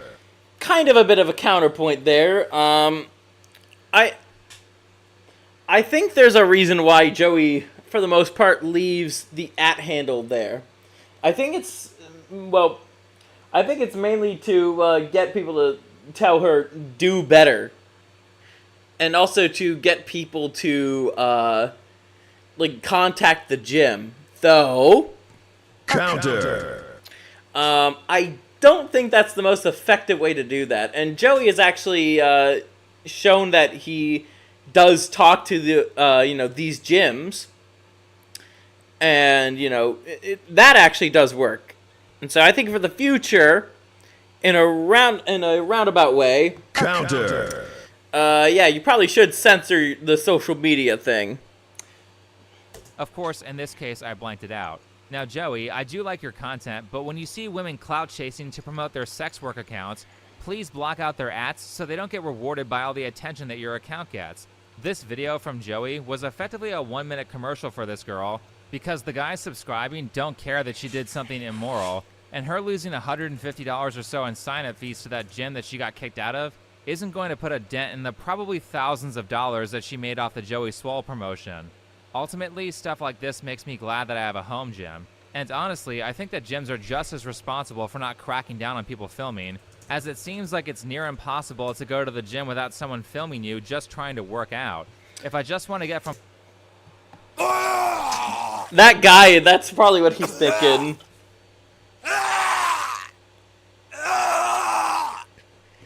I also think the guy is thinking this. Whenever he, you know, if he sees this chick doing this shit. Well, that sucks. From point A to point B in a gym, damn it. I have to worry about someone roid raging at me because I accidentally walked through his stupid deadlift shot. Or I have to make sure that I don't walk through a content creator's jump rope video. There's even this guy here making fun of it with a video of him trying to avoid the cameras at the gym to the Mission Impossible music. I'm telling you, guys actually know how to make funny gym skits. Even then, this one's actually pretty creative. And if that's not bad enough, I've seen a ridiculous number of people filming in the locker room where people are changing. That is, once again, I went over this, like, you know, 30-ish minutes ago about the problem, and I'm going to keep talking about it because it is a violation of privacy. My reaction every time I you know, see somebody recorded in the locker room when they shouldn't be. Oh, brother, this guy stinks! Ew. Ew. You can't even have privacy in the locker room. Is this not a crime? How is this guy who took the photo not being put on a registry? Same thing with the girls from earlier. The only thing that's going to stop this is if people actually start receiving consequences instead of having their bad behavior incentivized with free promotion. And addicts need to start exercising some self-control by not subscribing to an OnlyFans account every time they see a girl in leggings. Anyway, thanks for... Alrighty, so that was that video from Think Before You Zink. overall, pretty good. I think he did get some things wrong, but kind of in a retroactive kind of way, roundabout. But anyways, I give me like a minute, and I will have the pickle back on the show. Let's see. So just give me a moment, and I'll be right back in a jiffy.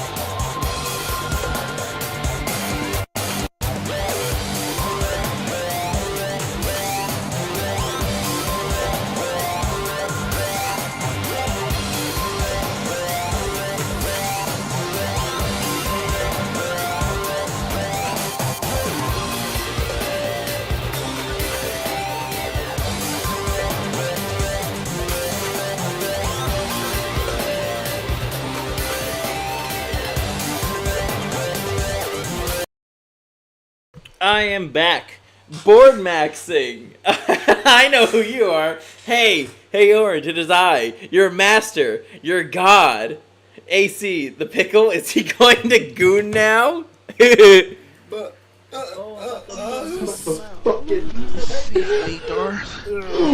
Fine, I'll feed you guys.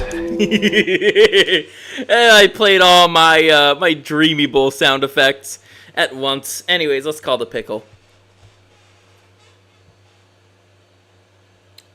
AC says, your master Vader. Mods,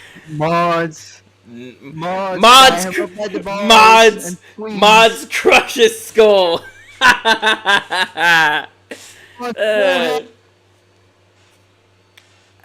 What pickle? Mods, tie him up by the balls and squeeze. The skooma. Squeeze the skooma. Squeeze the fat fucking load out. This fat fucking load. Wait. Fine, I'll feed you guys. The board. Wait, what? The board. She just made a YouTube account just to say that to me. To say, hey, Orange, it is I, your god, your master. Yeah. Your massa. Your massa. But honestly, you missed out on a pretty good segment. I was talking about, gym thoughts. I was making a dinner, goy. No, king. Say, let's talk about the Wendigoon situation, because it kind of relates to the bread tuber shit we talk about. Yes. Do you have a video to recommend me or something? Because wait. No, king. So we have a video by my new favorite YouTuber, Gamma. He also made an Ethanist Online video. It's not Undead Chronic? No. My new favorite YouTuber is, of course, Board Maxing with 0 subscribers.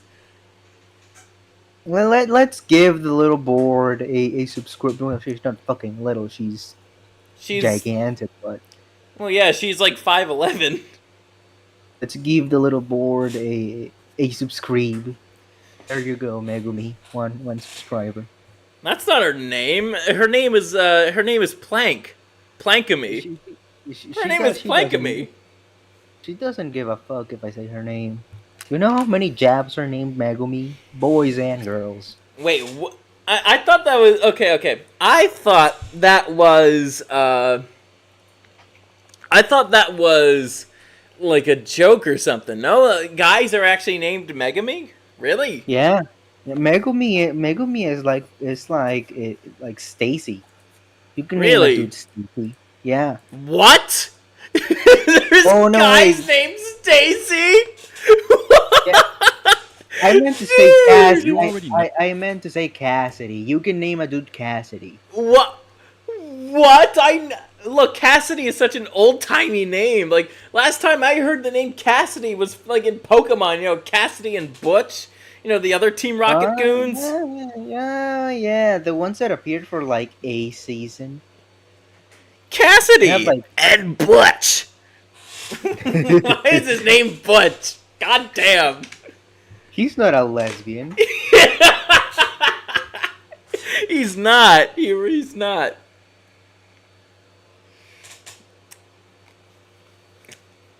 Anyways, so I have your video right here. Let's see, we got a meme.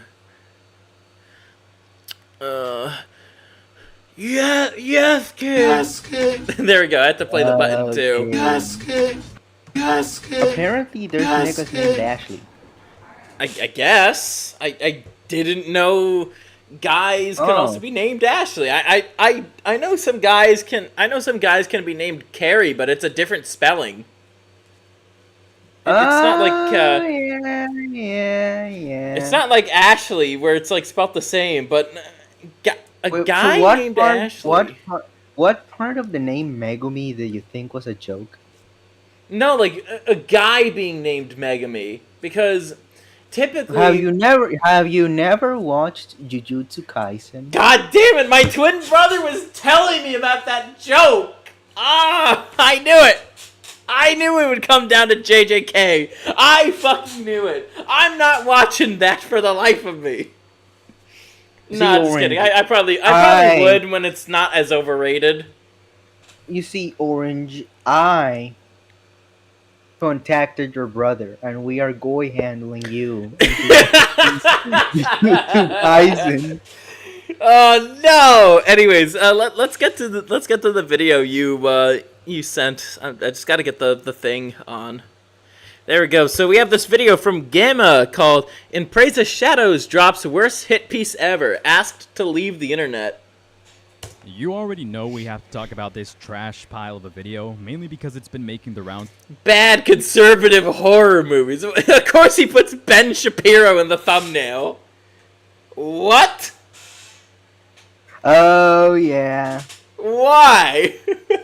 Why is Ben Shapiro? Is it because the Daily Wire made fuck, what's it called? They made a horror movie. I know that. I know, and I know Terror on the Prairie isn't a horror movie, so to speak. Also, Kevin Spacey is in there because a convention that that In Praise of Shadows spends like, I think 20 minutes of it, no, more like 30, in his original video whining about. It's the one where he whines like, they didn't have a shuttle from the parking lot, and people with disabilities can make it to the con, and also they didn't have fucking food. damn it! Of course, why does it always have to go back to something about disability when it doesn't make fucking sense? They didn't have food. They actually did have food in the convention, but his fat ass didn't notice. If he's like fat, you'd think he'd have the fatty sense on him to know when food is nearby. Yes, hell, fat. even as a former fatty myself, it's just like I still have that sense, but I'm at least justified into when it comes to eating some of this because my metabolism is really high. Here we have a comment from Plankamy. Yes, Orange.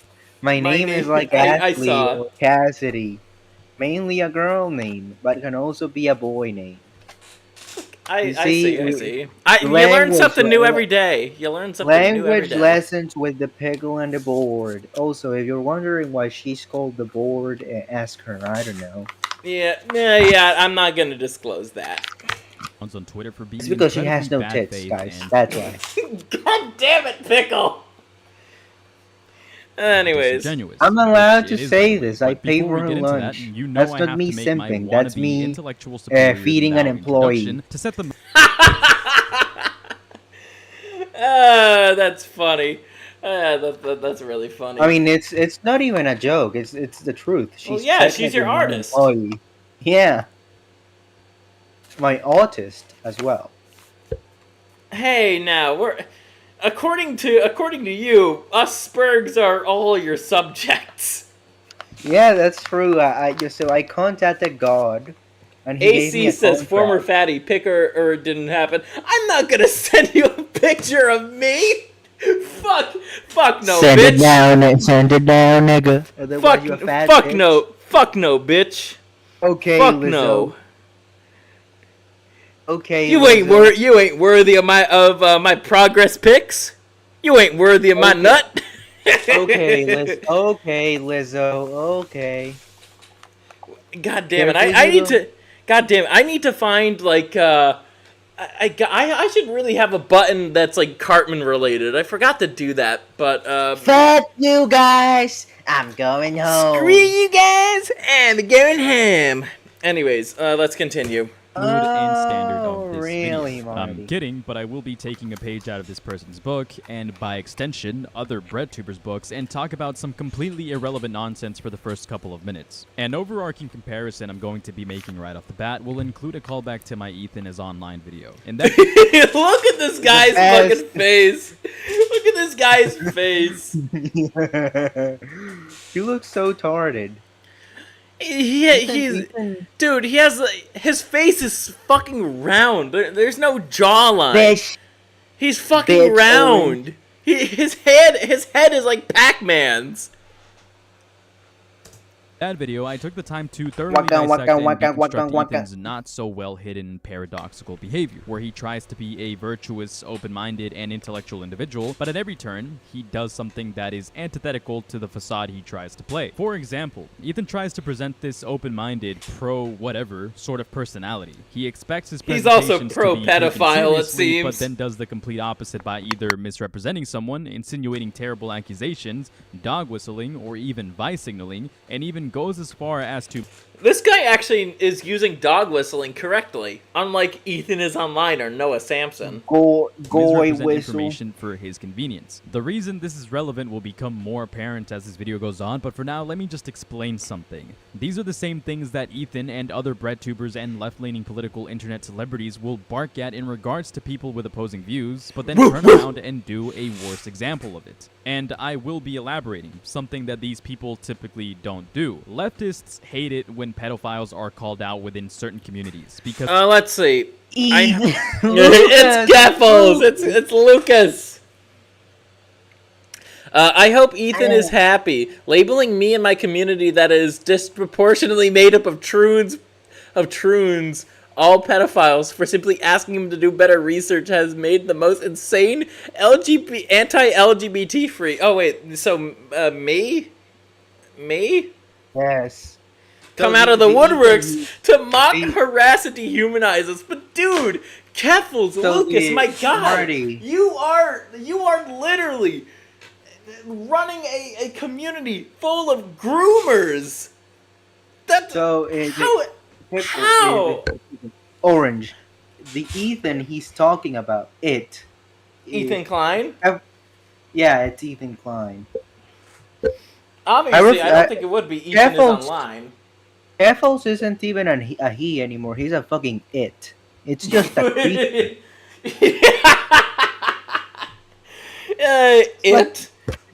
It's like a fucking onion. Like, it's not a human.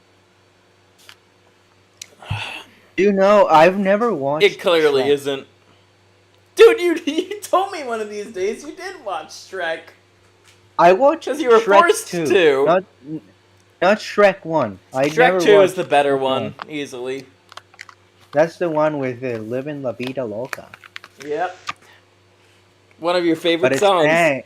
But it's sang by Kevin Hart. That's the guy that voices Donkey, right? Yep, Kevin Hart. Kevin 'cause it Hart can and the other misrepresent guy, LGBTQ Puss in people Boots. for whatever convoluted brain gymnastics reasons they may have. Yet, despite that, people like Ethan will turn around and insinuate. I or actually outright claim based that your character in my book on Donkey, because Satanar says Donkey married pickle, dragon. pickle, pickle. Satanar says Shrek 2 is a Shrek-tacular movie. I agree, Satanar. I agree. someone is a pedophile. Mods! There's no actual evidence or rational line of logic. Hang him It's up not by hard the to see balls why that's an and issue, squeeze. Right? Pointless introduction to pad my video with pretentious craft and personal gripes aside, that's actually going to be my first criticism. This is something that I find to be a common trend with a lot of these sorts of lefty political creators. They form a concept, they start writing down ideas, collecting sources and references for their ideas, and then They don't even fully read their sources. Dude, pickle, pickle. These guys, these leftists, don't even read their sources fully. Like, remember what happened with Ethan is Online? Like, when Think Before You Zink completely exposed the fucker for his inability to do research. I remember when Ethan acted all smug by saying, "So 80% of the people on this registry are straight," with a smug-ass tone and a snarky little laugh, not realizing that the statistics says otherwise. 95% of the population is straight. At the time of that study, 5% was gay, well, LGBT. So Ethan, tell me just say why. fag. Tell me why fags are 4 times more likely to commit a sex crime than straight people. Wait, Pickle, I'm just gonna play a button that describes Ethan is Online. You talk like a fag, and your shit's all retarded. Alrighty. then start working on a proof of concept. In this case, what appears to be a review of bad conservative horror movies, whatever that's supposed to mean. But instead of executing the project... This kind of reminds... sorry for pausing again, audience, but this kind of reminds me of Big Joel's Conservative Comedy Ruined My Life video. Where it's just like, oh my god, no, it didn't scar you. It did not scar you. You didn't. Lady Ballers did not scar you. You didn't get buck broken by Ben Shapiro. You didn't get buck broken by Jeremy Boring's movie about men pretending to be women playing basketball on a woman's team. You did not get traumatized from that, Big Joel. Wait, he's acting up. Sojourner is acting up. Mods can't do shit. I am a mod. Well, guess what? I am the top Janny. Actually, no, you're not. I can hang you up by the balls and squeeze with my whip. Actually, Pickle, you're not the top mod. Wait, who is?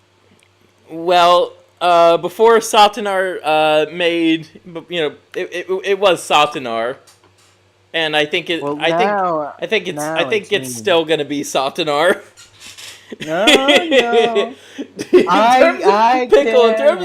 terms of the mod total pool, you're kind of a little bit down there. No. You see, I own you. I own the channel owner. I own all autists. So that means... Hey, Pickle, if I were to ever get a channel ban or something, I guess I could say that I don't own this channel. You own the channel. I guess. With a hook I own every sperm. What your thumbnail sort of, not really, and title. So let's analyze. So he has going on Kevin Spacey. Why the fuck is Kevin Spacey there? Oh, I remember. I was saying. Beats me. The convention he whined about had Kevin Spacey as the main guest. Oh my god. Oh my, a fucking course. Thumbnail sort of, really. I don't know why he they calls Kevin Spacey like a conservative. The guy is gay and he's a Democrat. Is he retarded? For the introduction of the video, he spends literally 12 whole minutes complaining about his personal experience with a convention that he went to, where a majority of the complaints were either first world problems or non-issues that only an entitled and stuck-up individual would complain about. First of all, I arrived at the convention and their small main parking lot was already filled. Oh yeah! parking area that upon arrival I realized was well over half. Oh, Megumi is spurging out at me. I bet she is. I'm not flat, Pickle. You don't own me. I saw those comments. Yes, I do. You starve when I don't give you money. She doesn't want my filthy gaijin money either. But you can't expect. Who would? I don't want your filthy fucking gringo money either. Well, you still owe me $5 for making me read the fan fiction to the stream. You're never getting those $5. Though, if you do want to give me $5, that's Cashapp /cash ScurvyRum. I can't believe it's like 4 hours into the stream, and I only am now shilling for my Cash App. Holy shit! Marty, I'll give you 50 if you do a 2-hour gooning stream. So does that mean I just have to push my soundboard buttons for 2 hours? I could do that. I could do that. You need to be stroking your orange straw on camera on Pornhub God, no! for 2 hours. Otherwise, no money for you, Goy. No! Oh, man, I don't even know how to animate for shit, so... Oh, well, sorry, Pickle. Besides, I have too much dignity. And also, I'd have a feeling that video would get taken down because there's no nudity in it. I wanted to see an orange in the nude. Sorry, that's not for you to see, Coomers.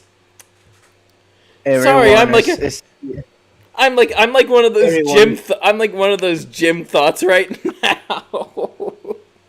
That is not for you to see, Goy.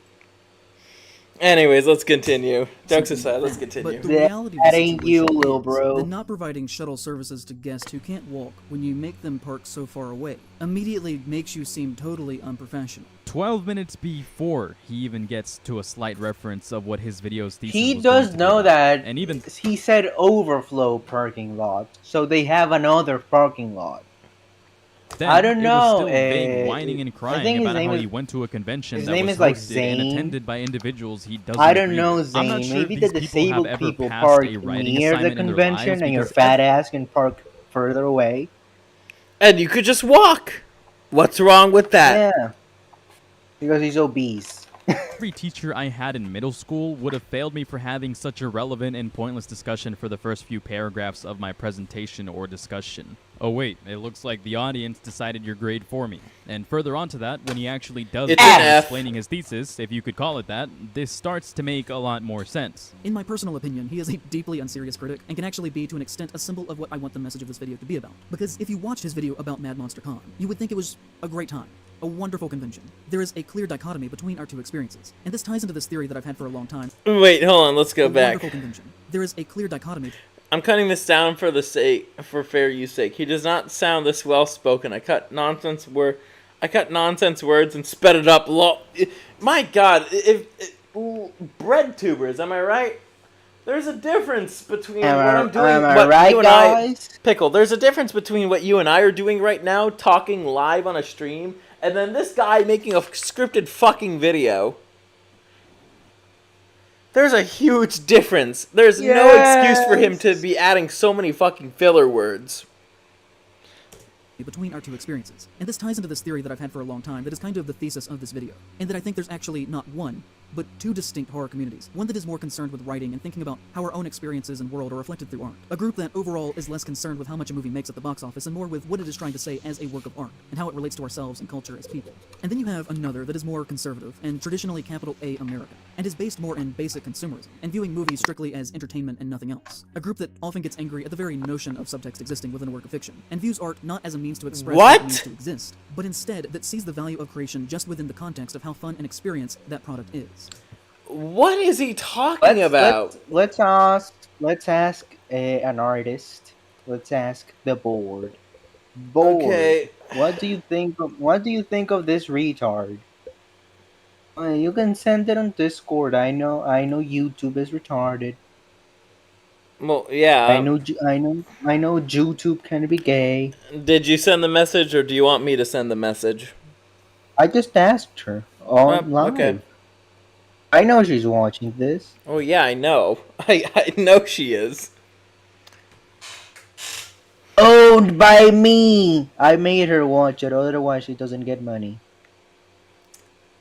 Oh, good. So that's why she's watching. Isn't... I was hoping she would stop by because, you know, it's the orange. It's my longest stream yet. It's my early birthday stream.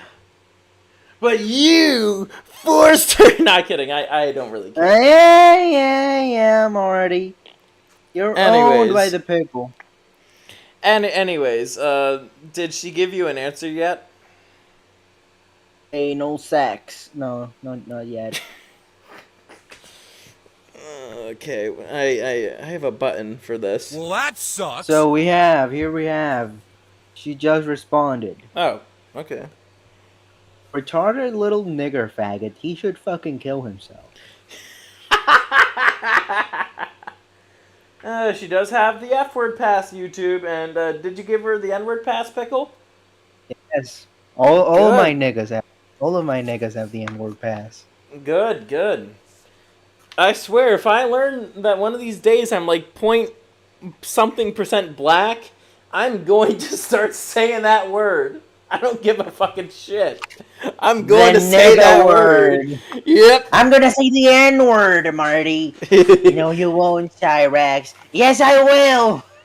Anyways, let's continue. As this side of horror is obsessed with money and defending companies, and even when putting on a mask of what? To be left-leaning, everything that they do is in the service of capital and big business. I hate to put it in terms like this, but I think deep within the heart of horror at the moment, and the country Ninja, there's a goddamn. problem of anti-intellectualism raging at people who want art to be more. A group of people yelling, just let people enjoy things, while the other side argues that we can do better, we can be more, which is something we are going to get to soon. So just bear with me here. What is this comparison he's talking about? Entertainment exists I need to entertain. take a shot, dude. I really need to take a shot. Also, why does he have that like weird, clearly fake, soft-spoken voice? I get that his entire persona is based on Wendy Goon, who is actually soft-spoken. But like, so this guy, the only reason he mentioned Wendy Goon is because in Praise of Shadows here, he thinks of himself as the original horror guy who wears a Hawaiian shirt. Damn, and fella. he thinks that he thinks that Wendy Goon stole that aesthetic. Damn, Ninja. He thinks that Wendy Goon stole the aesthetic of a soft-spoken guy that talks about the horror shirt. In a Hawaiian shirt. But it's like, no, you're fucking 30, my nigga. You should not be getting jealous over petty shit like this. I know that you're gay, but damn. Softenar says, I don't need a pass to speak the word. I can do what I want. Regardless of that, you still have the F-word pass for me. Faggot boy, nigger boy. Yep. The faggot word. That's like, so, Pickle, do you know what my favorite word is? Fraggot. Actually, no, that's my second favorite. No. My first yes, no is my favorite word in the English lexicon. Do you know what my third favorite word is? Bitch. No, it's retard. And where does fuck monkey lie? Number 7. Fuck monkey. Let's continue. Jew fag is more concerned with writing and thinking about how our own experiences are. Wait, is that thing before you So zink? you don't really care about writing. People who make this claim about themselves, especially the Gamma in guys such a and snobbish Fresh and sounded pretentious exactly fashion, like they don't before you typically zink. actually care about writing because they don't I actually see. have any self-awareness. They only care about shit being slathered on paper until it says or presents enough key-jingling ideas or representations that fit their ideals. And by key-jingling ideas and representations, I do not mean things such as racial inclusion. I just mean things that to them seems like some super fancy artistic groundbreaking concept, but actually it's just some dog shit, like those bad, deep poems emos used to write back in 2013. You know, like how kids will come up to you and say, look at this, and then proceed to do the dumbest spin ever. They think that what they're doing is badass and cool, but in reality, it's just silly nonsense. That's the type of personalities that these individuals have, and the way he goes on to completely condescend the group he doesn't allow. Counterpoint for this one. These people they're not even like emos. At least for emos, they know it's deep down they know it's a phase. For leftists, it's the victimhood mentality is a way of life. And the false allegations and all this other intellectual dishonesty. It's a fucking way of life. So this is a Cyrax moment when he goes, I am your god, I am your master, you bow down to me, you crack-headed little bitch. This party's getting crazy. I am a Viking, Marty. Treat them as if they were some cavemen that are only interested in... I am a Viking, Marty! Also very telling. The way he puts himself in a group and describes... Okay. He should be whipped to death by a Jewish eunuch with a lisp, like the bitch-made faggot he is. He deserves death. Getting kind of violent there, Plankamy. I don't mind that at all. It's not violent enough. Because I have one button. I have one button that describes if I would do this. Getting whipped to death by a Jewish eunuch. God damn. That's pretty violent. Oh, do you know what else is a eunuch? Oh, what? The Dark Elves from my hit. Oh, your story, Trinity of Glass. Yes. So the we Dark finally Elves, have the title for your book. Yes, Orange. Yes, indeed. And so I know why it's called that too. Thank you, Boris. Yes. You guys, well, if you ever buy the book, you'll also figure out why it's called that. It's not to be edgy. It's a threesome. I heard it from the pickle's mouth. Anyways, yes. Let's continue. In this so the Dark Elves in my story, the males, they're all fanboy twins. Possibility that people you don't agree with are capable of forming educated, rational, and structured opinions or taste. You signaled as to what type of person you were before even getting to the horrifying part of this video, presenting yourself as this super in touch with art, classy individual, but the truth is more horrifying than the lie. You know what? That's actually kind of foreshadowing. Maybe this dude is a good writer, because all good horror-inducing films have to have some great foreshadowing, right? I'm joking. This dude sucks. Okay, let's cut to the chase. I'm going to be very blunt. I'm not dissecting this entire video. This guy is right. He's a faggot. To this guy. I would basically just be recreating my Ethan as online video. You see, he never says when he describes his quote-unquote partner, he never says boyfriend or girlfriend. He says partner. So it's a troon? No, it's probably like a fat bitch that goes by they, them. RedTube clone. I mean, at the end of the day, a lot of these people end up being the exact same person anyways, with just different clothes and hairstyles and also facial features. And don't forget how much somebody is a pedophile or not. That kind of varies too. They're all pedophiles, goy. But yeah, I'm starting to believe that. Hassan, he likes little German girls from brothels. Val, she likes, goblins, quote-unquote goblins. Goblins, goddamn. What about Anthony Gramuglia? Dude, we've all seen his Plankamy, you missed out on probably one of the best segments I ever fucking recorded on the show. Plankamy. But also, you kind of missed out on it a little bit too, at least from the start. Because, man, I got fucking pissed off. Like, really pissed off. You see, Plankamy, he spurred out. He went to...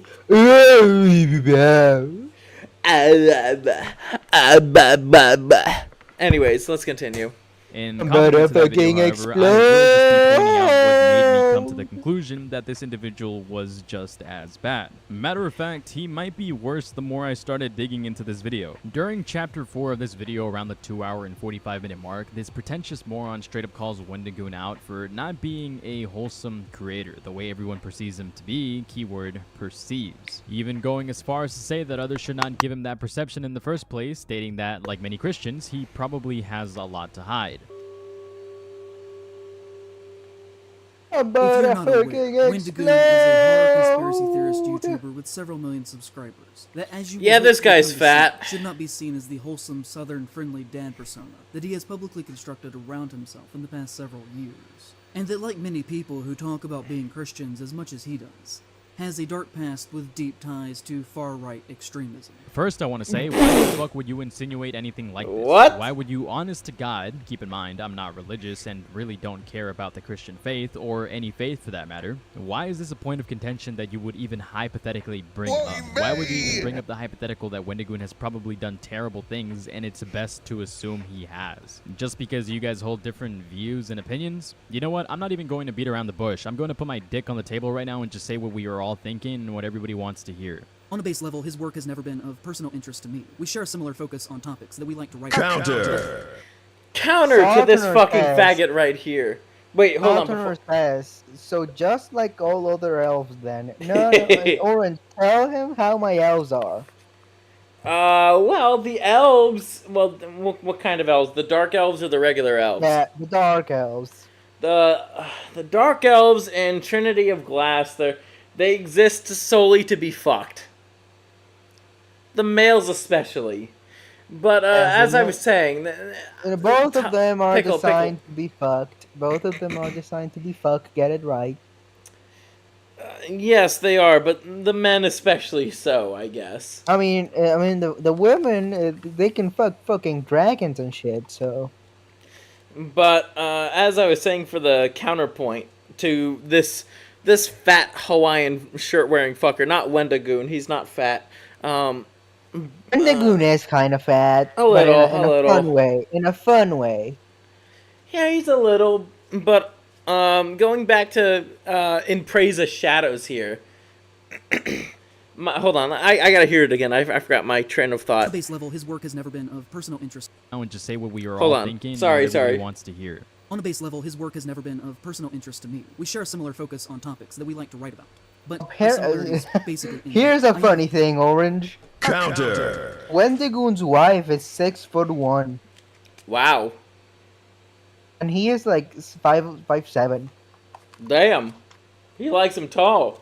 Anyways, the counterpoint to this guy, it's like, no, you are not, quote-unquote, inspired by Wendigoon. You're fucking copying the guy. You're fucking jealous because you see yourself as the original, soft-spoken Hawaiian shirt guy that talks about horror. But you ain't. You're just a spiteful little bitch. Yeah, you're just copying him because it's like, oh, that works. And, before a bunch of leftists were like, but you're copying Undead Chronic, Scurvy. No, I'm not. I have, diversified my content beyond, Manosphere stuff. Scurvy doesn't get high. I get drunk. I don't get high. I get drunk. No, he takes my BGC. God damn it! Of course you'd say that, Pickle. Anyways. No, Pickle. I fuck you with my orange straw. Anyways. No need or desire to hear 5 hours of opinions on Blood Meridian from a 21-year-old millionaire who got famous around the age of 19. Look, his analysis of Wendigoon's analysis of Blood Meridian is actually pretty good. It's like I know I make fun of people who make really lengthy video essays, but Blood Meridian is one of those subjects that actually subjects that actually does justify the insane amount of analysis. It's a really, really interesting text. Yes, shit. I'm better blow.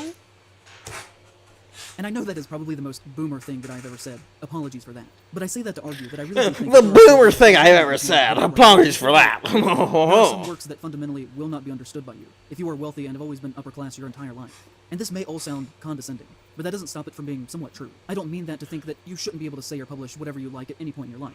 You're obviously free to do so. And I also don't want it to seem as if I'm talking about you're implying that we're not free to politically, they are do frequently so. honest with it, and their voices should be heard on issues that pertain to them. They are looked down upon too often in our culture. What I'm talking about here pertains to the very act of writing itself, and with that, perspective. And I don't know if you can actually really truly be a good cultural critic with a voice that has a definitive perspective without several years of genuine So what this fucker is saying here, oh wait, I gotta play the sound again. Counter. There we go.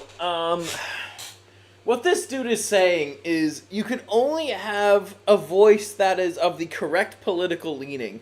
You cannot criticize media with a non-political or right-leaning tone, I guess. I don't know. I'm blanking out on the word here, but you're supposed to say, I've been begging and begging and begging and begging the universe. Yeah, but you've been begging and begging and begging the universe for a leftist horror reviewer. Like, those aren't fucking everywhere. You need to beg the universe, and you need to go. And in his case, he became exceptionally wealthy when he was 19 or 20. And so if you leave the home and immediately become famous and rich, without having to ever actually truly struggle, can you be considered to have ever actually had lived experience at all that would qualify you to give criticism on... Why, yes, Orange. Lived experience. He got famous for his criticism on horror media. How, in what world do you have to have quote-unquote lived experience for reviewing a horror? I mean, I wrote a book about gay elves getting fucked. I wrote a book about is that really saying much, Pickle? Is that really saying much, Pickle? Yes, Orange. It's the best book ever written. But even better than Blood Meridian? Yes, very much so. You see, it has a judge, but he fucks elves. There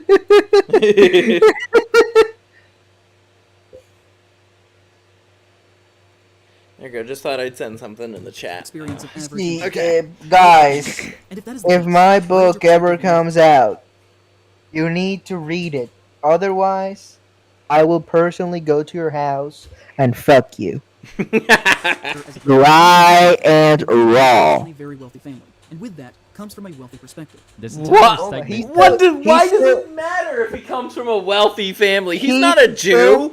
He's so fucking Wendigoon's not a Jew. It's because this fat fuck, he's struggling to pay his apartment bills. He makes like $500 a month. Oh shit.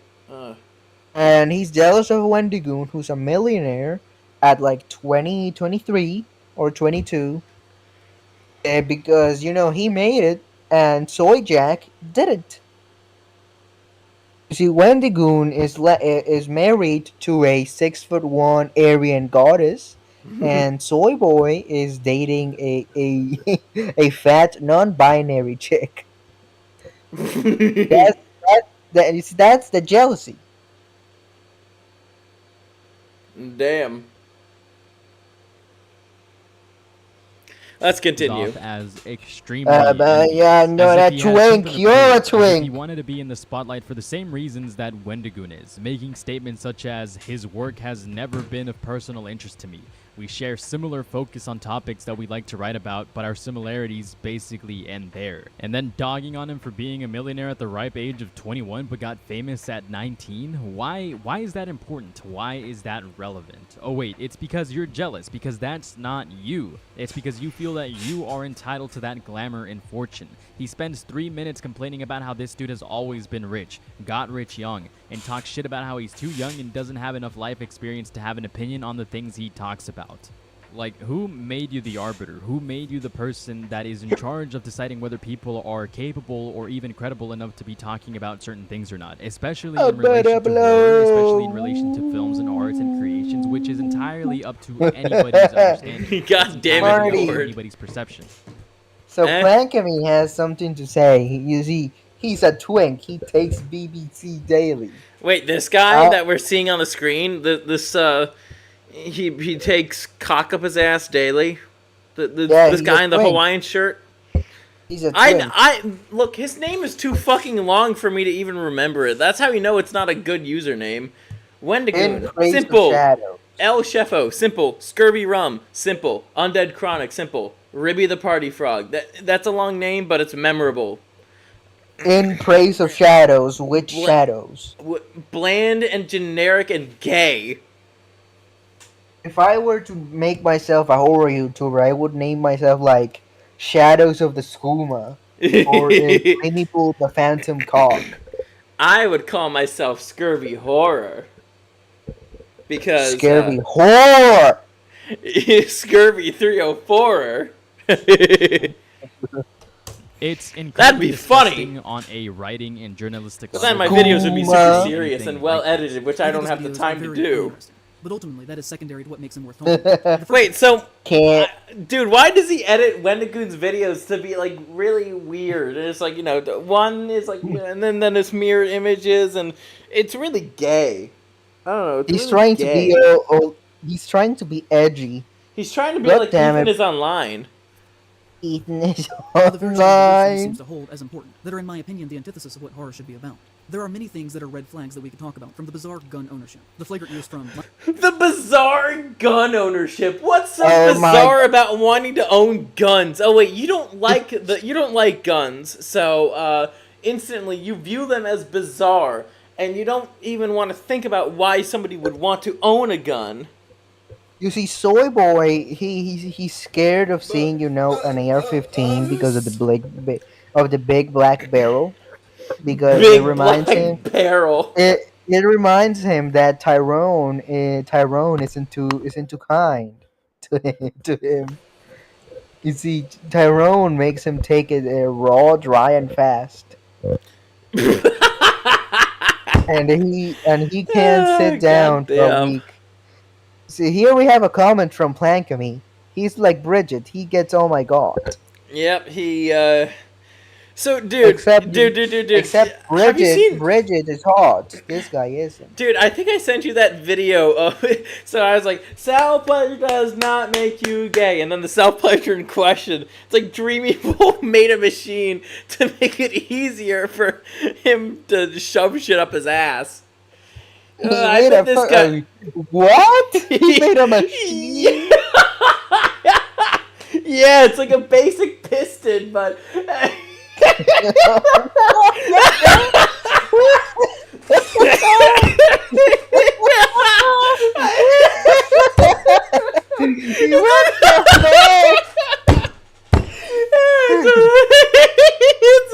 I'm being serious about that. I think I sent you that.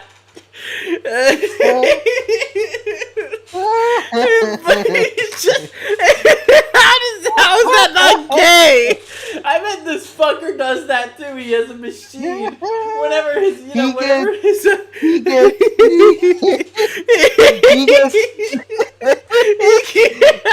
railed. He gets railed. Literally. He gets railed by a fucking piston, a Minecraft piston. Railed. He gets railed like the sheep in Minecraft. Oh my god. How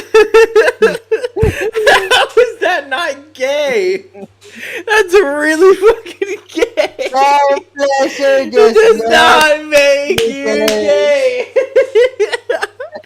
I bet this fucking fat fuck has a machine like that whenever his wife isn't around to pleasure him. His wife, don't you mean his partner? Oh, right, I forgot. He's one of those faggots. Okay. Of his religion as a shield from criticism, to the belief that he at one point followed many far-right accounts on Twitter from Kyle Oh no! Kyle Rittenhouse bad, don't you know? He took weapons across state lines. Even though that is not true. Kyle. It's so funny because Rittenhouse also sounds Jewish. So it's Kyle Broflovsky. I am so sick of that stupid bitch. Oh my god. I'm gonna come on the The January toes. 6th insurrection was in part planned. People Oh, I'm gonna come on these That toes. doesn't mean that he agrees with damn. it, but there are screenshots of tweets that may have been deleted. They clearly, in my mind, show a support to Rittenhouse. Although, since I did not take these screenshots, they do have to be taken with a grain of salt. But in relation to everything else that we're going to talk about here, to me it seems to fall in line with his general beliefs. The funniest part is that he criticizes Wendigoon's writing as subpar when he himself is absolutely dog shit at writing and doing research. He criticizes Wendigoon for using Christianity as a shield for criticism. Yet Shocking. There is not a valid example. Shocking. Of These guys then he don't starts know how to talking write down for on him shit. Oh my god! who, Oh by the fuck! way, Oh my despite me not that being fucking political by any laugh. means, is It innocent made in me that cry. situation. 100%. Same here, dude. It's so gay. It's easily the fucking gayest shit Dreamy Boy has done. Even gayer than the seahorse. Self-pleasure does not make you gay. Wait. Here we have a comment from Plankamy. Oh, I'm Klaus Schwab. I stand firm on that. Anyone who disagrees, you are more than free to check out. Also, you have the audacity to insinuate that Wendigoon supported the January 6th insurrection by using vague deleted tweets in regards to Rittenhouse and Parler. You may not have said it outright, but the insinuation is there. Again, over tweets you claim may or may not exist. Wow, dude, you're such a great writer and totally not reaching for proof that isn't there. The absolute mental grasping at gymnastics straws on this guy. God, His God attempt damn to it, frame Plankamy. and bombast- My name is Julia. I'm a sissy. We're not talking about Julia the sissy on stream, okay? That's a little bit too far. That's probably actually gonna get my stream. That's probably gonna get the stream age restricted. Do I need to ban Plankamy? No, you don't. You don't need me to go mods. Hang her up at the ovaries and squeeze. Not yet. Not yet. Not yet. I don't mind a stream being age restricted. It happens quite frequently, even though he didn't do anything wrong. I don't give a shit though. I don't give a shit though. Like the fanfic stream that we read, that got age restricted. But the funny thing is, when I was talking about the gym girls for the first time on stream, that didn't get age restricted. Like, what the fuck? I thought that would be age restricted with the amount of TNA there was in the regular cancellation, and with not much of my commentary either. Oh, really, Marty? Here we have another comment from Plankamy. Begging for a big boy. Oh, gee, I wonder what subconscious desire that is.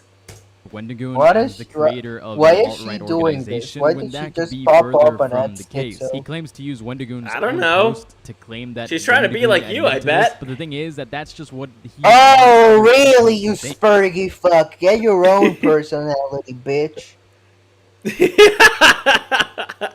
Anyways, let's continue. We're gonna play this for like a that's what this moron wants you to think. He hopes you don't actually read the post and then hide behind a casual take that as you will. Like, no, moron, you don't just make all of this and not back it up. Matter of fact, he reads it and then shortly after starts showing isolated incidents in regards to people that adopted Wendigoon seem responsible for these actions, not what Wendigoon represents or what he represented. All in an attempt to smear Wendigoon as being responsible for this. And I find it incredibly ironic that he does this because he also complains about conservative doublespeak while using manipulative tactics in imagery for confirmation bias. We could talk about his past and supposedly being a founding member in an online conspiracy theory group that, according to him, what? Control into being a white supremacist neo-Nazi organization called the Boogaloo Boys. His online username at the time was Boogaloo Boy, and he claims to be the first to have started using it, but that he left the group and became Windhorn after things started to get out of hand. And what this the is not hell? a conspiracy theory in itself. Shockingly, he literally what is said he so talking about? about? He was just like, oh geez, sorry guys, about starting a violent hate group, guys. Sorry that people got killed. I totally didn't mean to do all that. My bad. I'll do better next time. Also, it should be noted that the Boogaloo Boys are known for wearing Hawaiian shirts. And guess who else always has on a Hawaiian shirt? Despite the fact that he publicly totally does not share in their beliefs, guys. I'm just saying that if at the very least I... What is this guy talking about? ...accidentally, inadvertently, started a hate group, I wouldn't continue to still dress like them if it were me. It would make me look like I still believed in their cause, and that I just couldn't talk about it because people... What is this guy talking about? Why does he say this while wearing a Hawaiian shirt? Is he dog whistling to us that he's a Nazi? Oh, maybe, just maybe, just a maybe, the possible slimmest chance that maybe he is also one of these alt-right, evil, neo-Nazi chuds who should get off of Twitter. Who should get off of Twitter because it's a platform for trans lesbians. Something like that. I don't know. Transbians. Would publicly get mad at me if I accidentally started a hate Plankemy. I fucking love that nickname, Plankemy. She says, and if I didn't do that, no, Mo, you're the 304. And I said, who is Mo? Who is Steven? Who is Steven? At one point, he posted Steven, I'm about to come. So I made my response and thought I'd share it to set the record straight. Again, Not kidding. But I wanted to clear this up. Love y'all. Thanks. The statement that he included with this rant. Alright, so I'll go ahead and make my official statement here, because better to come straight from me. Over 2 years ago, I was among the Satanar says, see, he's evil, guys. He doesn't agree with the radical Marxist anti-human political activists.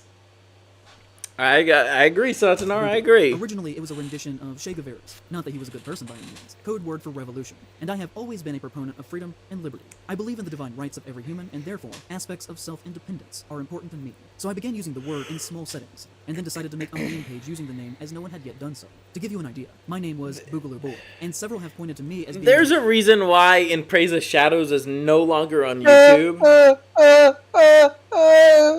Shit. I'm about to bust on these toes. I'm about to come on these toes. Plankemy says, you don't tone all the Spurs. You don't tone me. Yes, I do. Something else. To give you an idea, I do own you, Marty. Far-right movement in the same day. It became something I didn't want to be a part of, and so I left. I dropped the name, took a break, and decided to talk about things I enjoyed, like conspiracies and movies, under the new title Wendigoon. It was something I acknowledge, but am not a part of anymore for what it became. Some of my current followers and friends were with me then, but I'm not a part of that anymore. So, do you remember when armed men were arrested a few years ago for planning the— It's almost like this guy thinks it's impossible for people to change. Bust on these toes. Anyways, I don't know why this guy, like, leftists in general, like, they are some of the big... On one hand, they believe that people can change, and that it's good that people can change, but only if it's to their worldview. But also at the same time, they will fucking crucify somebody for not believing in their worldview. Let's do a physiognomy physiognomy. He doesn't have a trapezius muscle, that's for sure. The fucking Hawaiian shirt tries to make him look like he has one, but he doesn't. But his arms are bigger than mine, but it's because he's fat, not because he lifts. He's balding. Clearly, he has a pedo stash, and he has a tan line. Probably because he's pasty. How much does this guy bench? Probably like 2 puppies and a cat. Probably. He's a weakling. He probably can't even bench the bar. Goblin. He looks like a goblin, you know. Old Vosh would fuck him. Yeah, Vosh. My favorite fucking thing about Vosh is that he pretends to be some kind of sex god to his audience. No, Vosh is not a sex god. He says like, I have sex constantly. I'm like 20 minutes away from getting pussy. Pickle. Who is Vosh? Does Vosh think he's Undead Chronic or something? Probably. He says like, I'm 20 minutes away from having sex. I used to have, when I was a teenager, I used to have sex with other teenagers. Gross, steamy sex. Gross.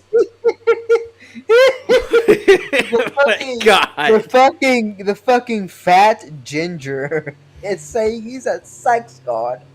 Well, the fat... No. Vosh is a fucking liar about that. I believe it from Hassan. I believe it from Hassan because, you know, Hassan is a frat boy. He can get the Stacy's. He can, you know, fuck a teenager or something. But Vaush, Vaush is ugly. Also, when it comes to chronic sexcapades, it's like, yeah, more than likely to believe that those actually happened compared to anything from Hassan or Vosh. I don't know. Chronic has way too many experiences that he tells the stream about, and what did you know? I enjoy those stories. I go, I'm begging and begging and begging and begging, and my fiance gets mad when I do king quotes. I think I need to replace her. I need a bitch that says yes, king, instead of Come on. flapping. Come on, Luna. Oh, wait, I don't know the Spanish to exactly say, come on. So... Come on these toes. Let's continue. The kidnapping of Michigan Governor Gretchen Whitmire? That was the Boogaloo's. Do you remember when white people showed up at the George Floyd protests and caused property damage and violence in the hope Cracker. What? Do you want to know who caused the most property damage? It was the BLM rioters. It wasn't the fucking Boogaloo boys. What the fuck are you talking about? I still remember. Wait, this is off topic, but I still remember that fucking government data leak that was started on a Discord named something like Thug Hunter Central. Thug Shaker Central, yeah, dude. That was like my parents' first time ever hearing of that word. Thug Shaker Central.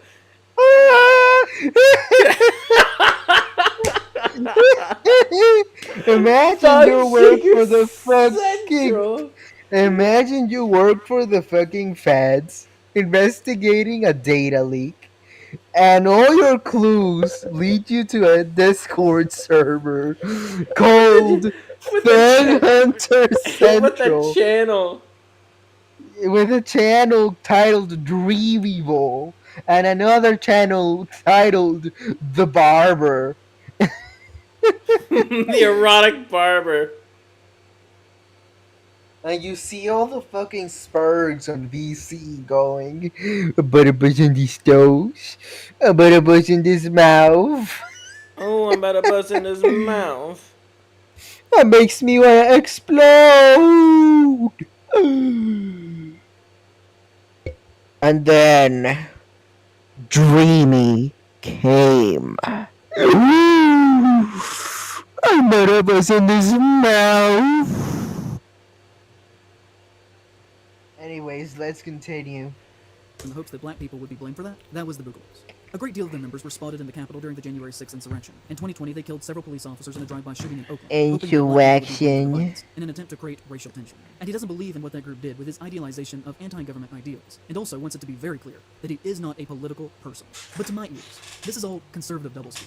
What he's doing here is a very obvious trick. He's playing these images to invoke some sort of emotion so that people can confirm their bias. It's as simple as that. Then he makes claims that Wendigoon takes credit for starting it as if it somehow makes him responsible for their actions. That's simply not the case. If you were to go and actually read his post and do some more exploration behind this conversation, you'd realize that Wendigoon did not actually start an alt-right organization. It was something that other people adopted from his creation and turned into something else. But you're too busy wanting to completely slander Wendigoon instead of doing proper writing or journalism. All because of what? You don't like that he has opinions on horror? Because you don't deem him qualified enough to have opinions on the same things that you like? Talk about This is exactly the kind of shit that leftists tell me whenever I talk about Bridget and Guilty Gear. If you're not qualified, Satanari, heading out. I'll see you around, alright? Oh, and you might want to save this link. Alrighty, what's the link of Satanar? Feel free to DM it to me on Discord if you don't want to send it here. Or, yeah. Oh, it's the free media website. Oh, okay. You can download, stream, torrent. Anyways, Pickle, I'm just gonna take my last shot for the night, so... Oh, really, nigga?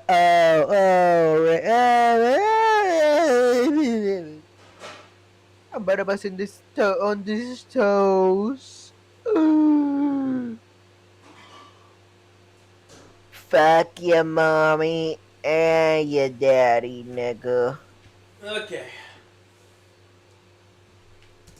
dark. gatekeeping, dude. Night- You don't have to make night, it more obvious Satsunar. than it already is. This individual is just envious and mad at the fact that someone like Wendigoon, despite having different beliefs, opinions, and aligns with people he disagrees with, he is just mad at the fact that Wendigoon is far more successful. And Wendigoon has also been doing this for a significantly shorter amount of time and blew up out of nowhere for similar topics and content formats. So when it comes to Marty, Pickle, wait, Marty, wait, Marty. I got a quick thought, and then you could say yours. There's a reason why I never got icked out by Wendigoon, and I think that largely has to do with the fact that he just makes good shit. What can I say? His analysis of Blood Meridian was really good, and that's not all. I mean, that's not all, but in general, I think that, good content, can actually, it doesn't always have to be about politics, right? I know my channel is pretty political, but I do recognize that fact, and, a lot of people enjoy his work. I think there's a lot more sane, I think Wendigoon's audience is filled with a lot more sane people. I don't think they might not necessarily be political themselves, but it's just they like the way he presents his stuff. What can I say? So what were you gonna say? I think the only two people watching the streams are me and Plankemy. Well, I have my phone open too to read chat, so but yeah, that's currently it. Anyways, let's keep going. Oh, sad. This guy has been doing it for 5 years. Not really. Has been doing it for 3. Streams kind of been, ups and downs. Pales in comparison. Oh my god. Of course, the 3.65 million. Of course, goddamn. It makes sense. Why wouldn't it? In fact, the whole reason this guy even made this video was as sort of a response to Wendigoon, because Wendigoon followed him on Twitter. This entire video was literally made. Oh, I remember. The guy spurred out because he thought that, Wendigoon following him was a threat. Hey, bitch, you better stop talking shit, otherwise me and my boogaloo boys are gonna fuck you raw, dry, and fast. To see if he could stir the minds of these individuals to see if they would keep a level head. Then let's see how they react to this video's existence, because I am certain they will be very level-headed about all of this. Right in the midst of this going on, a very funny Why thing does he always end his sentences like he's asking a question? This is something that's something smug people do generally. He's talking like this. Hey, Orange. I'm about to buzz. I'm about to buzz in these toes. I'm about to come on these toes, dude. Get the line right. This is what happens when someone fakes being soft-spoken, for the quote-unquote good boy persona. Yeah, we could see right through it. We all know this guy's a rapist. We all know he likes little kids. It's obvious. Allegedly. I wouldn't put allegedly. I mean, it's everyone knows. Legally speaking, Pickle. Legally speaking. Legally I speaking. I don't want to be sued for slander because I'm having fun on stream. Hassan Piker did not rape those children at a brothel. But morally speaking, he did rape children at a brothel. And yeah, it's just once again, we can't say I don't have a lawyer. Well, I do. I have At two. least. Yeah, you have the Pickle. I own you. No, my two members of my family are actually lawyers, so. The Pickle is a better lawyer. The jury always votes in your favor when you have their families tied up in the desert. So that's just the Pickle way. The Pickle way. Yeah, I like that. Anyways, let's continue. We're halfway through. Wendigoon followed me on Twitter. I was not following him at the time. He never publicly told people to stop calling me a friend. He never once reached A out to me. faggot? But he did follow. I call you. I'm gonna call you a faggot right now, dude. Because I did tweet about Not you, You are a Pixel, faggot, bro. You are a faggot. You're You just are. a bitch. And that he was watching, and that Your he wife is a also he fat exactly. non-binary He has never bitch interacted for with a single one of man. my posts. Not one like, not one comment. We are not friends. But he does follow me. He follows next to nobody on Twitter. What other motivation could He give him follows to next follow to me? nobody. He says, well, showing that Wendigoon follows almost 500 people. Like, goddamn. Like, just because he's not following This- 1,000 different fucking accounts, that doesn't mean he's not following anybody. He's probably following people who have around his sub count. You should be fucking grateful that he's following you. Why is he taking this so personally? You're ungrateful, Sheffa. It's that kind of energy, yes. But this guy, he's so fucking schizo. This is a lot of people have said this reads like a fucking schizo rant because he's so fucking paranoid. He thinks that Wendigoon is gonna send the fucking Boogaloo boys to sodomize him or something. Wait, he'd enjoy being sodomized, so maybe they'll be sent to cuck him. Oh wait, he'll also Quiet enjoy and that. deniable intimidation.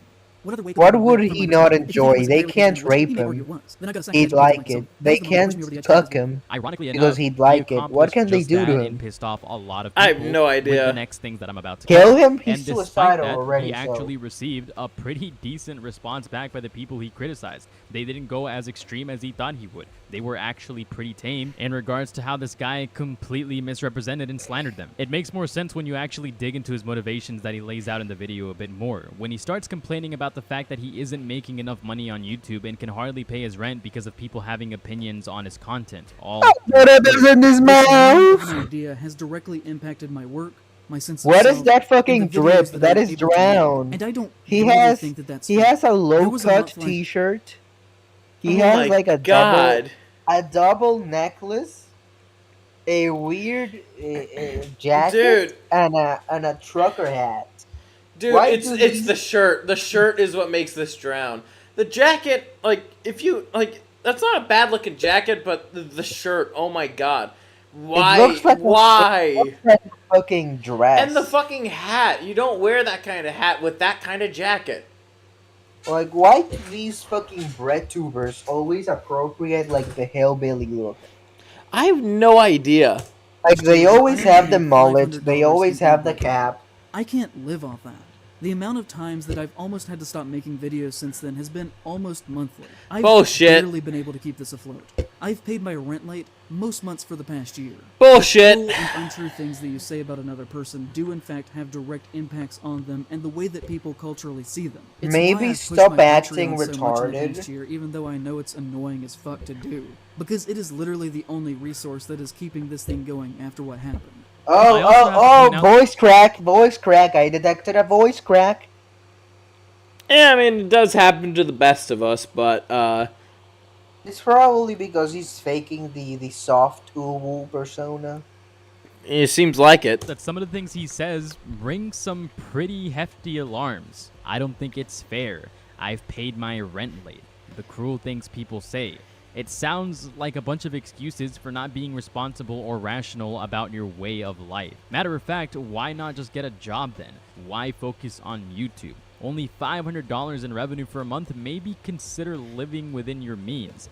These are all things people like this hate hearing, by the way. I mean, look at that jacket he's wearing. I bet you that thing was not cheap. The most ironic thing in all of this are when he says shit like this. It is still going on to this day. It keeps happening, continuing to mutate and escalate to where now people are openly making fun of Bro, me. that is To my face, drowned. despite That the is a ability to fucking reality cowboy jacket. Oh my god. Okay, now having seen that jacket fully, dude, drop the jacket. Drop the fucking jacket.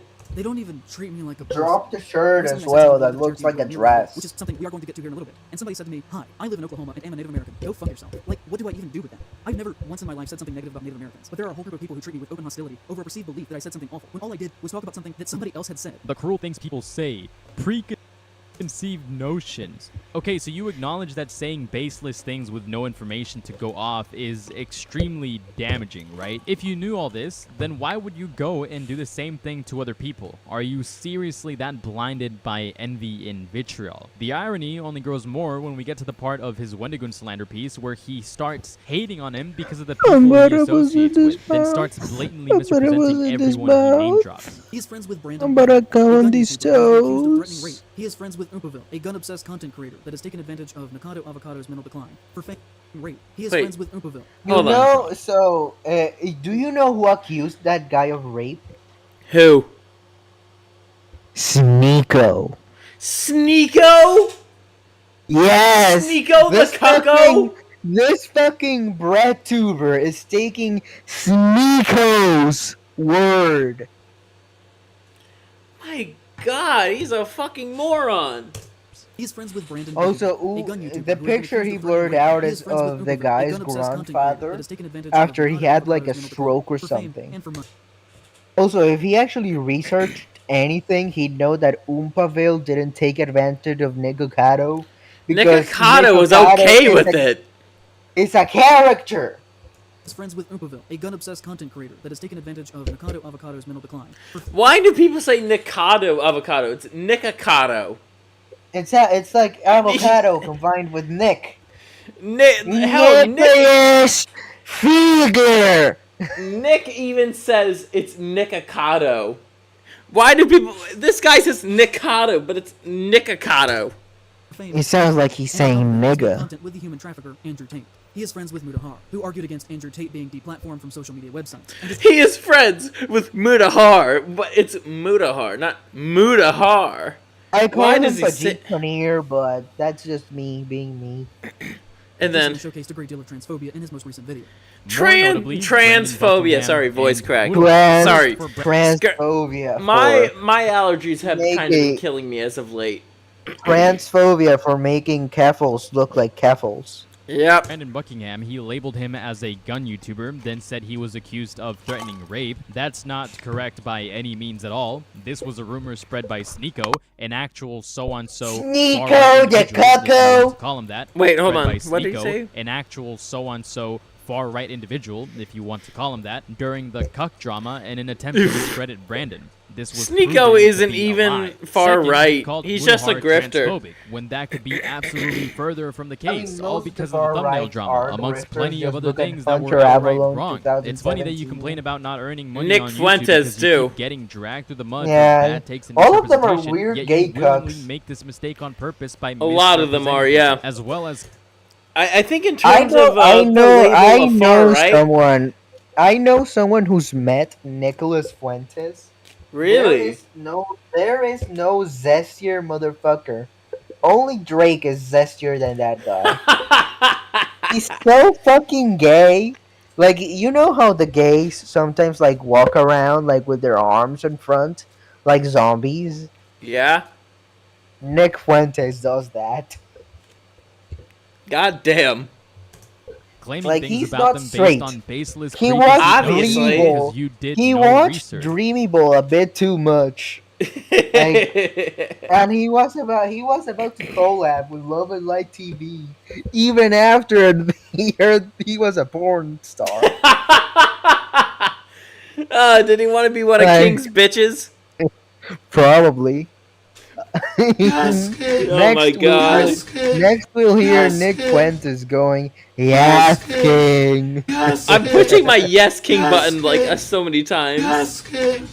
Yes King. It's also disgusting that you use that particular photograph of Brandon with his grandpa instead of maybe just showcasing his channel or any other post. Oh wait, doing that would have destroyed your narrative on the spot. All it takes is actually viewing the people you're talking about and doing some research to get your claim straight. What's funny is that this dude genuinely complains for a chapter of his video in regards to Twitter lighting his ass up in regards to a video essay he wrote. He complains about Twitter just dogging him over and over. Talks about about how people didn't actually watch his video or Classic cry bully tactic. Let's continue. to what he talked about. But He does come this, on yet these instead of learning a stones. valuable lesson and preventing this from happening in Finally, you regards got the to line himself, right. as he preaches as well, not allowing ourselves as individuals to make this mistake. Instead of knowing better because he's experienced it, he does it anyways in a significantly worse regard. To add to this, people are also telling him to delete Twitter because it's clear that it affected the way he produced content. And honestly, I agree. He should delete Twitter because you'd only come up with any of these conclusions you made purely off biased misinformation that circulates on Twitter. You misrepresent all these people and talk all of this mess. There's over them because of a 100,000 personal fellas vendetta over your on channel Twitter. performing poorly. This entire Do video you wasn't think about that you guys is as Zane? That's in Praise of Shadow's name, Zane. Zane.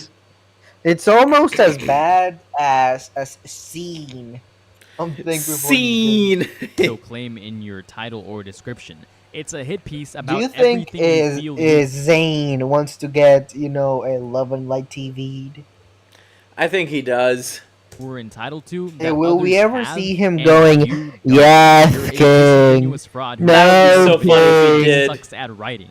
That's why your videos failed, because you're talentless. That's the cold, hard truth. It's no secret what this video is. I'm gonna say this before he gets a chance to come out with it. I guarantee you that he's gonna come out and say something like, I titled it like that on purpose and did certain things on purpose so I can prove a point or maximize views. I wore this Hawaiian t-shirt on purpose so people can call me out on my claim that Wendigoon wears them all the time to represent an alt-right organization. Anyways, rambling aside, people like this dude really piss me off because they really don't provide anything of value. Their takes are incredibly surface level or unoriginal because they just use Twitter, Google, or other forums, then take those opinions and analysis on things and pretend Sorry, it's I'm just their gonna own. That's speed really this up all a they little are. bit. Bland information with fake creativity, disguised under a mask of being oh so enlightened and clever. Anyone can make this trash form of content at any point with enough time and compiled rhetoric. You're not special. That being said, I genuinely think that this I could do a individual should better delete his job video at that and than issue an this apology guy to the in people Praise he of badly Shadows. misrepresented. It's genuinely the only Yes, way he can indeed, recover and gain Orange. some sort of respect back.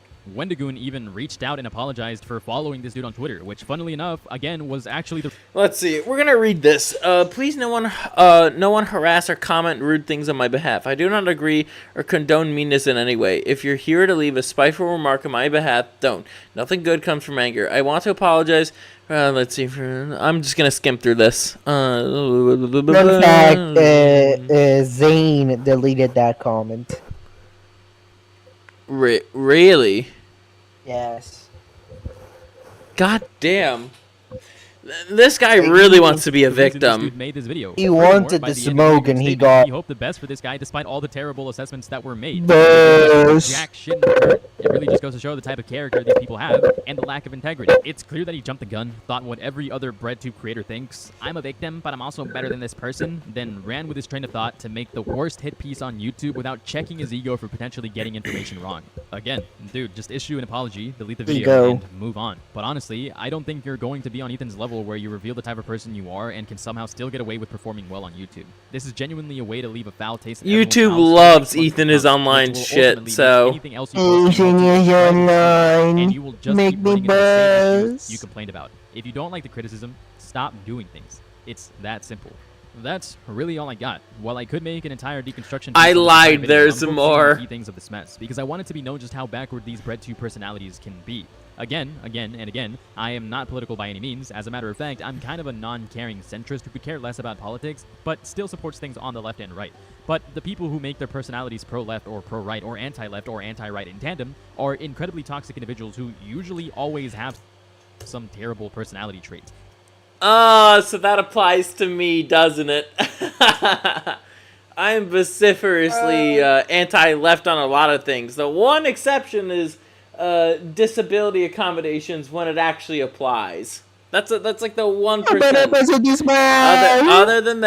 Other than that, it's like I'm pretty right-leaning when it comes to majority of things. I'm better busting these stoves. But honestly, I don't really think that comment applies to me. What are you doing? Anyways, I think that comment applies more. Pickle.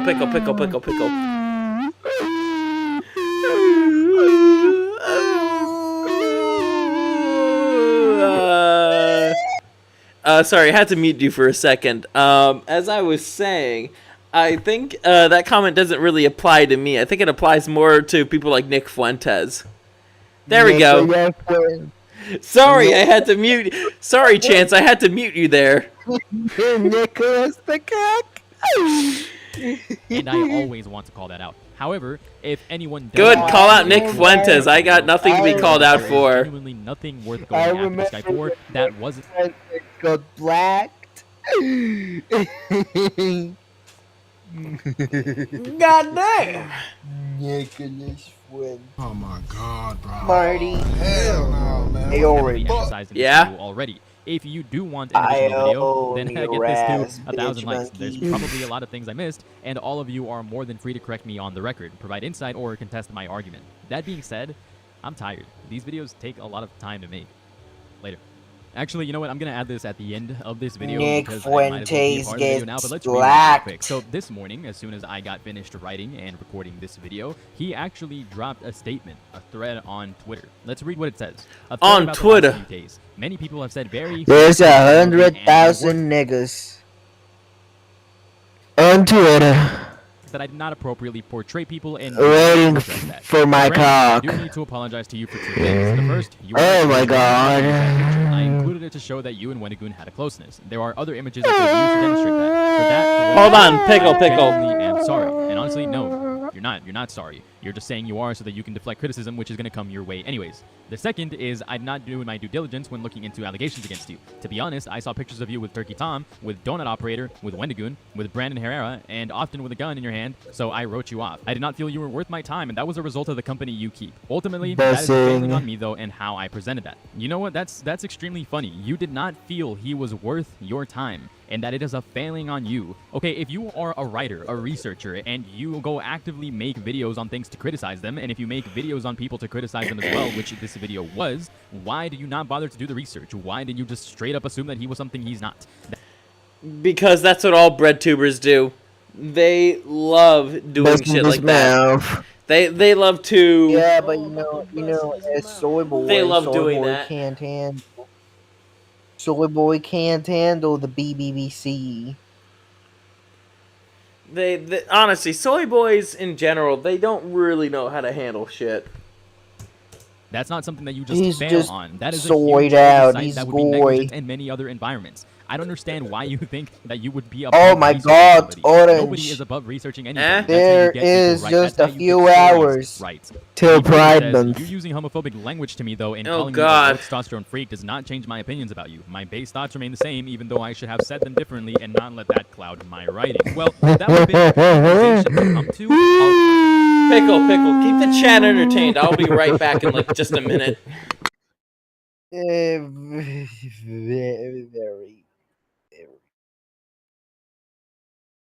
Fellas, is it gay for a man to like women? Yes, it is. I am a god. You see, fucking Spurgs. You are all owned by the pickle. Owned by the big green cock. Destroyed by my anus. Destroyed like your anus. Oh my God. Mein Gott.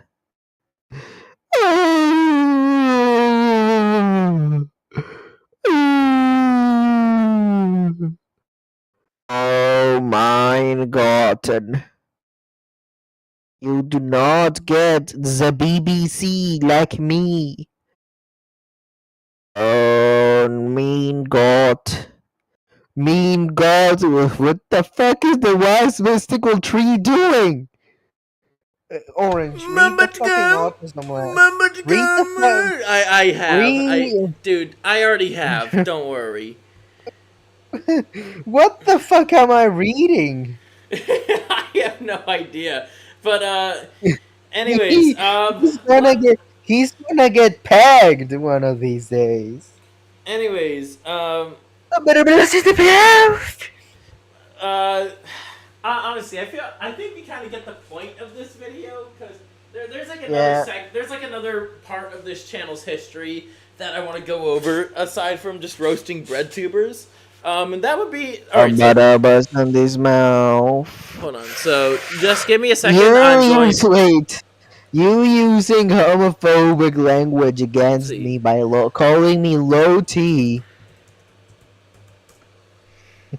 Okay. By calling me me a low testosterone freak does not change my opinions on you. What? The soy boy got mad that he got called a low T freak. Wait, Wendigoon? No, in Praise of Shadows. Oh.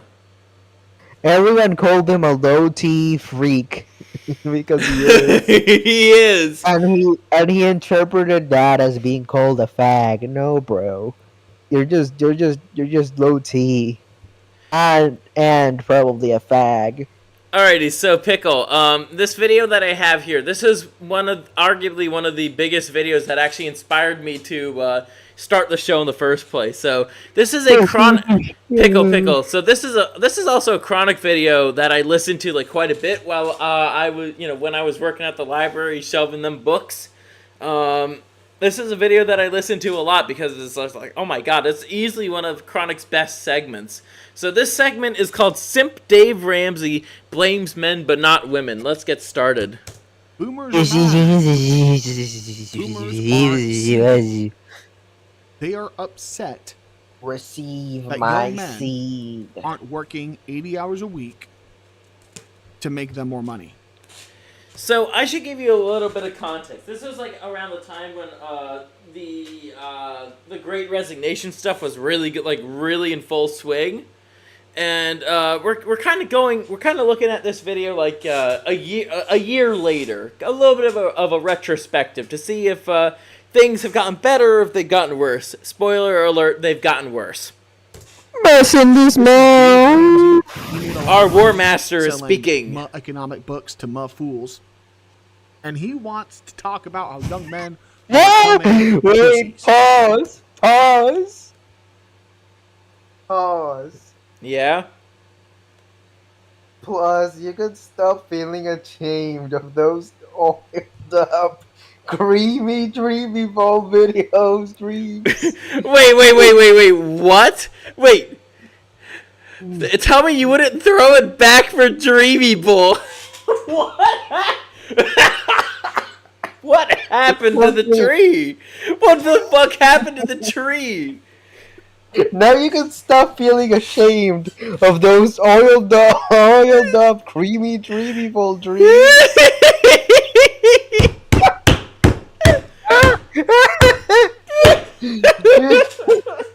Anyways, let's get back to the segment. Okay, we'll talk about that. Dude. You like the third gender. Small penis.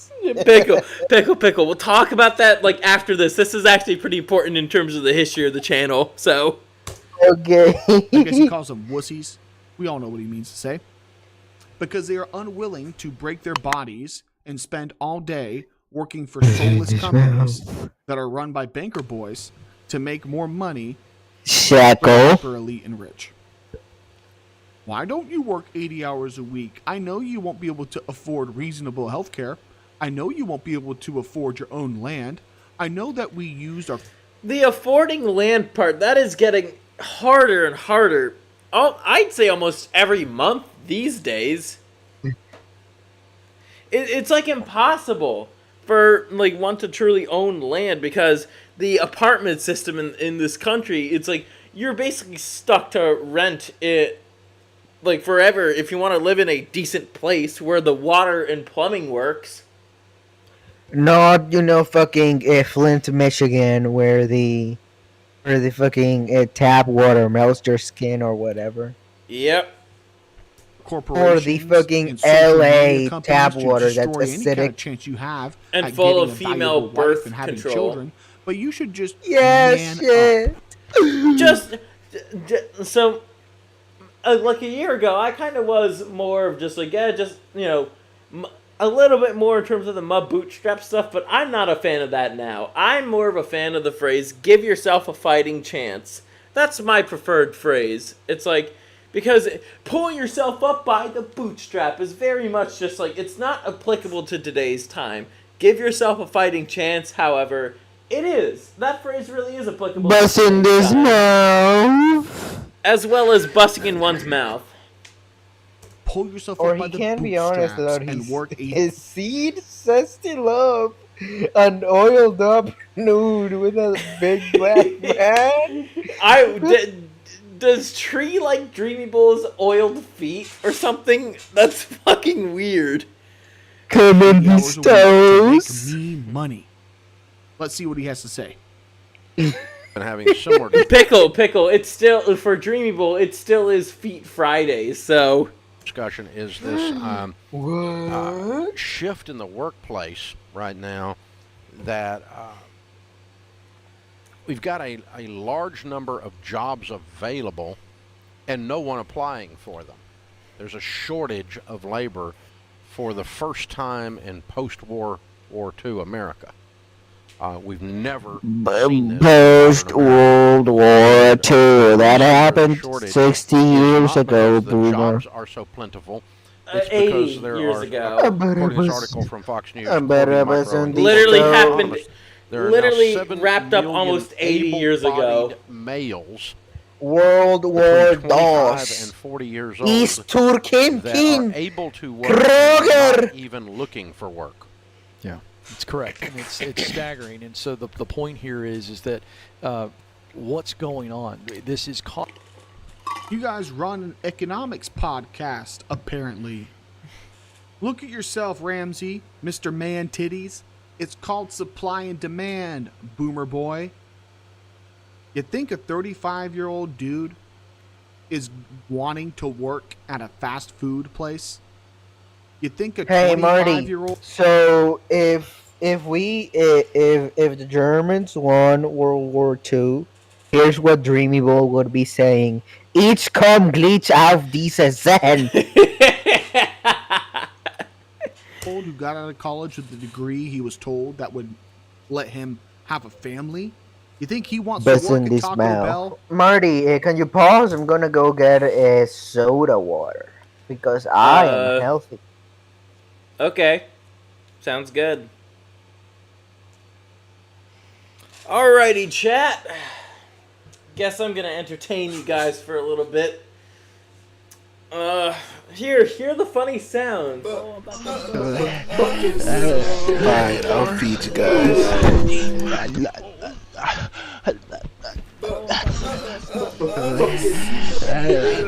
Fine, I'll feed you guys. There we go. There's some entertainment for you guys. The Dreamy Bull soundboard that the Dreamy Bull sound effects that I have here.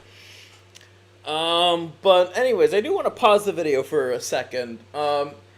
In terms of people not wanting to work jobs serving the mystery meat goy slop, yeah, there's a reason why. Because those jobs, aside from probably like managerial positions, those jobs are kind of like the, pay, I'm here to pay my dues to society. I'm just a young guy, in high school, and I'm looking for a job. Like, that's reasonable, but it's not the kind of job that you want to be working for all eternity for. Like,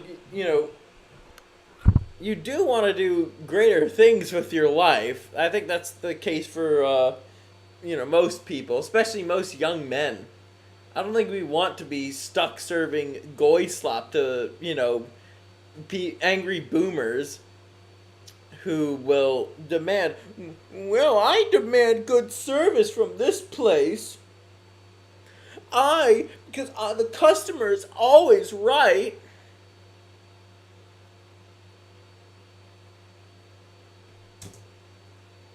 I'm in a very highly specialized field. Yeah, there's a bunch of job openings, but the people I know who are qualified for such jobs, it's not like they're sitting at home not working. They'll take a job. The jobs that are going unfilled that nobody wants to do are service industry jobs. And the thing is, we're largely a service economy. Like, at least here in the States, and probably in other parts of the West, we're largely a service economy these days. It really goes to show that it's like, you know, those jobs are just not fulfilling. They're not really meant to be like the brunt of an economy. Like, at least back in the day, America was a manufacturing powerhouse. But now, because we export manufacturing shit on the cheap to countries like China and Bangladesh and India, oh gee, those people who have always worked in manufacturing, well, they're fucked unless they're working in high-skill manufacturing. But those people worked in low-skill manufacturing jobs. And those people have always been getting fucked for decades now. You get that, right? Nobody wants to serve the mystery mutt Goyslop, berating them, assaulting them. One sec.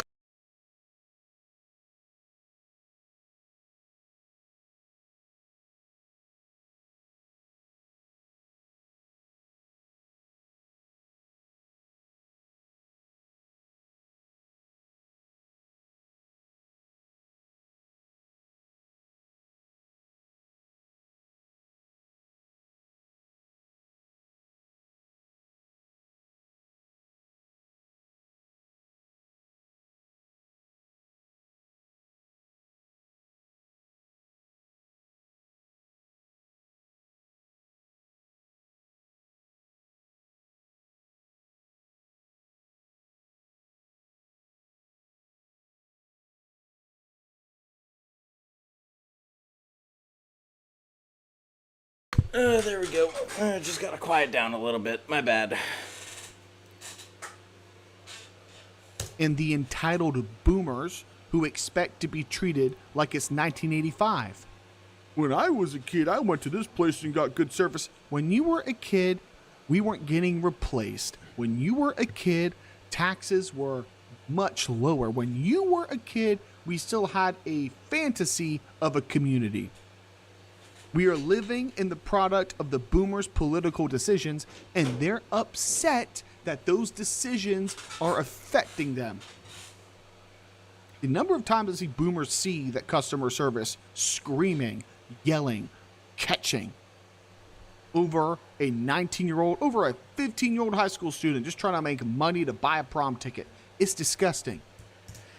Oh, man, you know, when it comes to, like, I guess, stuff like that, like prom, I mean, I didn't go to prom, but,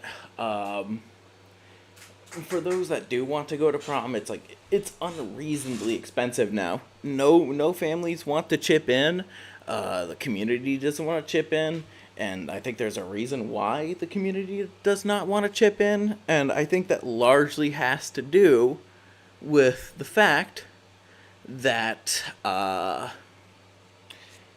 well, the community is just not worth chipping in for these days. Especially if you live in a big city. Hell, even if you don't live in a massive city.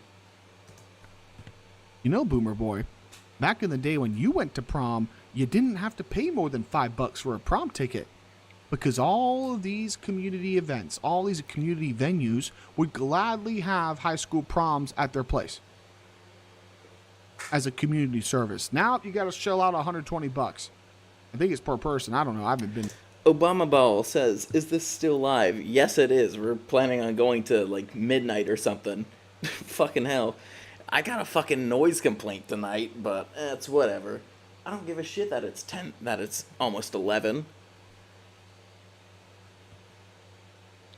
I really don't give a shit because there's still that fucker upstairs who makes more noise than I do. But out of consideration, I am going to be a bit more quiet. If Compa is still here, go to hell. Nah, he hasn't been here for a while. In the prom in years. I'm just being a little bit more quiet. Why? And the dollar, it keeps on getting less in value. But we all know minimum wage isn't going up. I think some states will still pay you $7.50. $7.50 an hour to get yelled at by entitled boomers. $7.50 is not enough. Like, so the whole point of minimum wage is that it's, well, the minimum wage where you could live, so you could actually, buy shit. But because inflation, Popular opinion, but you shouldn't be getting paid more than $7 an hour for serving goals. I agree. It's just when it comes to inflation or whatnot. I mean, the whole idea of minimum wage is that it's a wage Shit, that you actually should can live probably off be of. getting taken money away from you for serving poison to people. True.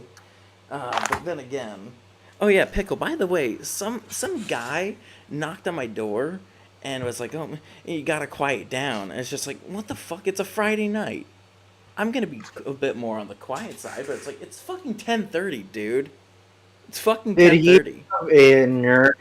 Did he have nerd glasses on? Yes. You should have shoved him in a locker. That's what happens when you don't get shoved in lockers enough. Nah, but You should have become the jock. neighbors, You should have I'm become allowed the to have jock. fun on a Friday night. Just because I don't You go. should have just 'cause sent I'm it not to me. I'll break his buck. Just because I'm not going out, that don't mean I still can't have fun. Also, there's people who, and once again, there's people who are way noisier than I am. Anyways, let's continue. Let me tell you the benefits of living in my own house. I can be as loud as I want. A, because it's my house, and B, my walls aren't made of drywall. Mine are, like, so I can go ah, and nobody heard me. I don't know what it is. It's like I get into long ass fucking rants and really long ass rants at 1 in the morning, and I don't get complaints about that. But why tonight? Is it because I'm doing the show? Is it because I'm having too much fun in the apartment? I wonder. Someone did hear me. Luna heard me, and she said, "Your fiance." Oh, what happened? What happened? Oh no, I'm just spurging out with the orange. Don't worry. Yep. Okay. Ground right now. He's being a bit retarded, his tard rubs off on massive me. economic AC problems. says Before we look at Scurvy the is still social, going. Wow. Very quick Yeah, I'm glance going here. to midnight. When you have a gap in the jobs like And we've had he's gonna now get for the fucked last by 2 me. years, then you've got real small businesses being hurt by this. Think about the restaurants in your small town. They can't find people to work, and it's affecting their livelihood. Then the other economic factor is, of course, we still see a war for talent. And so wages have gone up tremendously in the last 2 years, which has now led to a stubborn inflationary period that we are in. Now, that's the economic piece. The social piece, what's crazy about this is that you've got 6.8 million people that last month, according to the latest jobs report and the Census Bureau, 100 million Americans weren't working last month. Now, half of 100 million. 100 million. But half were working. No, hold on. No, we don't have 100 million. Woman. There's only 300 million in the whole state. Didn't say they were unemployed. I'm saying just not working, period. I'm just breaking the numbers down for you. Oh, yeah, like toddlers. Half are retired. Okay. Right. Another 12% are dealing with some type of long-term illness, or disability. Okay. And then 5.6 million people saying, I don't want to go back to work because they're scared of COVID. And then the number is right at 7 million that are saying, I don't want to work. And those are the men. So the social factor that's going on here is you've got two factors. One, you've had decades and decades of entitlements. Starts with... So, Pickle, stop swearing out for a second. BBC.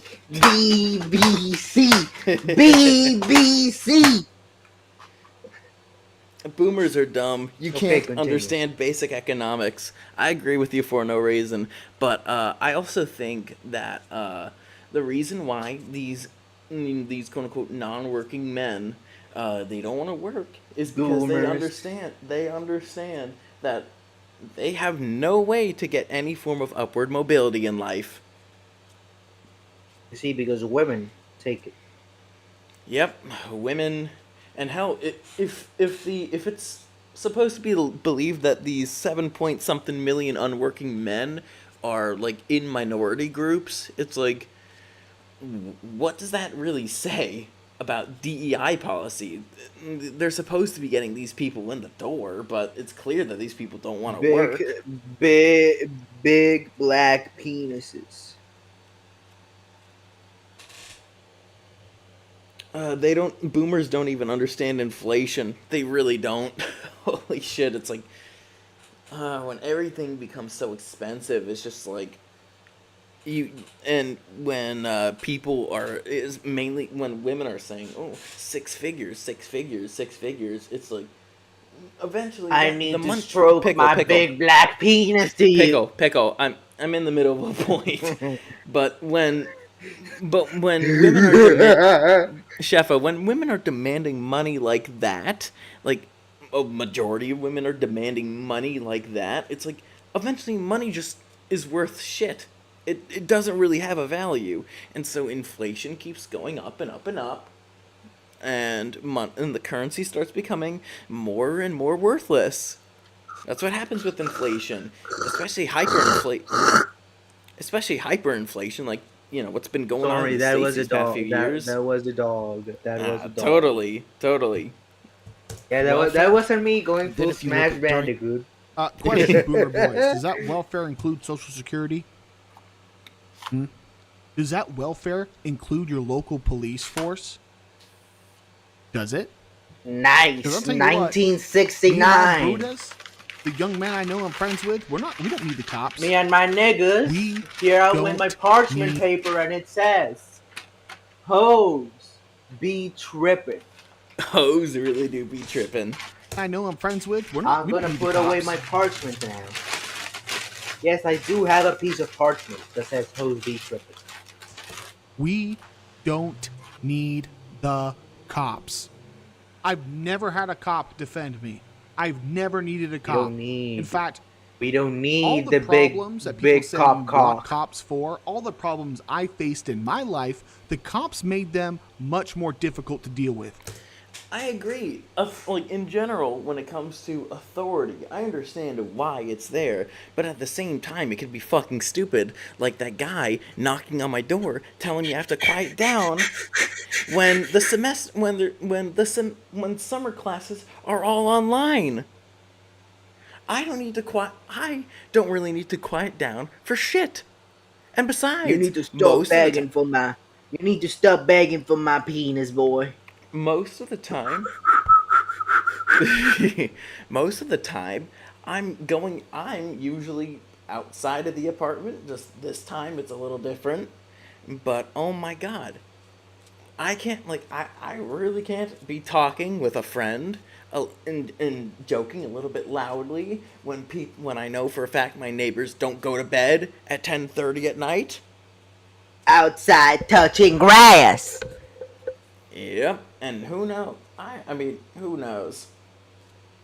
And then that's how it explodes. But honestly, I'm kind of glad the fucking thumping on the floor above me has stopped. That's for sure. It seems like that guy actually did do something, but I'm not doing anything wrong by talking to you. You're gonna make me beg for my cum. You're gonna make me beg for my cum. In general, that's how I feel like about the cops majority of the time. Like the cops have all pickle. I feel like the cops have always, with the exception of one time when I was like 4 and I couldn't even speak. There was fireman. I wanna be a fireman when I go to bed. Nah, but other than that, the cops have not really been helpful. They've always been a fucking hindrance in my life. I want you to beg for my penis, boy. Even campus police hasn't really been all that helpful to me. If anything, it's like. But you gotta back the blue. You gotta back the blue because you know. No matter who. You know, the wokes are against the blue, if they're not Democrat. But also the thing is, it's like no matter like I didn't need to be sent to the fucking hospital when I was having suicidal thoughts. I didn't need to be sent to the fucking hospital. What I needed was somebody to just tell me that it's okay. Do you want to know what the cops and the fucking like nurses were like telling me? It's like they were fucking demonizing me because well it's like I was just tired of just how people were treating me. I got a little too drunk. I agree with that, but it's just like the thing is, it's like you're not helping me. You're fucking hindrance. You needed to be sent to the BBC Street Club with $100 to enjoy. No, but honestly, at that time, what I needed was somebody to just tell me that it's gonna be okay, and the cops don't know how to do that. So that's why you're so fucking corny with the plank. Not really. It's a different thing. But yeah, you corny little fuck. You smell I'm like not, a wheatgrass. I am not corn. I'm an orange. But you are corny. You are corny. A little. You're like a fat woman's foot full of corns. Nah, but anyways, it's like but the cops weren't really all that helpful. That's what I'm trying to get at here. At the end of the day, like they don't know. But Scurvy, they tell us if we have nothing to fear, then treat them like gods. Scurvy needs to have a mute button on his shortcut box. I already have a mute button on my microphone. Don't worry, AC.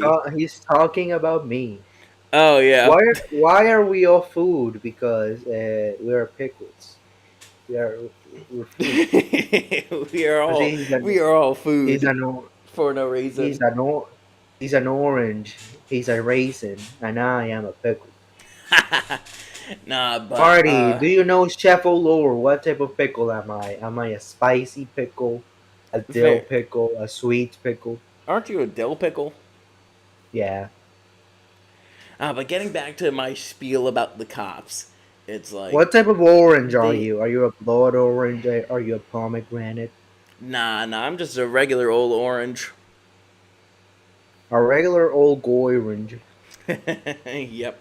But as I was saying about the cops, it's like, the thing is, they really don't understand how to actually deal with people, how to deal with, like, spurgs and just young men in general. They kind of view us all as, like, threats. And I don't He's think a BBC pickle, that's correct. That's no cool. That's no good. That's not epic. But holy shit. I honestly think this is just in general that people don't really want to hear like young men out. I think they want to silence me like that guy tried to do when he was knocking on my door. Tried to silence the orange when I'm just trying to have a fun conversation with my friends online. You need to tell him that you're the pickles bitch. And the pickle is the harshest next pimp time. in the city. Next time, the pickle is the harshest pimp in the city of Tropicana. Yeah, and all my bitches behave, and I'll make him. So let's my talk bitch. about Social Security, huh? Yeah, let's continue. Ooh, let's talk about all the things the Fed does to stabilize boomers' retirements. 7 million young men aren't working. How many old boomers are in retirement right now? Banderino. During COVID, where people were getting payments every week, every month. All right, so that's an entitlement where they're disincentivized to actually go back to work. And then, Dave, I think the fact that for decades we've literally... If there's one thing I agree with the boomers on, I really do think a lot of people in Gen Z just lack a proper work ethic. Like, I see it. Like they. Oh my god! So, dude, they demand accommodations that ultimately don't matter in terms of workplace performance. They just have to bring that potted plant with them. They just have to have this other stupid accommodation. They just have to not be able. They just have to not be able to go to every single fucking meeting. Oh no, they just have to do this, or they just no. I just have to have this my emotional support animal with me because working a 9 to 5 is too stressful. I just have to. I just have to bust on these toes. I just have to come on these toes every hour on the hour. And, you know, stupid shit like that. Though I think the last one is really stretching it. But, you see, that's what Dreamy requests. He does. But, does Dreamy even have a job? Well, jacking it online is his job. And how much money does he make? A lot. A shit ton. What? He actually makes a lot of money. Like how many? 6 figures, 6 figures. Dude, he's one of Holy he's easily in the top % of like OnlyFools people, even though he doesn't necessarily have an OnlyFools. He has a Just for Fans account and also streams on Chatterbait. I'll be right back, Orange. Okay, I'll continue with this. Taking the pain away from our kids. We've removed the struggle. And I don't say this with jest, but I think when you look at things like everybody gets a trophy for participation, and nobody learns the sting of failure. Nobody learns the sting of rejection. And so what happens is... Oh my fucking goodness, that is so fucking ignorant. But Chronic has something to say about that. Is this dude really saying that young men don't learn the sting of rejection? He is. You're telling me that young men BBC. that go years without a date, that are incels, that cannot find a woman to give them kids, they don't know what the sting of rejection is? This is fucking laughable. All these boomers are going to be like, my participation trophies. My participation trophies. Bitch, Social Security is a participation trophy. Yes, kid. That's right. So I agree. It's like, the fucking boomers just demand it. It's like, oh, I've done my dues. I demand money from the government. And it's just like, okay, but, dude, you made a fucking 6-figure salary, probably a little bit more than that if you had a good job. Why do you need more money from the government that my tax dollars go to? Why do I need to pay that? That doesn't benefit me. You're gonna fucking die in a few years. I'm not gonna see all that money, and even then, I don't really care much about the money part of, like, you know, when a family member dies. That's just, I don't really care much about that. But it's just like, why do I need to pay taxes to geriatric fucks who don't have my interests at heart? Because you need to support the old people that will never lay down a finger to support you, Goy. Social Security is a participation trophy. So once you drop that, then we could talk about young men's participation trophies. And what? You get a little shiny piece of plastic. Okay. Let's look at the women. Let's look at women who want to be wives, who want to have children, and are capable to do so. I know someone. Boomers. Who? Gladly enabled feminism who's that someone? because it made the returns on investment increase. Oh, wow. And now we're living in a post-feminist world. Yeah, feminism has fucked the country of that particular person that I'm mentioning as well. Of who? Of who? A certain Who are board. you talking about? A certain board. What? What? A certain Plankamy? Is she around? I don't know. But all I do know is that feminism has also fucked up Japan quite a bit. Oh, no, yeah, she's here. Plankamy is here, no. No! and young men don't want to work. Big fucking surprise. Is a good amount of the 7 million men, not all of them, are in this conversation that Mike had with this economist, are looking at screens based on the data. Sam-eyed. Oh, it's the screens that are the problem, not the fact that the majority of Western white women are incapable of being mothers or possess Most cracker bitches don't even know how to behave, dog. They don't.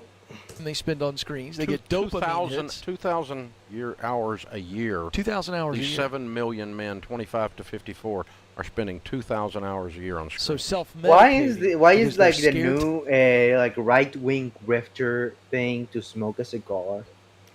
I have no idea. I know see Andrew Tate. At least with Michael Knowles, he's actually knowledgeable on cigars. At least with Michael Knowles, he looks like the Godfather because he's Italian. But you see, pasty white man doing it, and it doesn't hit the same. You see Andrew Tate doing it, and he's like brown and shit, so it doesn't hit as well. He looks gay when he smokes a cigar. Probably because he had to do exactly that in a prison in Romania. Like prison. he likes it like he's sucking a dick. Like that's true. To leave the cave, using your old analogy. Not cave, it's mother's basement. Right. Mother's basement. But my bootstraps. Funny how the boomers use the same arguments as feminist wrenches, right? Yep. I mean, boomers were indeed the diehard original feminists, aside from, the ones in the 1920s. But after all that, boomers were responsible for the fucking sexual revolution. They were responsible for... Ban all the boomerinos. The boomers are responsible for so many fucking problems that we're facing today in American and Western society. Zoomers! Think about it. The boomers were the ones to set up the, thanks to the Rothschilds, they were the ones who set up the current education system because even though we're no longer a manufacturing economy, we still treat kids like they're fucking prisoners. Like they're doing a shift. When your desegregation is so popular that you need to force it at gunpoint. Yeah. They're scared to The feds should have mother's killed basement. MLK sooner. They're looking at screens all day. Bitch, if I was in my mom's basement and I looked outside and I saw a bunch of rich boomer bitch capitalists wearing a top hat with a monocle swirling around their cane, asking me to go work at McDonald's to get assaulted by mystery meat Amerimuts, so I have the chance to what? Ain't no good women out here to date. I'm not scared. These men aren't scared. There's no reason to leave. So it was this quote in particular that actually led me to create one of my more philosophical videos on the channel, Plato's Cave and Are We Living in It? Or I think that's the title. And Philogoibical. That's philogoibical, goy. But honestly, it's like the cave, and my conclusion at the time, and I still believe in it now, it's just like, I think the cave in itself has been upgraded to such a degree that it's like there really is no reason to leave it. Like whether even if those the cave even no if those longer being chained up looking at the wall. Now the cave has like a flat screen TV. And it could play as many. It could play as many. It could play as much porn as you want it to as well. It's like the boomers have also allowed this cave to be built to be the way it is. That's something I wasn't really thinking about at the time, but rewatching the video, it's like, holy shit! It's like the boomer. Like, think about it. Aside from the fact that the owners of Pornhub are them, what is the other demographic who owns these companies and who produces this shit? Probably like Gen Xers to boomers. So The yeah, Zoomers. they certainly helped. The Zoomers are the one managing all the oligoy, all the oligoys, whores. Yeah, the boomers weren't smart enough to think of that, but good grief. It's just the Zoomerinos. Oh my god.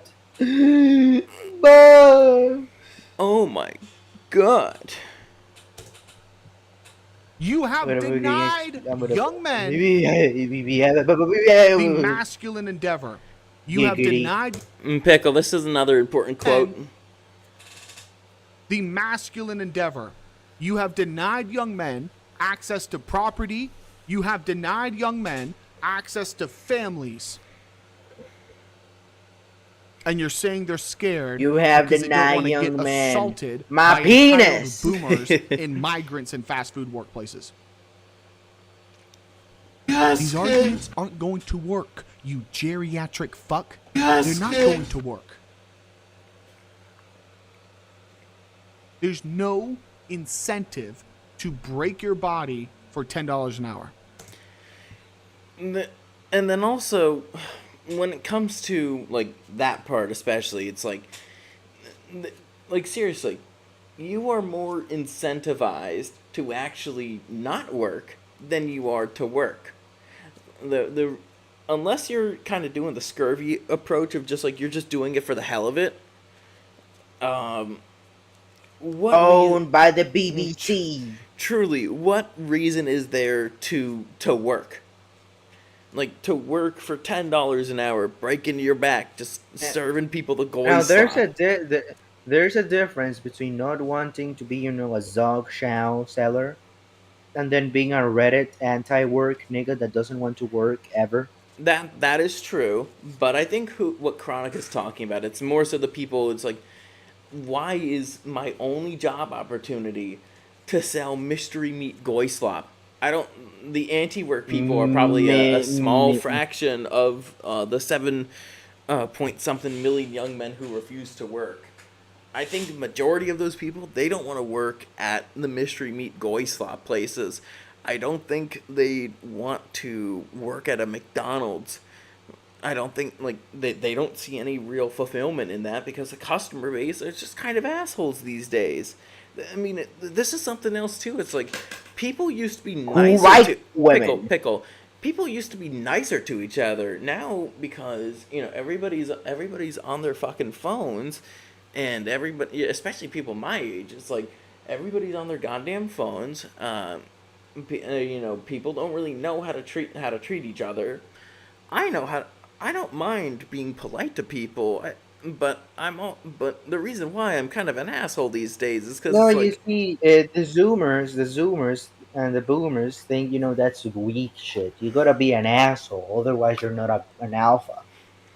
Well, I'd say I'm certainly an asshole, but it's like when it comes to that, it's like it's because I genuinely don't like a lot of people these days, and it's like I'm only here just to meet my social outing needs. I don't really actually want to talk to you, but I don't have a choice. That's what I'm thinking in the back of my head. But also, it's like these people are so uninteresting as people. Like, they literally fit into cookie cutter templates. So there's that as well. And funny thing is, every time I'm mean to some bitches, and trust me, I outright call women whores when I'm at the bar. But big and horny. Yes, I've experienced that in real time and in real life. Bitches go, oh yes, bitches love being called whores while we fuck them. Mm-hmm. Even though I refuse to put my dick inside of any of them. Because they probably have herpes. Thank you, Tyrone. Thank you, Tyrone. Because they probably have herpes or some other STD that I don't want to catch. And then Tyrone goes, the fuck? The fuck? You don't deserve my nut. No eggs. That's their future, no eggs. Maybe Back in my day, back in 1970, I'd work a fast food job and pay for college. Do you know what we call people who project their life experience on everybody else? If I could work at a fast food company and pay for college and pay for a car, obviously the young men today can do that. That's called bitch think. You're thinking like a bitch. You can't afford shit off these wages. Now, the only people who want to take them are people whose families live in other countries. Yes, kid. That's right. American-born men have no reason to work to take shit from boomer middle managers for bullshit wages. I get it. I get it, Dave Ramsey. Back in the day, $10 an hour was a great job. But today, it's not worth anything. It's called inflation. You boomer boys sat back and let it happen. Thanks, boomers. But the idea is they're afraid to put themselves out there. And here's what we know about work. So when someone succeeds in work, their self-esteem goes up. 2, they have financial independence or the opportunity for financial freedom. And then 3, they're... Okay, so I agree about... Now, if I could execute 2 generations, I would choose the Zoomers and the Boomers because they rhyme. And they are both equally awful. Yep, there's only a few, like good Zoomers that actually have their shit, that actually want to, or have their shit together. Like the wise mystical tree. Probably someone more like me or you. I'm not a Zoomer, I'm a pickler. Get it right, bitch, man. And I am a citrus. You're Gen S. Gen C. Gen C. Anyways, when it comes to like work, the way that somebody feels fulfillment from the work that they do, it's something that actually contributes, like even greater than their local community. Like that's something I've learned. Like it makes, if the work makes you yes. And also typically that fulfilling work also pays well. So even back in ancient times, like, when, obviously the jobs weren't as advanced as they are now, it's like, somebody could find fulfillment in being a baker. And that's because being a baker was something necessary. You fed the soldiers, you fed, the farmers. Like, you had a greater impact. You got your wheat deliveries, and you make your 2 sons mill it. Mm-hmm. And you beat your wife a little bit because you need to release all that baker's lung out of your body. Though I think the Greeks just fucked their wives. I don't think they beat them. You never know. They might have done maybe. I don't know. But in general, when it comes to like fulfillment of work, like the person needs to feel like that their work has actually had like an impact on their local community, and even beyond that. Like, but now, pickle. Wait. How is somebody supposed to feel fulfillment? Like, even when I was at Popeyes today, getting my chicken for me to feast on. How is that person supposed to feel fulfilled? What are you, fucking black? Do you get watermelon lemonade soda? Nah, I just had water and the booze that I've had. But anyways, how is that person supposed to feel? How is that person supposed to feel like fulfilled? Like that does not seem like a fun job. That does not seem like a fulfilling job. It's like you're just frying chicken and fries and all the other shit. But that doesn't actually seem... Baking the dry ass biscuits. How is one supposed to make a fulfilling career at Popeyes? Filling the sweet tea jug.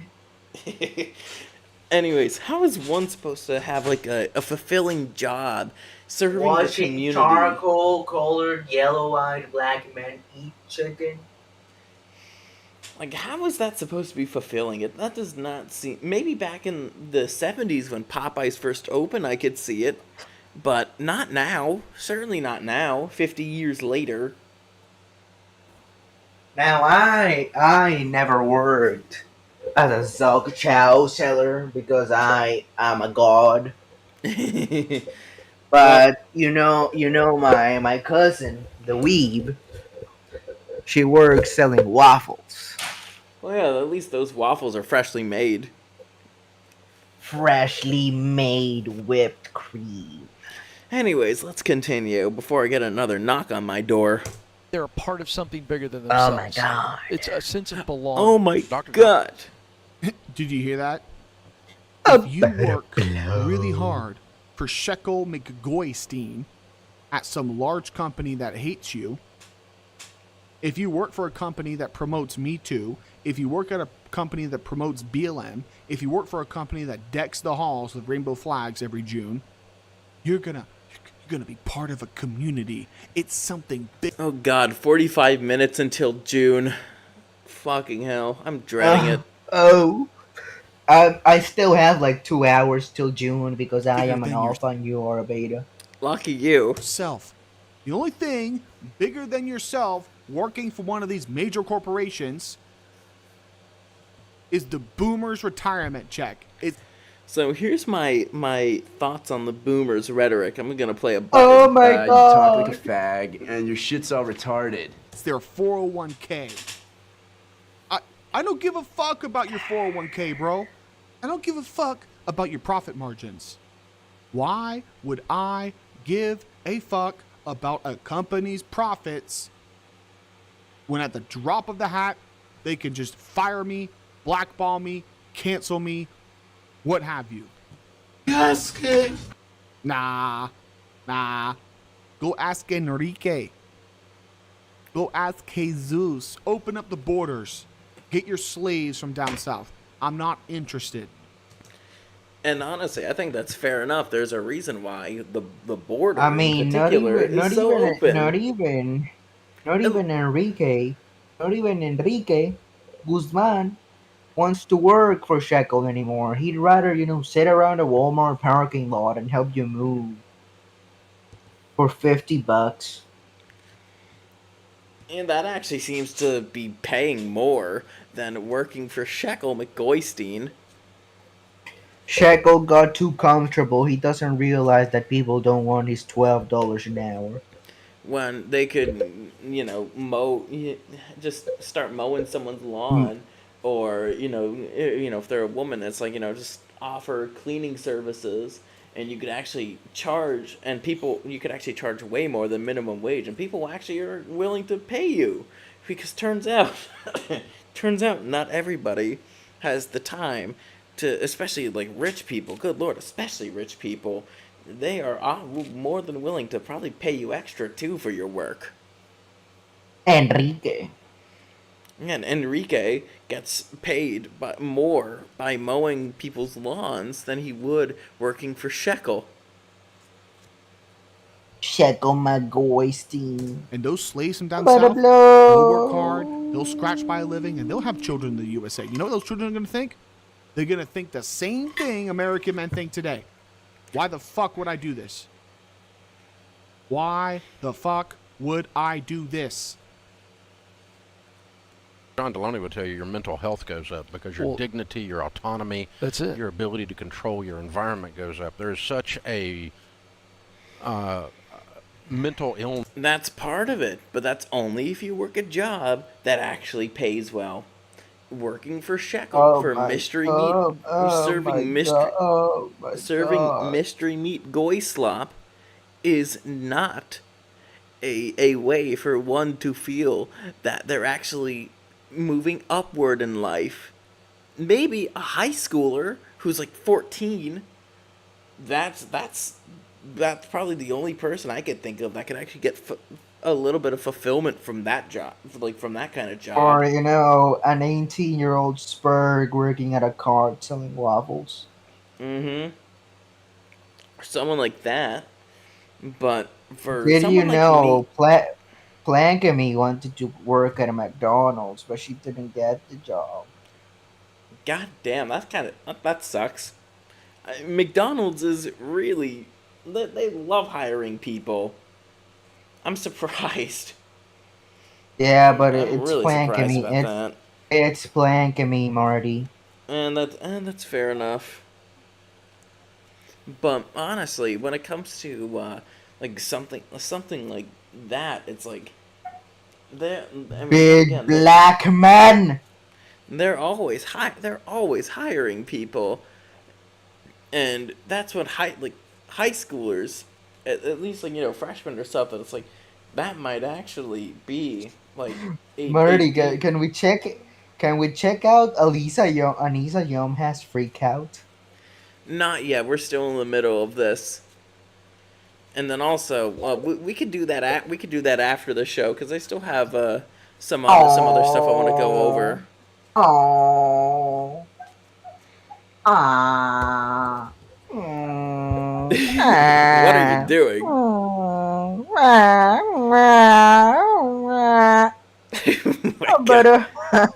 I better come on these toes. Tie-in, no question, caused by not working. That's right. Literally. So this idea that you have not put gravel in the stomach of your kids, they have no grit. I'm pretty sure somebody would want to work a properly fulfilling job that actually pays well. My God. They just don't want to work for shekel at McDonald's. They don't want to work at Burger King. They don't want to work at places like that. They have no interest and no desire to. Why can you not see that Boomer McMahon titties? Oh my means God. As a parent, you suck.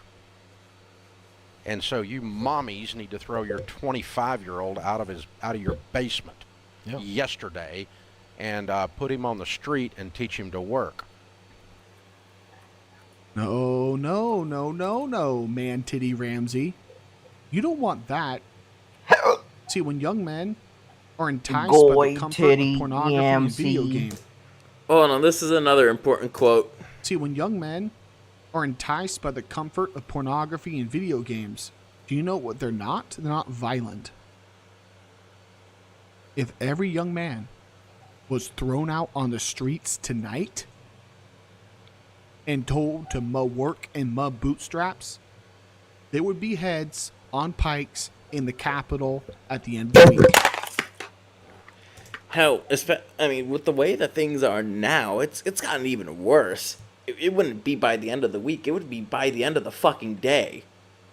That's Shackle McGoy's team. We march on DC tonight. Hassan Piker! With the way that things are going, I would not be fucking surprised if something like that were to happen anytime soon. I really wouldn't be surprised because people are really... My name is Christian Weston Chandler. Oh no, Christine Sonichu Prime would not be interested in it because he thinks he's a woman, but Christopher Weston Chandler, his head would be the first to roll. I would not be surprised if that happened. The last thing he'd be getting fucking executed. Young men with nothing to lose. He'd start chanting, with no potential at "Stop owning right land, there, with Chuds. no potential at having families. I, Christian Sonichu, Blue Heart CPU Goddess, command you with the power of the dimensional merge to return from whence you came from." And then he gets shot.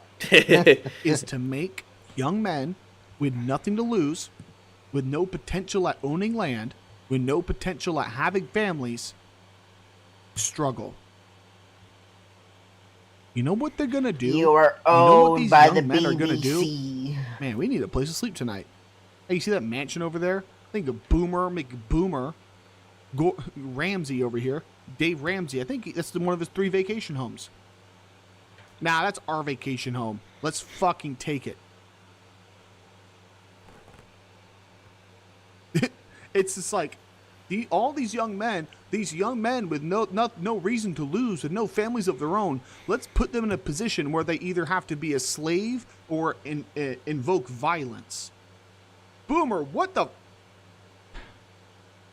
This is typical boomer mentality. They can't comprehend people breaking the law. They can't comprehend not sending money to Israel. They can't comprehend a revolution.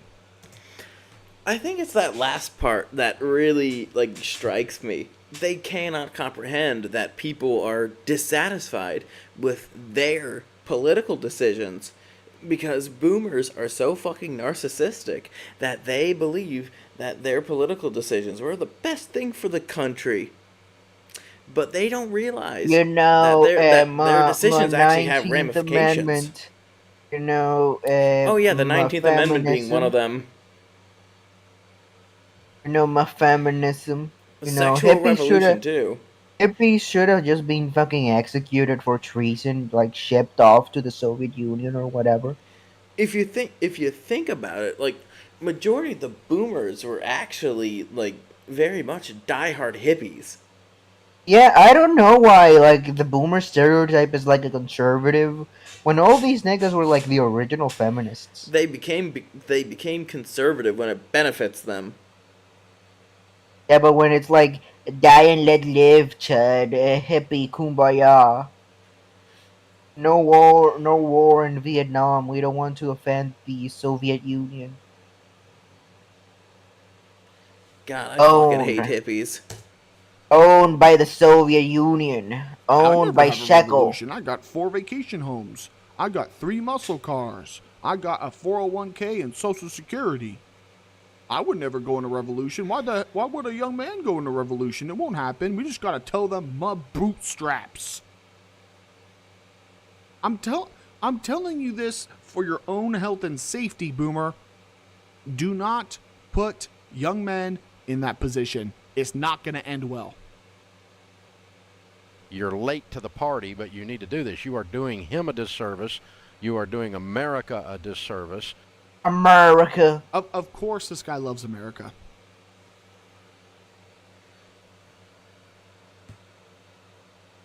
If I could tell every single boomer one statement from young men, we fucking hate America. Honestly, these days I fucking agree.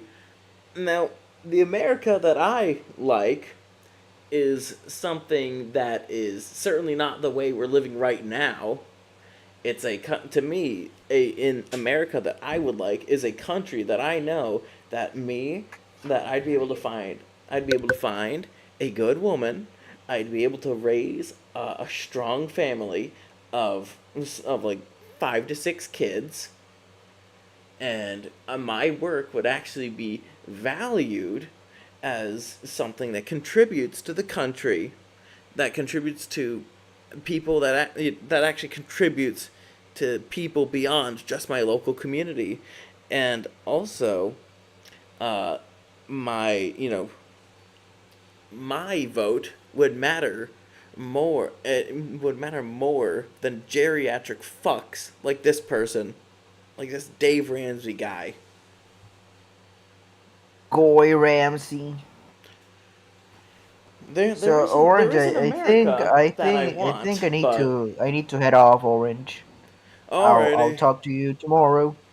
Well, that's true. I'm probably gonna give you a call when I'm shit faced. So. Yeah. See you later, Orange. Alrighty, see you later then, Pickle. Alrighty, let's get the Pickle Man off here. Thank you, Sheffo, for coming on. Let's wrap up this segment. Then I'm probably gonna maybe do one more little segment and then wrap up the show. We hate it. It's a giant corporate prison farm. I can't stand America. What does America stand for? Freedom. Giving rich boomercrats and rich banker boys the freedom to ruin any chance at having a valuable life. Damn, that kind of fucking hits deep for me. Like, holy fucking shit.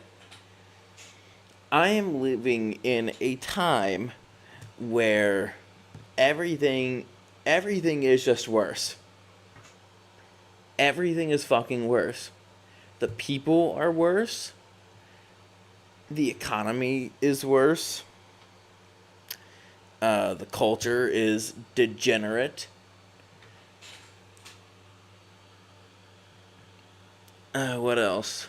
What else do I think is worse?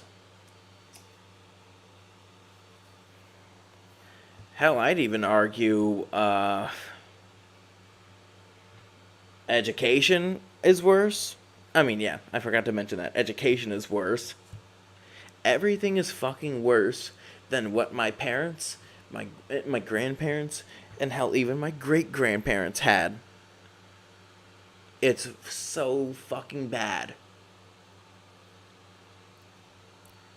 Like, if I had a valuable wife, if I had a family of 5 to 6 kids at the age that I'm going to be turning in 2 days, 24, I don't think I'd be as active here on YouTube like I am currently.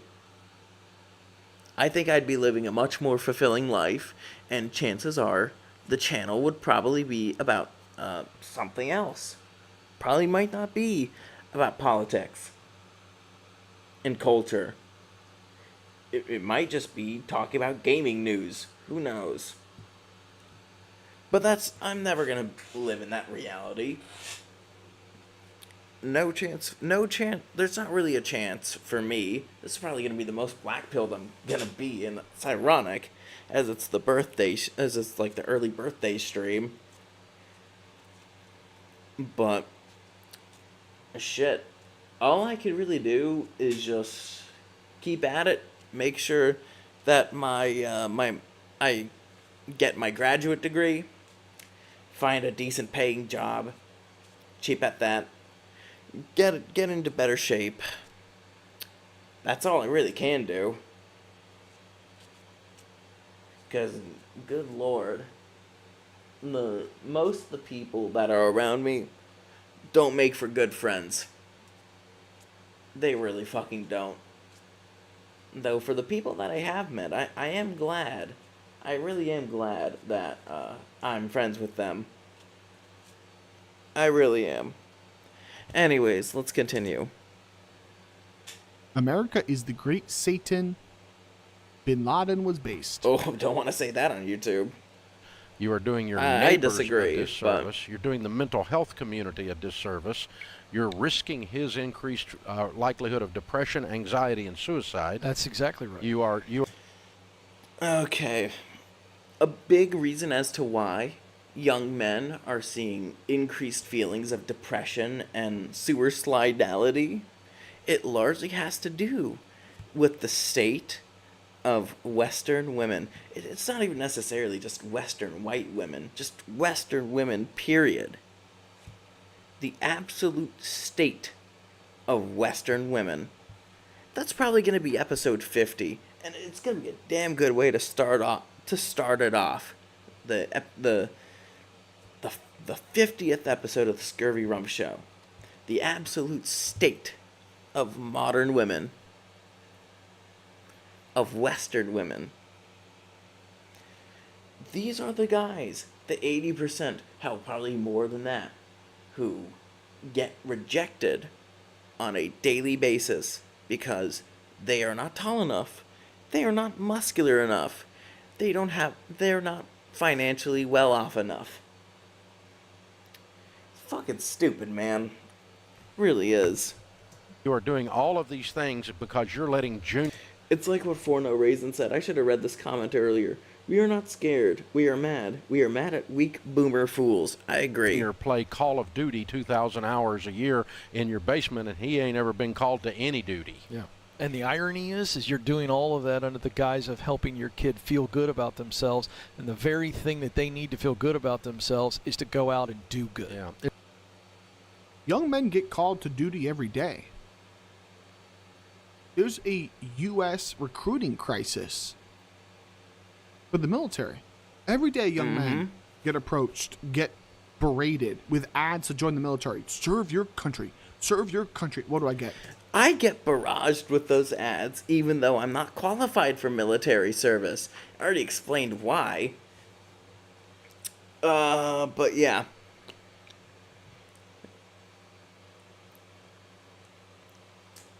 Don't think the military would really trust me with that. With a supposed firearm, even though I don't necessarily feel that way anymore. You know, they're gonna go off of my medical records. What do I get for answering the call of duty? I agree. What do I get? $20,000 a year and a Vietnam hates you if you're male. Oh, it's like me going up to some. That's what we call chump change. Ram chick in the club. You're being called to duty. What do I get? You get to suck my schlong in the bathroom. And that's it. Young men are called to duty. Everywhere you go, there's boomers begging for you. Please join the military. We don't have anybody joining the military. Please work for McDonald's. We really need work. Please work for Lowe's. Please work for Home Depot. We need you. Suck my dick. Suck my dick. I'm not answering any call from a boomer. I refuse.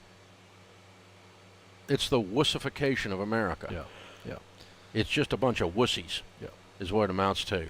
And you know, seriously, a good cowboy boot in the butt of this whole thing would be helpful. So no, it won't. We're wussies because we don't want to sacrifice ourselves for boomer companies. Okay. Okay. Now, you open the arena of violence, old man Titty Ramsey. You open the arena of violence. Who's going to win? A bunch of fat, lazy, alcoholic boomers who are checking their 401ks every day? Or a bunch of young men that have absolutely nothing to lose? We are on the precipice of extreme violence. And I think this is arguably the most important omen that this video provides. We really are on the precipice of extreme violence. Want to know why? I'll tell you why. It's because young men, it all goes back to sex and reproduction. We are not being given the chance to reproduce. Everything that the culture incentivizes, which is basically pure debauchery, pure degeneracy, pure hedonism, all that does is create a feeling of resentment among young men like myself. Doesn't matter the color, spurg or not, doesn't matter. Once again, the 80%, probably more like 95.5, those guys, the 80% who would be getting, or the 20% of guys who would be getting 80% of the women, no, 95% of the women want only 5% of the guys, and that number is probably going to turn into 99.1. And even so, it's probably going to get worse. Way worse. And so, I think it's like what a false hiss said before.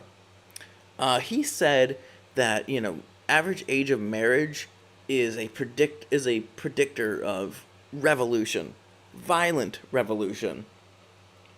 We're seeing more and more Western women just refuse to have a kid because pregnancy's painful. I don't want a crotch goblin. I don't want to be a mom. That's oppressive. You could thank societal narratives for that bullshit.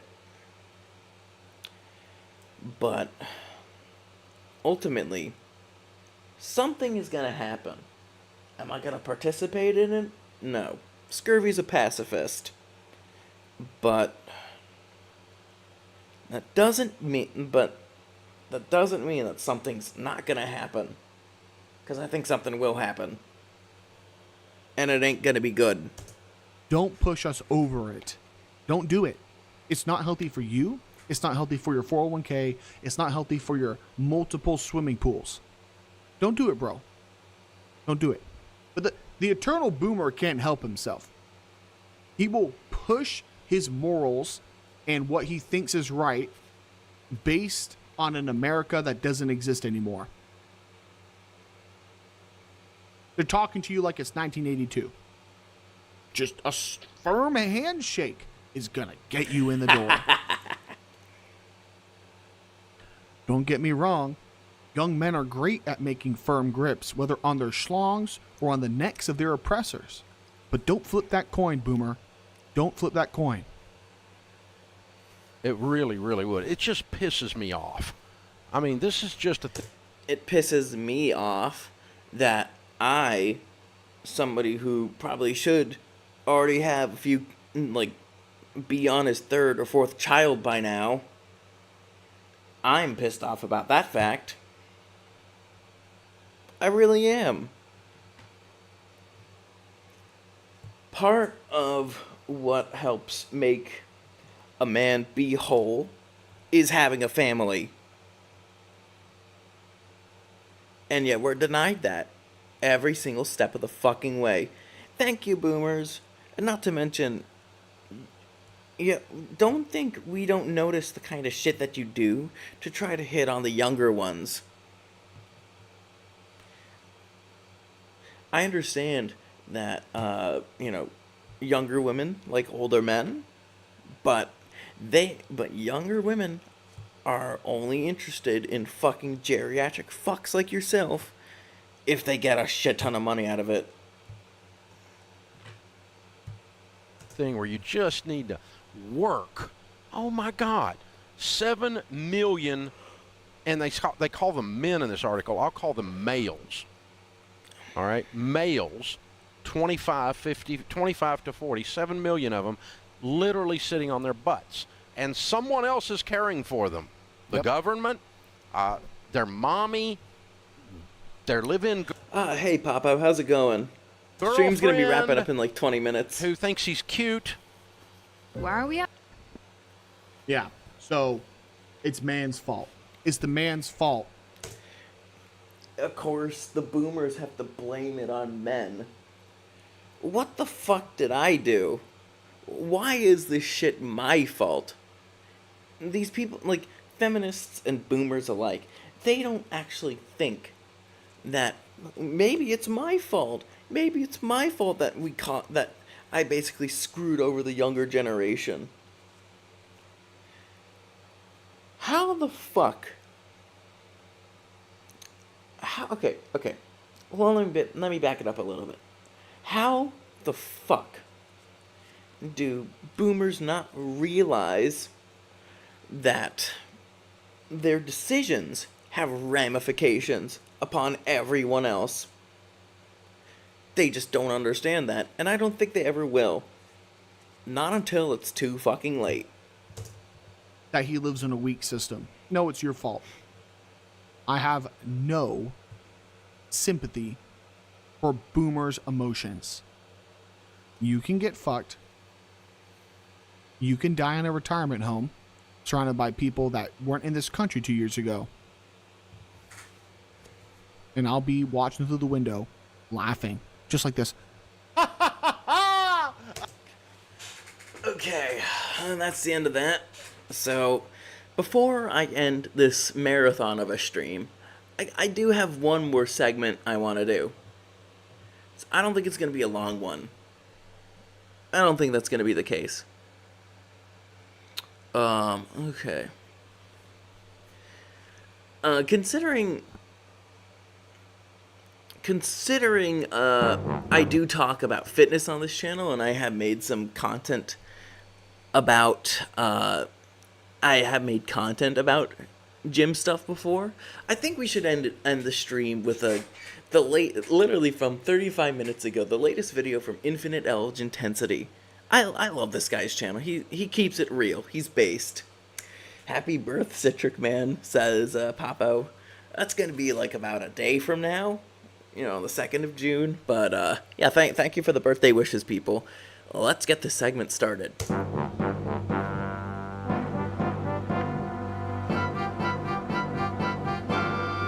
It's your returning champion, Edge Intensity. Many of you might be aware that 3 of Lizzo's former dancers have sued her, but she's recently run afoul of another group of people with no necks. Lizzo went on TikTok and reacted to the South Park special, The End of Obesity, which took aim at the fat acceptance activist by comparing her music to an appetite suppressant alternative. Let's see how South Park immortalized that hog with its taxidermy alternative. Guys, my worst fear has been actualized. I've been referenced in a South Park episode. It's a tie. I'm so scared. I'm gonna blind duet to it right now. She tried to say that in one take, but ran out of breath, so the intro had more cuts than Lizzo's anatomy chart. She obviously watched this beforehand, once her yes men softened the blow. But Lizzo will eventually react to everything blindly when the diabetic retinopathy kicks in. And I didn't even think about that diabetes affects eyesight. I honestly didn't know that until this video. There we go. I was telling you, Sheila, these new drugs are pretty amazing. Oh, Lizzo is having a problem with fucking Sharon Marsh. I was feeling so ashamed of myself, watching Randy go out and exercise all the time and not eating as much. But I just don't have the same kind of willpower he has. Which of the drugs are you on, Sharon? Ozempic, Mounjaro? Oh no, I talked to my doctor. He said insurance would only pay for those if I had diabetes. But if you can't afford them, then how are you managing your weight? Also, something else too, I'm glad people are fucking clowning on Lizzo for her reaction to the South Park special about obesity. It's rightfully deserved. Lizzo is somebody who is, controversial to say the least. I think in another stream I did go over the fact that, she tried to do, allegedly what she tried to do to her backup dancers. Don't you know, Sheila? Now there's a whole new obesity drug for those of us who can't afford Ozempic and Mounjaro. I've controlled all my cravings to be thinner with Lizzo. It's Lizzo. This is so unconvincing. She never covers her mouth. Compare this to her performance in The Mandalorian, where she applied a cutting tool to a much smaller creature and didn't eat it. Now that's good acting. FDA-approved Lizzo makes you feel good about your weight, and it costs 90% less than Ozempic. I've lowered my standards and my expectations. Fat girls don't lower their expectations, just their life expectancies. You say what you want about Kevin Samuels, but holy shit, that was a good fucking screen cap of Kevin Samuels' show. Yeah, he was not bullshitting when it came to fat bitches. In case studies, 70% of patients on Lizzo no longer cared how much they weighed. In the U.S., overweight adolescents have a 70% chance of becoming overweight or obese adults, which increases to 80% if at least one parent is overweight or obese. That's true. That's why I don't want to marry somebody who's fat, but that's getting harder and harder to find. With her fat acceptance platform, the Wolfer of all treats can pump up those rookie numbers. I don't give 2 shits. Lizzo helps you eat everything you want and keep physical activity to a minimum. Some patients report constipation while listening to Lizzo. Stop listening to Lizzo if you experience suicidal thoughts. That's one way to describe eating yourself into an early grave. Between that and her WebMD diagnosed depression, Lizzo must be one of the toughest cash cows any agent has had to manage. If I wanted to keep an eye on a giant round tank in its own dimension, I'd build a technodrome. Serious side effects may include pancreatitis, hypothermia. Cut the fucking album! When you're obese, the closest thing to hypothermia you'll ever experience is the icy touch of death. If the commercial listed more of the health effects of being fat, it would read longer than everything that's killed Kenny. Your ears. It would read longer than everything that's killed Kenny. Are you living with concerns of obesity? Ask about the power of not giving a fuck with Lizzo. Period. That's crazy. I just feel like, damn, I'm really that bitch. I'm really that bitch. This is a fucking delusional response right here. Oh my god. Whose knees really sound like those beads. I really showed the world how to love yourself and not give a fuck to the point where these men in Colorado, Men in Colorado. Trey Parker and Matt Stone do not live in Colorado. They live in California.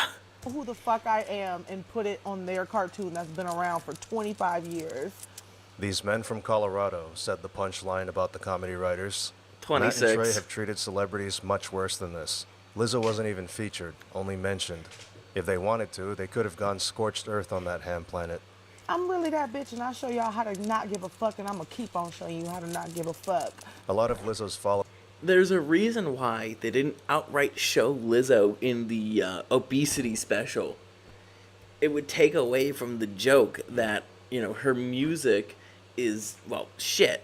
Her music is not good, and it also promotes a harmful message. If she was there, it would be too easy for them to poke fun at her. And then she really, really got upset, which, that'd be funny to see too. Followers have been applauding her for taking the joke so well, but all she did was cope, like they were laughing with her instead of at her. What she calls not giving a fuck is actually neglecting her health and encouraging others to do the same. The Lizzo commercial kept people from wanting to lose weight so that they'd continue to eat sugary cereal and other slop. No one in their right mind would be proud of making that kind of impact. The show was making fun of her for being a person of calories and spreading a dangerous message, but Lizzo's so delusional that all she cared about was being famous enough for a name drop. It doesn't matter that you're on the map when your physical features call for a cartographer. During the special, Cartman told his friends, rich people get Ozempic, poor people get body positivity. It doesn't cost much to get in shape, and good health saves money in the long run. That's honestly true. Something else about the special is just like, I like how they don't point out the obvious, that it's like, if you want to not be fat, you have to actually put in the work. And yes, that actually takes work. Once again, I have been pigging out a little bit as of late, but coming in the following week, I'm going back on the saddle. Like hardcore, going back on that saddle. It does require effort, which is why most fat acceptance activists refuse to work out or eat less. South Park might have stopped killing Kenny every episode, but obesity essentially ensures that you'll be the first one in your group of friends to die. 0. Yep. Alrighty. With that being said, I have been going on for like 7 hours. So I'll get the Scudge out of here. It's a little bright. Just move it down here. There we go. Hopefully you guys enjoyed the show. Move this here. Okay, perfect. Hopefully you guys enjoy the show. I had a lot of fun tonight, even with that asshole knocking on my door. But yeah, thank you guys for watching. Birthday's gonna be coming up in literally in about 24 hours and 9 minutes. That being said, I'll see you guys next week proper.